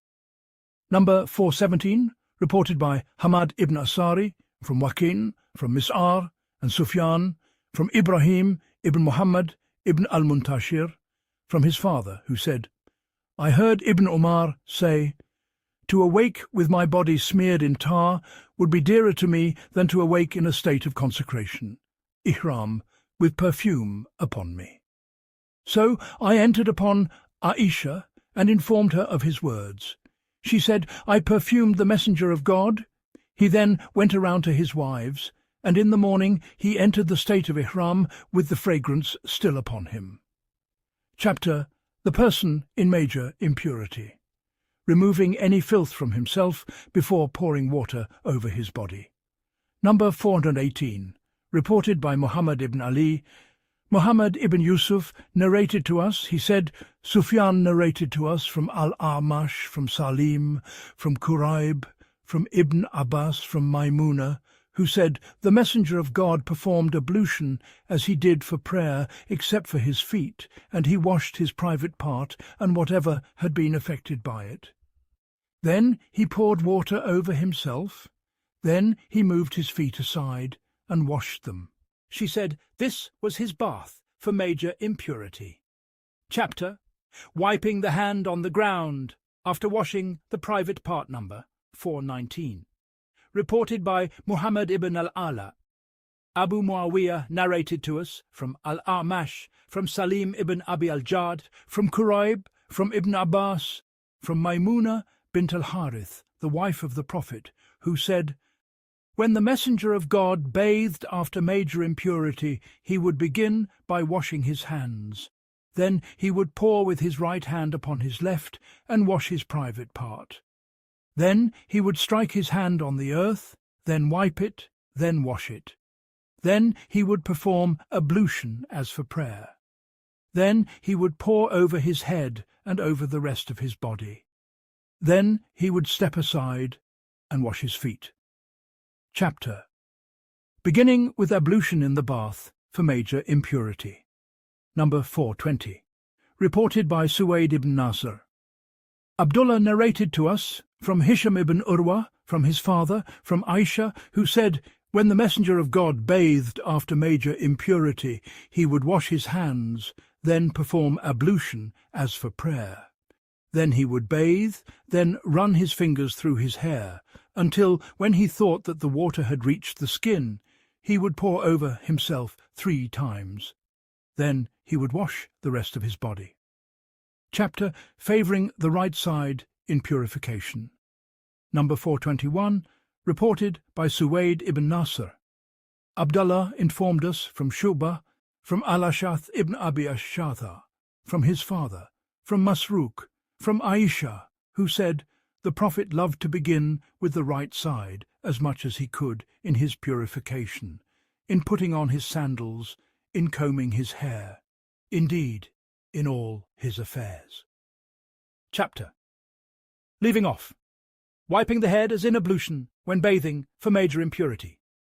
Number 422, reported by Imran ibn Yazid ibn Khalid. Ismail ibn Abdullah, meaning Ibn Sama'a, narrated to us. He said, Al-Awza'i narrated to us from Yahya ibn Abi Kathir, from Abi Salama, from Aisha, and from Amr ibn Sa'd, from Nafi, from Ibn Umar, that Umar asked the Messenger of God about the bath for major impurity, and the reports concur on this passage. He begins by pouring upon his right hand 2 or 3 times. Then he inserts his right hand into the vessel and pours with it upon his private part, while his left hand is upon his private part, and he washes what is there until he cleans it. Then he places his left hand upon the earth, if he wishes. Then he pours over his left hand until he cleans it. Then he washes his hands 3 times, and he snuffs water into his nose and rinses his mouth, and he washes his face and his forearms 3 times each. When he reaches his head, he does not wipe, rather he pours water over it. Such, it was said, was the bath of the Messenger of God. Chapter: Ensuring the water reaches the skin. When bathing for major impurity. Number 423, reported by Ali ibn Hajar. Ali ibn Mushir narrated to us from Hisham ibn Urwa, from his father, from Aisha, who said, "When the Messenger of God bathed after major impurity, he washed his hands, then performed ablution as for prayer. Then he ran his fingers through his hair until, when it seemed to him that the water had reached the skin, he scooped water over his head 3 times. Then he washed the rest of his body." But number 424, reported by Muhammad ibn al-Muthanna. Ad-Dahak ibn Makhlad narrated to us from Hanzala ibn Abi Sufyan, from Al-Qasim, from Aisha, who said, "When the Messenger of God bathed after major impurity, he would ask for a vessel like a milking pail. Then he would take water in his palm and begin with the right side of his head, then the left. Then he would take with both his palms and pass them over his head." Chapter: What suffices for the person in major impurity, regarding pouring water. Number 425, reported by Ubaidullah ibn Sa'id, from Yahya, from Shu'bah, who said, Abu Ishaq narrated to us, and reported by Suwaid ibn Nasr. Abdullah narrated to us from Shu'bah, from Abu Ishaq, who said, I heard Sulaiman ibn Surad narrate from Jubair ibn Mut'im that the Prophet, when bathing, said, As for me, I pour upon my head 3 times. This is Suwaid's wording. Number 426, reported by Muhammad ibn Abd al-A'la. Khalid narrated to us from Shu'bah, from Mukawal, from Abu Ja'far, from Jabir, who said, When the Messenger of God bathed, he would pour upon his head 3 times. Chapter. Practice regarding the bath after menstruation. Number 427, reported by Al-Hasan ibn Muhammad. Affan narrated to us.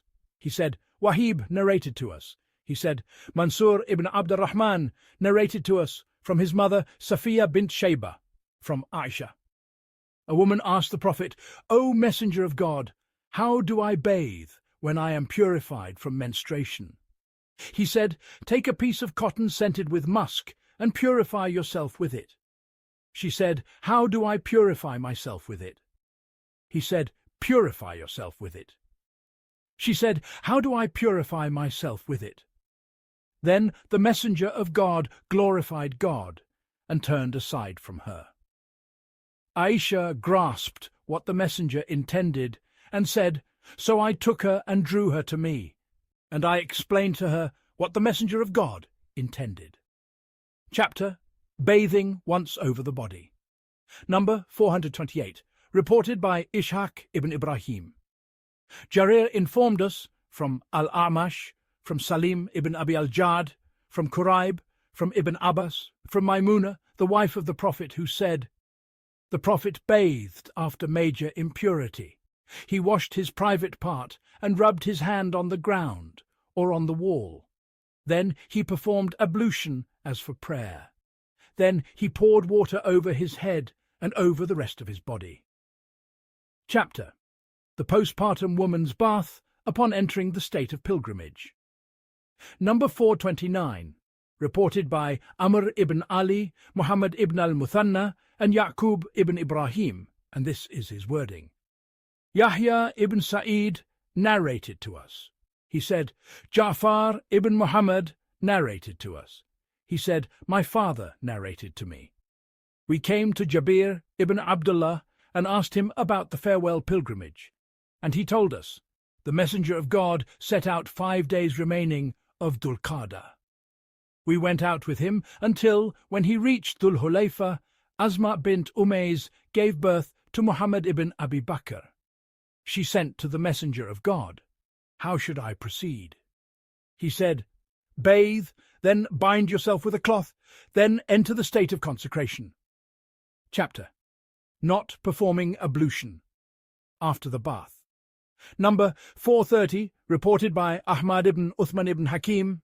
My father narrated to us, he said, Hassan narrated to us from Abu Ishaq, and also reported by Amr ibn Ali. Abd al-Rahman narrated to us from Sharik, from Abu Ishaq, from al-Aswad, from Aisha, who said the Messenger of God would not perform ablution after bathing. Chapter. Visiting one's wives with a single bath. Number 431. Reported by Humayd ibn Mas'ada from Bishr ibn al-Mufaddal. He said, Shu'bah narrated to us from Ibrahim ibn Muhammad, from his father, who said, Aisha said, I used to perfume the Messenger of God. He would then go around to his wives, and in the morning he would be in the state of consecration, with the fragrance still diffusing. Chapter. Dry ablution, tayammum, with clean earth. Number 432, reported by Al-Hasan ibn Ismail ibn Sulaiman. Hushaym narrated to us. He said, Sayyar informed us from Yazid al-Fakir, from Jabir ibn Abdullah, who said, The Messenger of God said, I was given 5 things that no one before me was given. I was aided by dread, cast into the hearts of my foes for the distance of a month's travel. The earth has been made for me a place of prayer and a means of purification, so wherever any one of my community is overtaken by the time of prayer, let him pray. I was granted intercession and no prophet before me was granted that. I was sent to all humankind, while a prophet before me was sent only to his own people. Chapter. Tayammum for one who finds water after the prayer within its time. Number 433. Reported by Muslim ibn Amr ibn Muslim. Ibn Nafi narrated to me from al-Layth ibn Sa'd, from Bakr ibn Sawada, from Ata ibn Yasar, from Abu Sa'id. 2 men performed tayammum and prayed. Then they found water while the prayer time remained. One of them performed ablution and repeated his prayer within the time. The other did not repeat. They asked the Prophet, and he said to the one who did not repeat, "You have adhered to the Sunnah, and your prayer sufficed you." And he said to the other, "As for you, you have a double share of reward." Number 434. Reported by Suwaid ibn Nasr. Abdullah narrated to us from al-Layth ibn Sa'd. He said, Amira and others narrated to me from Bakr ibn Sawada, from Ata ibn Yasar, about 2 men, and he narrated the hadith with the same content. Chapter. Ablution due to pre-ejaculatory fluid, madishi. Number 435, reported by Ali ibn Maymun. Makhlad ibn Yazid narrated to us from Ibn Jurayj, from Atta, from Ibn Abbas, who said Ali, al-Migdad and Ammar discussed the matter. Ali said, "I am a man who experiences madi, and I am shy to ask the Messenger of God because of his daughter's position with me, so let one of you ask him." He told me that one of them, whom I have forgotten, asked him, and the Prophet said, "That is madhi. When any one of you finds it, let him wash that affected part, and perform ablution, as he performs ablution for prayer." Variant, divergent reports. Via Sulaiman. Number 436. Reported by Muhammad ibn Hatim. Ubaydah narrated to us. He said, Sulaiman al-Amash narrated to us from Habib ibn Abi Thabit, from Sa'id ibn Jubair, from Ibn Abbas, from Ali, may God be well pleased with him, who said, "I was a man who experienced madhi.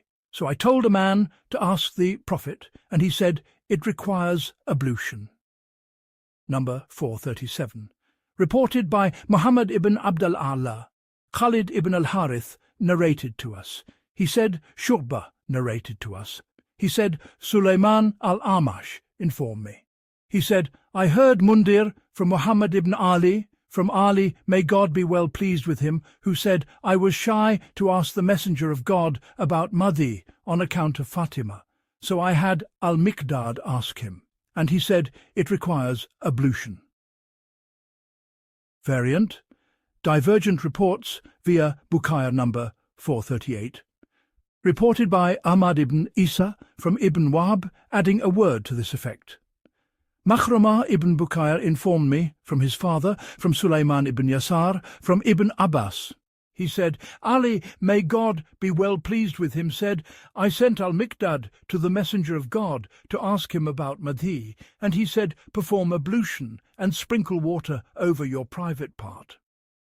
Abu Abd al-Rahman said, Makhrama did not hear anything from his father.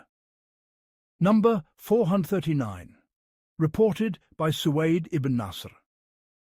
Abdullah narrated to us from al-Layth ibn Sa'd, from Bukair ibn al-Ashaj, from Sulaiman ibn Yasar, who said, Ali ibn Abi Talib, may God be well pleased with him, sent al-Miqdad to the Messenger of God to ask him about a man who finds Mahdi. The Messenger of God said, he should wash his penis, then let him perform ablution. Number 440. Reported by Utbah ibn Abdullah. It was read to Malik while I was listening, from Abu Nadir, from Sulaiman ibn Yasar, from al-Miqdad ibn al-Aswad, that Ali ibn Abi Talib, may God be well pleased with him, commanded him to ask the Messenger of God about a man who approaches his wife, and madhi issues from him, for I have his daughter with me, and I am shy to ask him. So he asked the Messenger of God about that, and he said, if any of you finds that, let him sprinkle water over his private part and perform his ablution for prayer.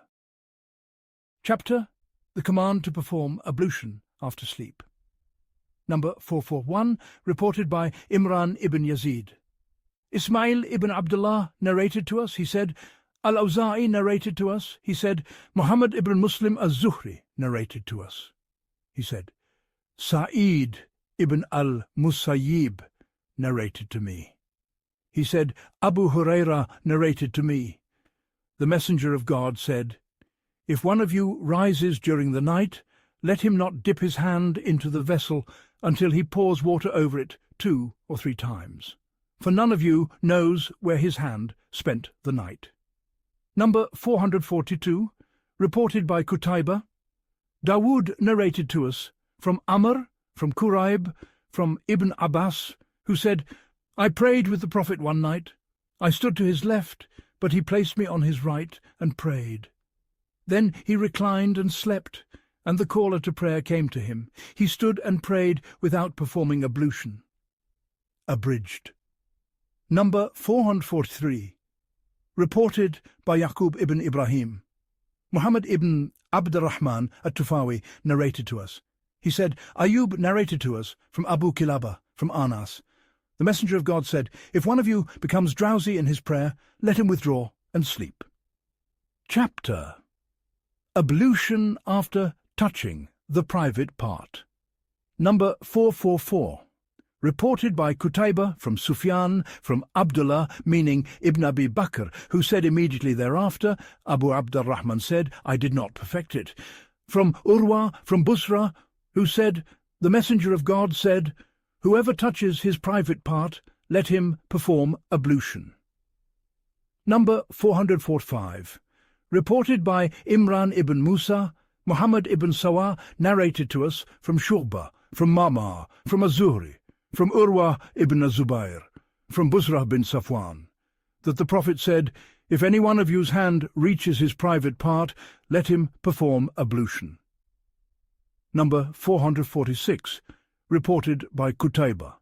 Al-Layth narrated to us from Ibn Shihab, from Urwa ibn Az-Zubayr, from Marwan ibn al-Hakam, who said, ablution is required after touching the penis. Marwan said, Busra bint Safwan informed me of it. So Urwa sent to her, and she said, the Messenger of God mentioned what one must perform ablution from, and he said, from touching the male organ. Number 447, reported by Ishaq ibn Mansur. Yahya ibn Sa'id narrated to us from Hisham ibn Urwa. He said, my father informed me from Busra bin Safwan that the Prophet said, whoever touches his penis should not pray until he performs ablution. Abu Abd al-Rahman said, Hisham ibn Urwa did not hear this hadith from his father, and God, sublime and exalted, knows best. Book 5, The Prayer. The obligation of prayer and mention of the disagreement of the transmitters in the isnad of the hadith of Anas ibn Malik, and of the differences in their wordings. Number 448, reported by Yaqub ibn Ibrahim. Yahya ibn Sa'id narrated to us. Hisham ad-Dastuwa'i narrated to us. Qatada narrated to us from Anas ibn Malik, from Malik ibn Sa'sa, that the Prophet said, while I was at the house, the Kaaba, between sleep and wakefulness, there came to me one of 3, between 2 men. I was brought a basin of gold filled with wisdom and faith. He split my chest from the throat down to the upper abdomen. He washed the heart with Zamzam water, then filled it with wisdom and faith. Then I was brought a mount smaller than a mule and larger than a donkey. I set off with Gabriel until we came to the lowest heaven. It was asked, who is this? He said, Gabriel. And who is with you? He said, Muhammad. Has he been sent for? Yes. Welcome to him, how excellent the coming. I met Adam and greeted him. He said, welcome to you, son and prophet. Then we came to the second heaven. It was asked as before. I met John and Jesus and greeted them. They said, welcome to you, brother and prophet. Then to the third likewise, and I met Joseph. I greeted him, and he said, "Welcome to you, brother and prophet." Then to the fourth likewise, and I met Idris. I greeted him, and he said, "Welcome to you, brother and prophet." Then to the fifth likewise, and I met Aaron. I greeted him, and he said, "Welcome to you, brother and prophet." Then to the sixth likewise, and I met Moses. I greeted him, and he said, "Welcome to you, brother and prophet." When I passed him, he wept. It was said, "What makes you weep?" He said, "My Lord, this young man sent after me, more of his community will enter paradise, and better in number than of my community." Then we came to the seventh likewise, and I met Abraham. I greeted him, and he said, "Welcome to you, son and prophet." Then the oft-frequented house, al-Bayt al-Ma'mur, was raised for me. I asked Gabriel, and he said, "This is the oft-frequented house. Every day 70,000 angels pray in it. When they leave it, they never return. This is the last responsibility upon them." Then the lote tree of the farthest limit, Sidrat al-Muntaha, was raised for me. Its fruits were like the jars of Hajar, and its leaves like the ears of elephants. At its base there were 4 rivers, 2 hidden and 2 apparent. I asked Gabriel, and he said, "As for the hidden, they are in paradise, and as for the apparent, they are the Euphrates and the Nile." Then 50 prayers were prescribed for me. I came upon Moses, and he said, "What have you done?" I said, 50 prayers have been made obligatory upon me." He said, "I know people better than you do. I dealt with the children of Israel with the utmost difficulty. Your community will not be able to bear this. Return to your Lord and ask him to lighten it for you." So I returned to my Lord and asked him to lighten it. He made them 40. I returned to Moses, and he said, "What did you do?" I said, "He made them 40. He spoke to me as he had first spoken, so I returned to my Lord, and he made them 30. I went to Moses and informed him, and he spoke as before. I returned to my Lord, and he made them 20, then 10, then 5. I went to Moses, and he spoke as he had first spoken. I said, "I am ashamed before my Lord to return to him." Then a call proclaimed, "I have confirmed my command and lightened it for my servants. I reward the good deed 10-fold. Number 449.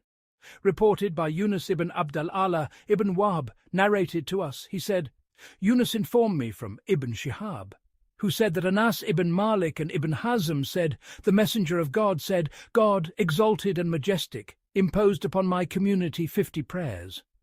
I returned with that until I passed by Moses. He said, 'What has your Lord imposed upon your community?' I said, 'He has imposed upon them 50 prayers. Moses said to me, 'Return to your Lord, your community will not be able to bear that.' So I returned to my Lord, and he reduced them by half. I returned to Moses and informed him. He said, 'Return to your Lord, your community will not be able to bear that.' I returned to my Lord, and he said, 'They are 5, and they are in reward 50. My word does not change with me.' I returned to Moses, and he said, 'Return to your Lord.' I said, 'I have become ashamed before my Lord.' Number 450. Reported by Amr ibn Hisham. Makhlad narrated to us from Sa'id ibn Abdul Aziz. He said, Yazid ibn Abi Malik narrated to us. He said, Anas ibn Malik narrated to us. The Messenger of God said, I was brought a mount above a donkey and below a mule. Each step of it would reach as far as its gaze. I mounted, and with me was Gabriel, and I journeyed. He said, Dismount and pray. And I did so. He said, Do you know where you prayed? You prayed in Tabor, to it shall be the emigration. Then he said, Dismount and pray. And I prayed. He said, Do you know where you prayed? You prayed at Mount Sinai, where God spoke to Moses. Then he said, Dismount and pray. and I did. He said, "Do you know where you prayed? You prayed in Bethlehem, where Jesus was born." Then I entered the noble sanctuary, and the prophets were gathered for me. Gabriel brought me forward until I led them in prayer. Then I was taken up to the lowest heaven, where Adam was. Then to the second, where were the two cousins Jesus and John. Then to the third, where Joseph was. Then to the fourth, where Aaron was. Then to the fifth, where Idris was. Then to the sixth, where Moses was. Then to the seventh, where Abraham was. Then I was taken up above the seven heavens, and we came to the lote tree of the farthest limit. A mist enveloped me, and I fell in prostration. It was said to me, "On the day I created the heavens and the earth, I decreed upon you and your community 50 prayers, so fulfill them, you and your community." I returned to Abraham, and he did not ask me anything. Then I came to Moses, and he said, "How many did God impose upon you and your community?" I said, 50 prayers. He said, "You and your community will not be able to fulfill them. Return to your Lord and ask him to lighten them." So I returned to my Lord, and he lightened from me 10. I came to Moses, and he commanded me to return, and I returned, and he lightened from me 10. Then they were reduced to 5 prayers. He said, "Return to your Lord and ask him to lighten." He imposed upon the children of Israel 2 prayers, and they did not fulfill them. I returned to my Lord, exalted and glorious, and asked him to lighten. He said, "On the day I created the heavens and the earth, I decreed upon you and your community 50 prayers, so 5 count as 50. Fulfill them, you and your community." I knew that it was from God, definitive, so I returned to Moses. He said, "Return," but I knew it was from God, definitive meaning a firm decree, so I did not return. Number 451, reported by Ahmad ibn Sulaiman. Yahya ibn Adam narrated to us. He said, Malik ibn Miqwal narrated to us from Az-Zubayr ibn Adi, from Talha ibn Musarrif, from Murrah, from Abdullah. When the messenger of God was taken by night on the night journey, he was brought to the lote tree of the farthest limit, which is in the 6th heaven. To it ascends whatever is taken up from below, and to it descends whatever is sent down from above, until it is taken from there. He recited, "When there enshrouded the lote tree that which enshrouded it," 53:16. He said it was like golden moths. He was given 3, the 5 prayers, the concluding verses of Surah Al-Baqarah, and that whoever of his community dies without associating anything with God will be granted forgiveness even for the calamitous sins. Chapter, where the prayer was ordained. Number 452, Sulaiman ibn Dawood narrated to us from Ibn Wahb, who said, Amr ibn al-Harith informed me that Abdrabbihi ibn Sa'id related to him, that al-Bunani related to him, from Anas ibn Malik. The prayers were ordained in Mecca, and 2 angels came to the messenger of God, led him to Zamzam, opened his chest, placed what was within into a basin of gold, and washed it with the water of Zamzam. Then they filled his inner being with wisdom and knowledge. Chapter, how the prayer was ordained. Number 453. Ishaq ibn Ibrahim narrated to us. Sufyan from al-Zuhri, from Urwa, from Aisha, who said, at the beginning the prayer was ordained as 2 rak'ahs. The prayer during travel remained as it was, while the prayer in residence was completed to 4. Number 454. Muhammad ibn Hashim al-Ba'labaki told us, Al-Walid informed us, Abu Amr, meaning al-Awza'i, said, he asked al-Zuri about the prayer of the Messenger of God in Mecca before migrating to Medina. He said, Urwa informed me, from Aisha, God, mighty and majestic, ordained the prayer upon his messenger at first as 2 by 2. Then it was completed in residence to 4, while the prayer of travel remained upon the first ordinance. Number 455.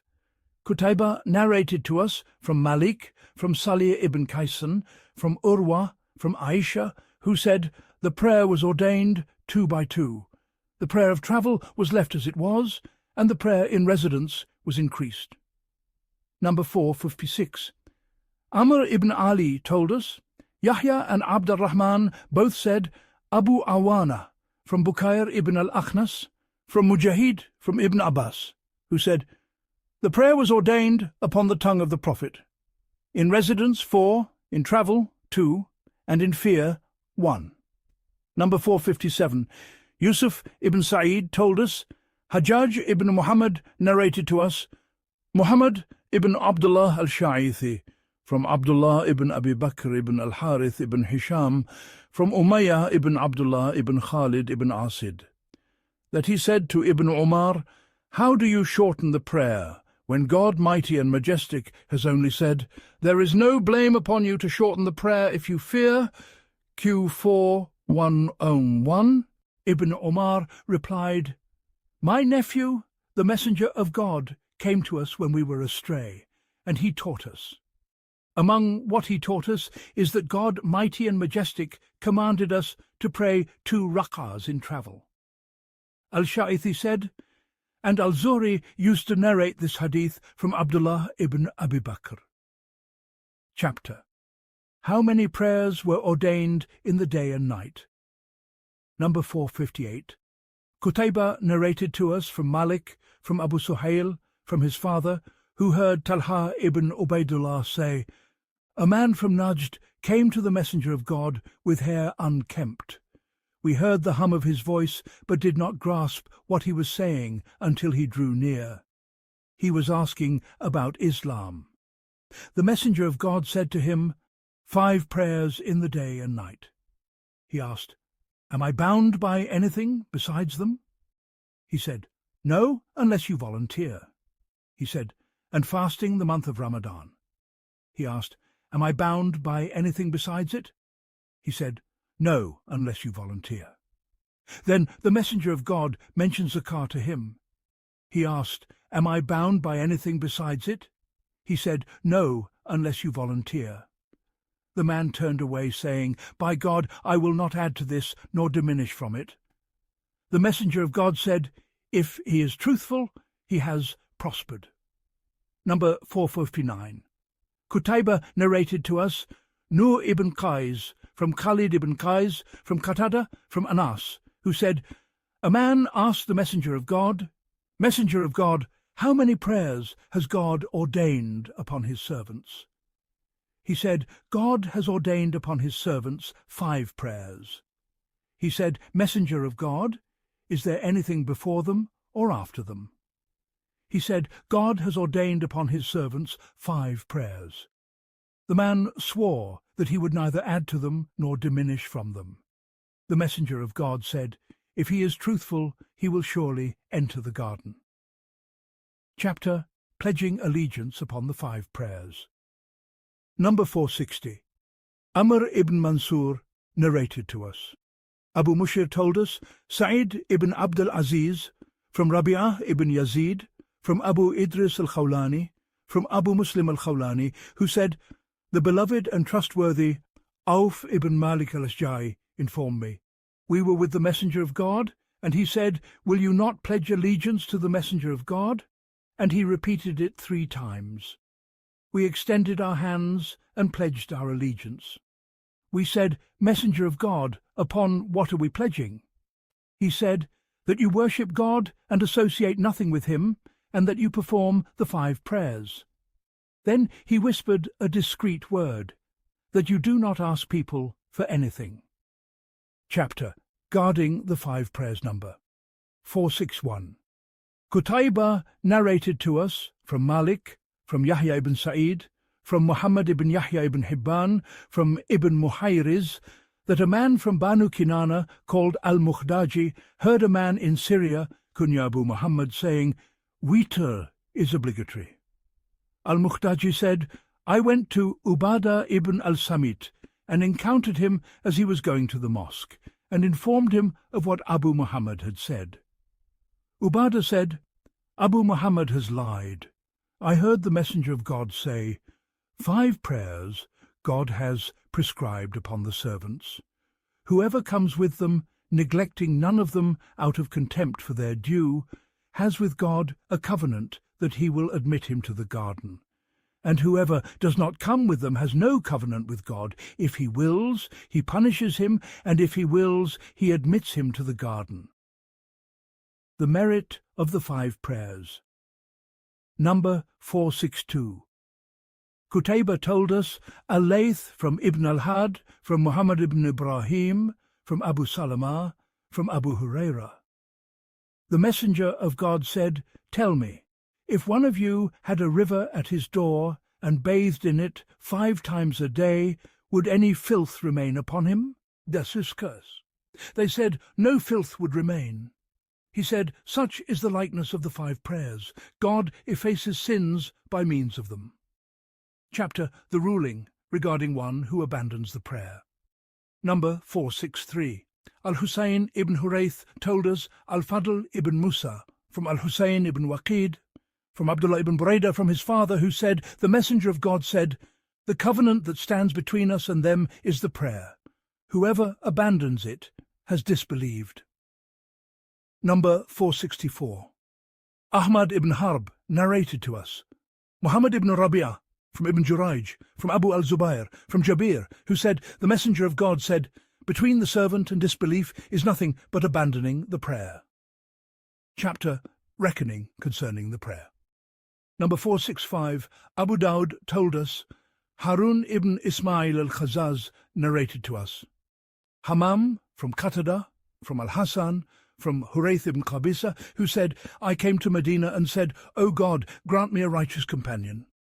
I then sat with Abu Huraira and said, I prayed to God mighty and majestic to provide me a righteous companion. Tell me a hadith you heard from the Messenger of God. Perhaps God will benefit me by it. He said, I heard the Messenger of God say, The first thing for which the servant will be taken to account is his prayer. If it is sound, he has prospered and succeeded, and if it is corrupt, he has failed and lost. Hammam said, I do not know whether this next part is from Qatada's words or from the narration. If anything is lacking from his obligatory prayer, it will be said, Look, does my servant have any voluntary prayers? Then the deficiency in the obligatory will be completed thereby, and the rest of his deeds will be on that pattern. Abu al-Awam differed with him.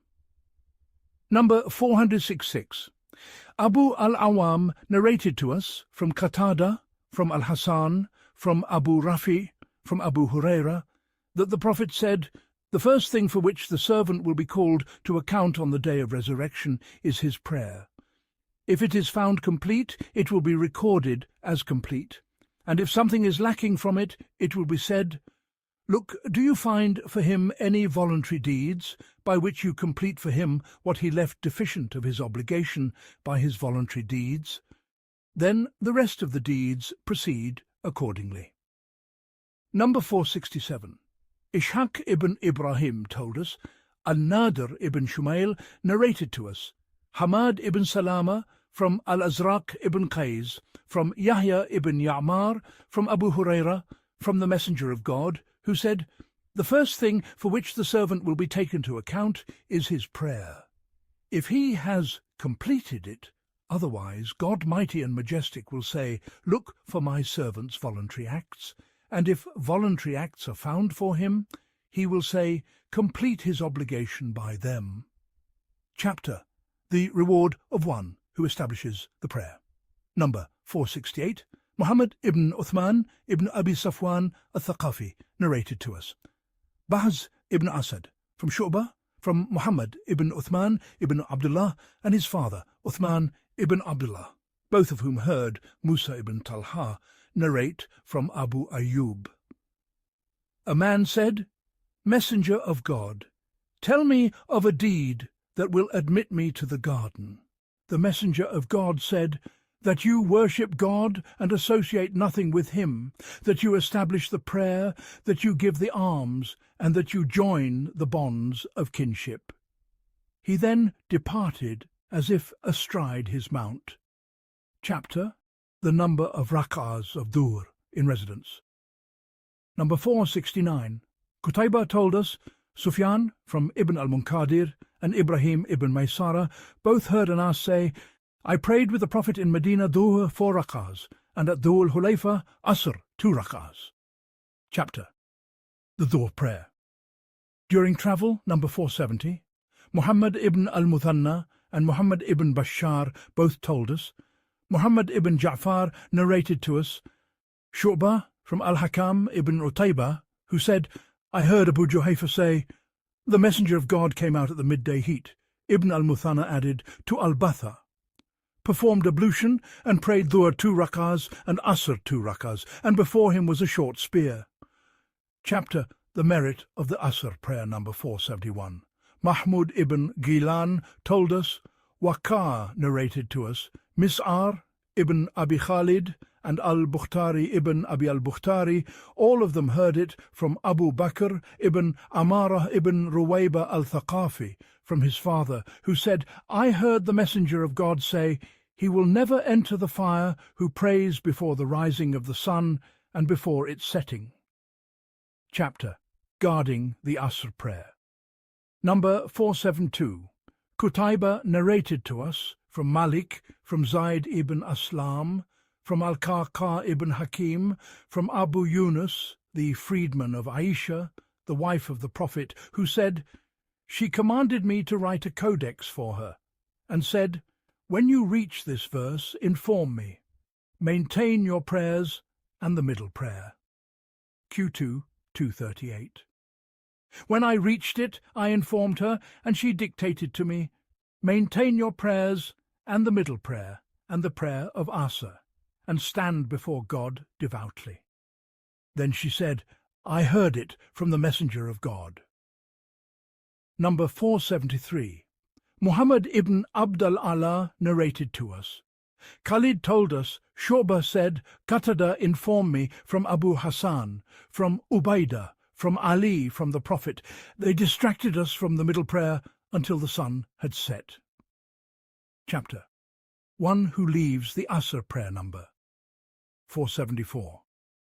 Ubaidullah ibn Sa'id told us, Yahya narrated to me from Hisham, who said, Yahya ibn Abi Kathir narrated to me from Abu Kilaba, who said, Abu al-Mali told me, "We were with Buraidah on a cloudy day, and he said, 'Pray early,' for the Messenger of God said, 'Whoever leaves the Asr prayer, his deeds have come to nothing.'" Chapter: The number of rak'ahs of Asr in residence. Number 475. Yaqub ibn Ibrahim told us, Hushaym narrated to us, Mansur ibn Zadzan from al-Walid ibn Muslim, from Abu al-Siddiq al-Naji, from Abu Sa'id al-Khudri, who said, "We used to estimate the standing of the Messenger of God in Dhuhr and Asr. We estimated his standing in Dhuhr to be around 30 verses, like the Surah al-Sajda in the first 2 rak'ahs, and in the latter 2 about half of that. And we estimated his standing in the first 2 rak'ahs of Asr to be like the latter 2 of Dhuhr, and we estimated his standing in the latter 2 of Asr to be half of that." Number 476. Suwaid ibn Nasr told us, Abdullah ibn al-Mubarak from Abu Awana, from Mansur ibn Zadzan, from al-Walid Abu Bishr, from Abu al-Mutawakkil, from Abu Sa'id al-Khudri, who said, "The Messenger of God used to stand in Dhuhr and recite around 30 verses in each rak'ah. Then he would stand in Asr, and in the first 2 rak'ahs, recite around 15 verses. Chapter: The Asr prayer during travel. Number 477. Qutayba told us, Hamad from Ayub, from Abu Kilaba, from Anas ibn Malik, the Prophet prayed Dhuhr in Medina 4, and he prayed Asr at Dhul Hulayfa 2. Number 478. Isa ibn Hamad Zughba told us, al-Layth from Haywa ibn Shuray, who said Ja'far ibn Rabi'a related to us, that Iraq ibn Malik related to him, that Nawfal ibn Muawiyah related to him that he heard the Messenger of God say, "Whoever misses the Asr prayer, it is as though he has been bereaved of his family and wealth." Iraq said, and Abdullah ibn Omar informed me that he heard the Messenger of God say, "Whoever misses the Asr prayer, it is as though he has been bereaved of his family and wealth." Yazid ibn Abi Habib differed with him. Number 479. Isa ibn Hamad Zughba told us, al-Layth from Yazid ibn Abi Habib, from Iraq ibn Malik, that it reached him that Nawfal ibn Muawiyah said, "I heard the Messenger of God say, among the prayers is a prayer. Whoever misses it, it is as though he has been bereaved of his family and wealth." Ibn Umar said, "I heard the Messenger of God say, it is the Asr prayer." Muhammad ibn Ishaq differed with him. Number 480. Ubaidullah ibn Sa'd ibn Ibrahim ibn Sa'd told us, "My uncle narrated to me. My father narrated to us from Muhammad ibn Ishaq, who said Yazid ibn Abi Habib related to me from Iraq ibn Malik, who said, I heard Nawfal ibn Muawiyah say, there is a prayer. Whoever misses it, it is as though he has been bereaved of his family and wealth." Ibn Umar said, the Messenger of God said, it is the Asr prayer. Chapter. The Maghrib prayer. Number 481. Muhammad ibn Abd al-Ala told us, Khalid narrated to us, Shuba, from Salama ibn Kuhail, who said, I saw Sa'id ibn Jubair at Jam, Muzdalifah. He called the Iqamah and prayed Maghrib 3 rak'ahs. Then he called again and prayed, meaning Isha, 2 rak'ahs. And he mentioned that Ibn Umar had done the same with them in that very place, and that the Messenger of God had done likewise in that place. Chapter. The Merit of the Isha Prayer. Number 482. Nasr ibn Ali ibn Nasr told us from Abd al-A'la, Ma'mar, from al-Zuhri, from Urwa, from Aisha, who said, the Messenger of God delayed the Isha prayer until Umar called out to him, the women and children have fallen asleep. So the Messenger of God came out and said, truly, no one performs this prayer but you. And at that time no one prayed it except the people of Medina. Chapter. The Isha. Prayer during travel. Number 483. Amr ibn Yazid told us, Bahz ibn Asad narrated to us, Shuba said, Al-Hakam informed me, Sa'id ibn Jubair led us at Jam. He established the Iqamah and prayed Maghrib 3 rak'ahs, then gave salam, then he prayed Isha 2 rak'ahs. Then he mentioned that Abdullah ibn Umar had done that, and that the Messenger of God had done that. Number 484. Amr ibn Yazid told us, Bahz ibn Asad narrated to us. Shu'bah narrated to us. Salama ibn Kuhail said, I heard Sa'id ibn Jubair say, I saw Abdullah ibn Umar pray at Jam. He established the Iqamah and prayed Maghrib 3 rak'ahs. Then he prayed Isha 2 rak'ahs. Then he said, thus I saw the Messenger of God do in this place. Chapter. The Merit of Prayer. In congregation number 485. Qutayba narrated to us from Malik, from Abu al-Zinad, from al-Araj, from Abu Huraira. The Messenger of God said, among you angels take turns angels of night and angels of day, and they gather at the prayer of dawn and the prayer of Asr. Then those who spent the night among you ascend, and he asks them, and he knows best about them, how did you leave my servants? They say, we left them while they were praying, and we came to them while they were praying. Number 486. Kathir ibn Ubaid told us, Muhammad ibn Harb narrated to us from al-Zubaydi, from al-Zuhri, from Sa'id ibn al-Musayyab, from Abu Huraira. The Messenger of God said, the congregational prayer surpasses the prayer of one of you alone by 25 parts, and the angels of night and day gather at the dawn prayer. and recite if you wish. And the recitation at daybreak, indeed, the recitation at daybreak is witnessed. Q 1778. Number 487. Amr ibn Ali and Yaqub ibn Ibrahim both told us, Yahya ibn Sa'id from Ismail.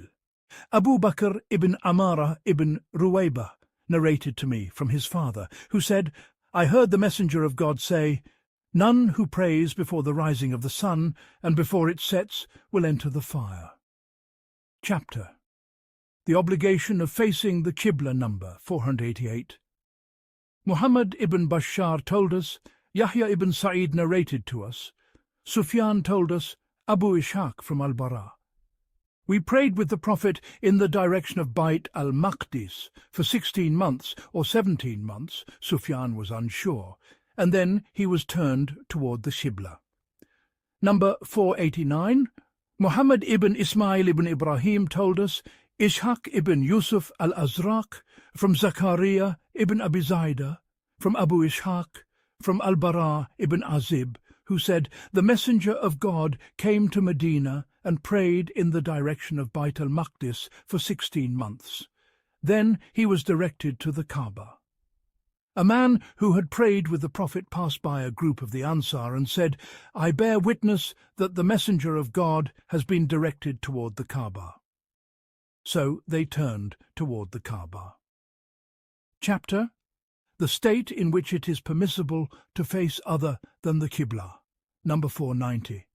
Isa ibn Hamad Zughba and Ahmad ibn Amr ibn al-Sarh and al-Harith ibn Miskin reading to him while I was listening, and the wording is his narrated to us, from Ibn Wahb, from Yunus, from Ibn Shihab, from Salim, from his father, who said, The Messenger of God used to glorify God upon his mount wherever it turned, and he would perform witr upon it, but he would not perform the obligatory prayer upon it.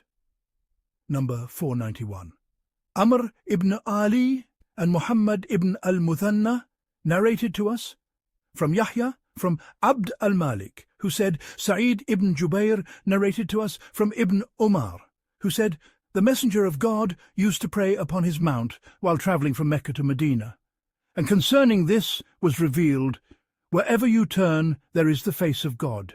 Q2 115. Number 492. Qutayba ibn Sa'id narrated to us from Malik, from Abdullah ibn Dinar, from Ibn Umar, who said, The Messenger of God used to pray upon his riding beast during travel wherever it faced. Malik said, Abdullah ibn Dinar said, and Ibn Umar used to do that. Chapter. When an error becomes apparent, after one has exercised judgment. Number 493. Qutayba narrated to us from Malik, from Abdullah ibn Dinar, from Ibn Umar, who said, While the people were at Quba in the dawn prayer, a messenger came to them and said, Last night the Messenger of God received revelation, and has been commanded to face the Kaaba, so face it. Their faces had been toward Syria, and they turned toward the Kaaba. Book 6. The Appointed Times, number 494. Qutayba told us, al-Layth ibn Sa'd from Ibn Shihab, that Umar ibn Abd al-Aziz delayed the Asr prayer somewhat. Urwa said to him, Truly, Gabriel came down and led the Messenger of God in prayer. Umar said, Know what you are saying, O Urwa? He said, I heard Bashir ibn Abi Mas'ud say, I heard Abu Mas'ud say, I heard the Messenger of God say, Gabriel came down and led me. I prayed with him, then I prayed with him, then I prayed with him, then I prayed with him, then I prayed with him, counting with his fingers the 5 prayers. The beginning of the time of Dhuhr. Number 495. Muhammad ibn Abd al-A'la narrated to us. Khalid narrated to us. Shuba narrated to us. Sayyar ibn Salama said, I heard my father asking Abu Barza about the prayer of the Messenger of God. I said, You heard him yourself? He said, As I hear you now. He said, My father asked about the prayer of the Messenger of God, and he said he did not mind delaying it that is, the Isha, until half the night, and he disliked sleeping before it and conversation after it. Shuba said, Later I met him and asked him, and he said, he used to pray Dhuhr when the sun had declined, and Asr such that a man could go to the furthest part of Medina and the sun was still alive, and Maghrib I do not know at which time he mentioned it. Then Shuba said, Later I met him and asked him, and he said, he used to pray Fajr, and a man would depart and look upon the face of his companion whom he recognized, and recognize him, and he would recite in it between 60 to 100 verses. Number 496. Kathir ibn Ubaid narrated to us Muhammad ibn Harb from al-Zubaydi from al-Zuhri, who said, Anas informed me, the messenger of God came out when the sun had declined, and led them in the Dhuhr prayer. Number 497. Yaqub ibn Ibrahim narrated to us. Humayd ibn Abd al-Rahman told us, Zuhair from Abu Ishaq, from Sa'id ibn Wahb, from Khabbab, who said, we complained to the messenger of God about the scorching heat of the ground, and he did not grant us relief. It was said to Abu Ishaq, meaning, to hasten it? He said, yes. Chapter, Hastening Dhuhr while travelling. Number 498. Ubaidullah ibn Sa'id told us, Yahya ibn Sa'id from Shu'bah, who said, Hamza al-A'idi told me, I heard Anas ibn Malik say, when the Prophet descended at a place, he would not depart from it until he had prayed Dhuhr. A man asked, even if it was the middle of the day? He said, even if it was the middle of the day. Hastening Dhuhr in cold weather, number 499. Ubaidullah ibn Sa'id told us, Abu Sa'id, the freedman of Banu Hashim, narrated to us, Khalid ibn Dinar Abu Khalda said, I heard Anas ibn Malik say, when it was hot, the messenger of God would cool, delay the prayer, and when it was cold, he would hasten it. Cooling the Dhuhr prayer. When the heat is intense. Number 500, Qutaybah ibn Sa'id told us, Al-Layth from Ibn Shihab, from Ibn al-Musayyab, and Abu Salama ibn Abd al-Rahman, from Abu Hurairah, who said, the messenger of God said, when the heat is intense, then cool off, delay. The prayer for the blaze of the heat is from the scorching breath of hell.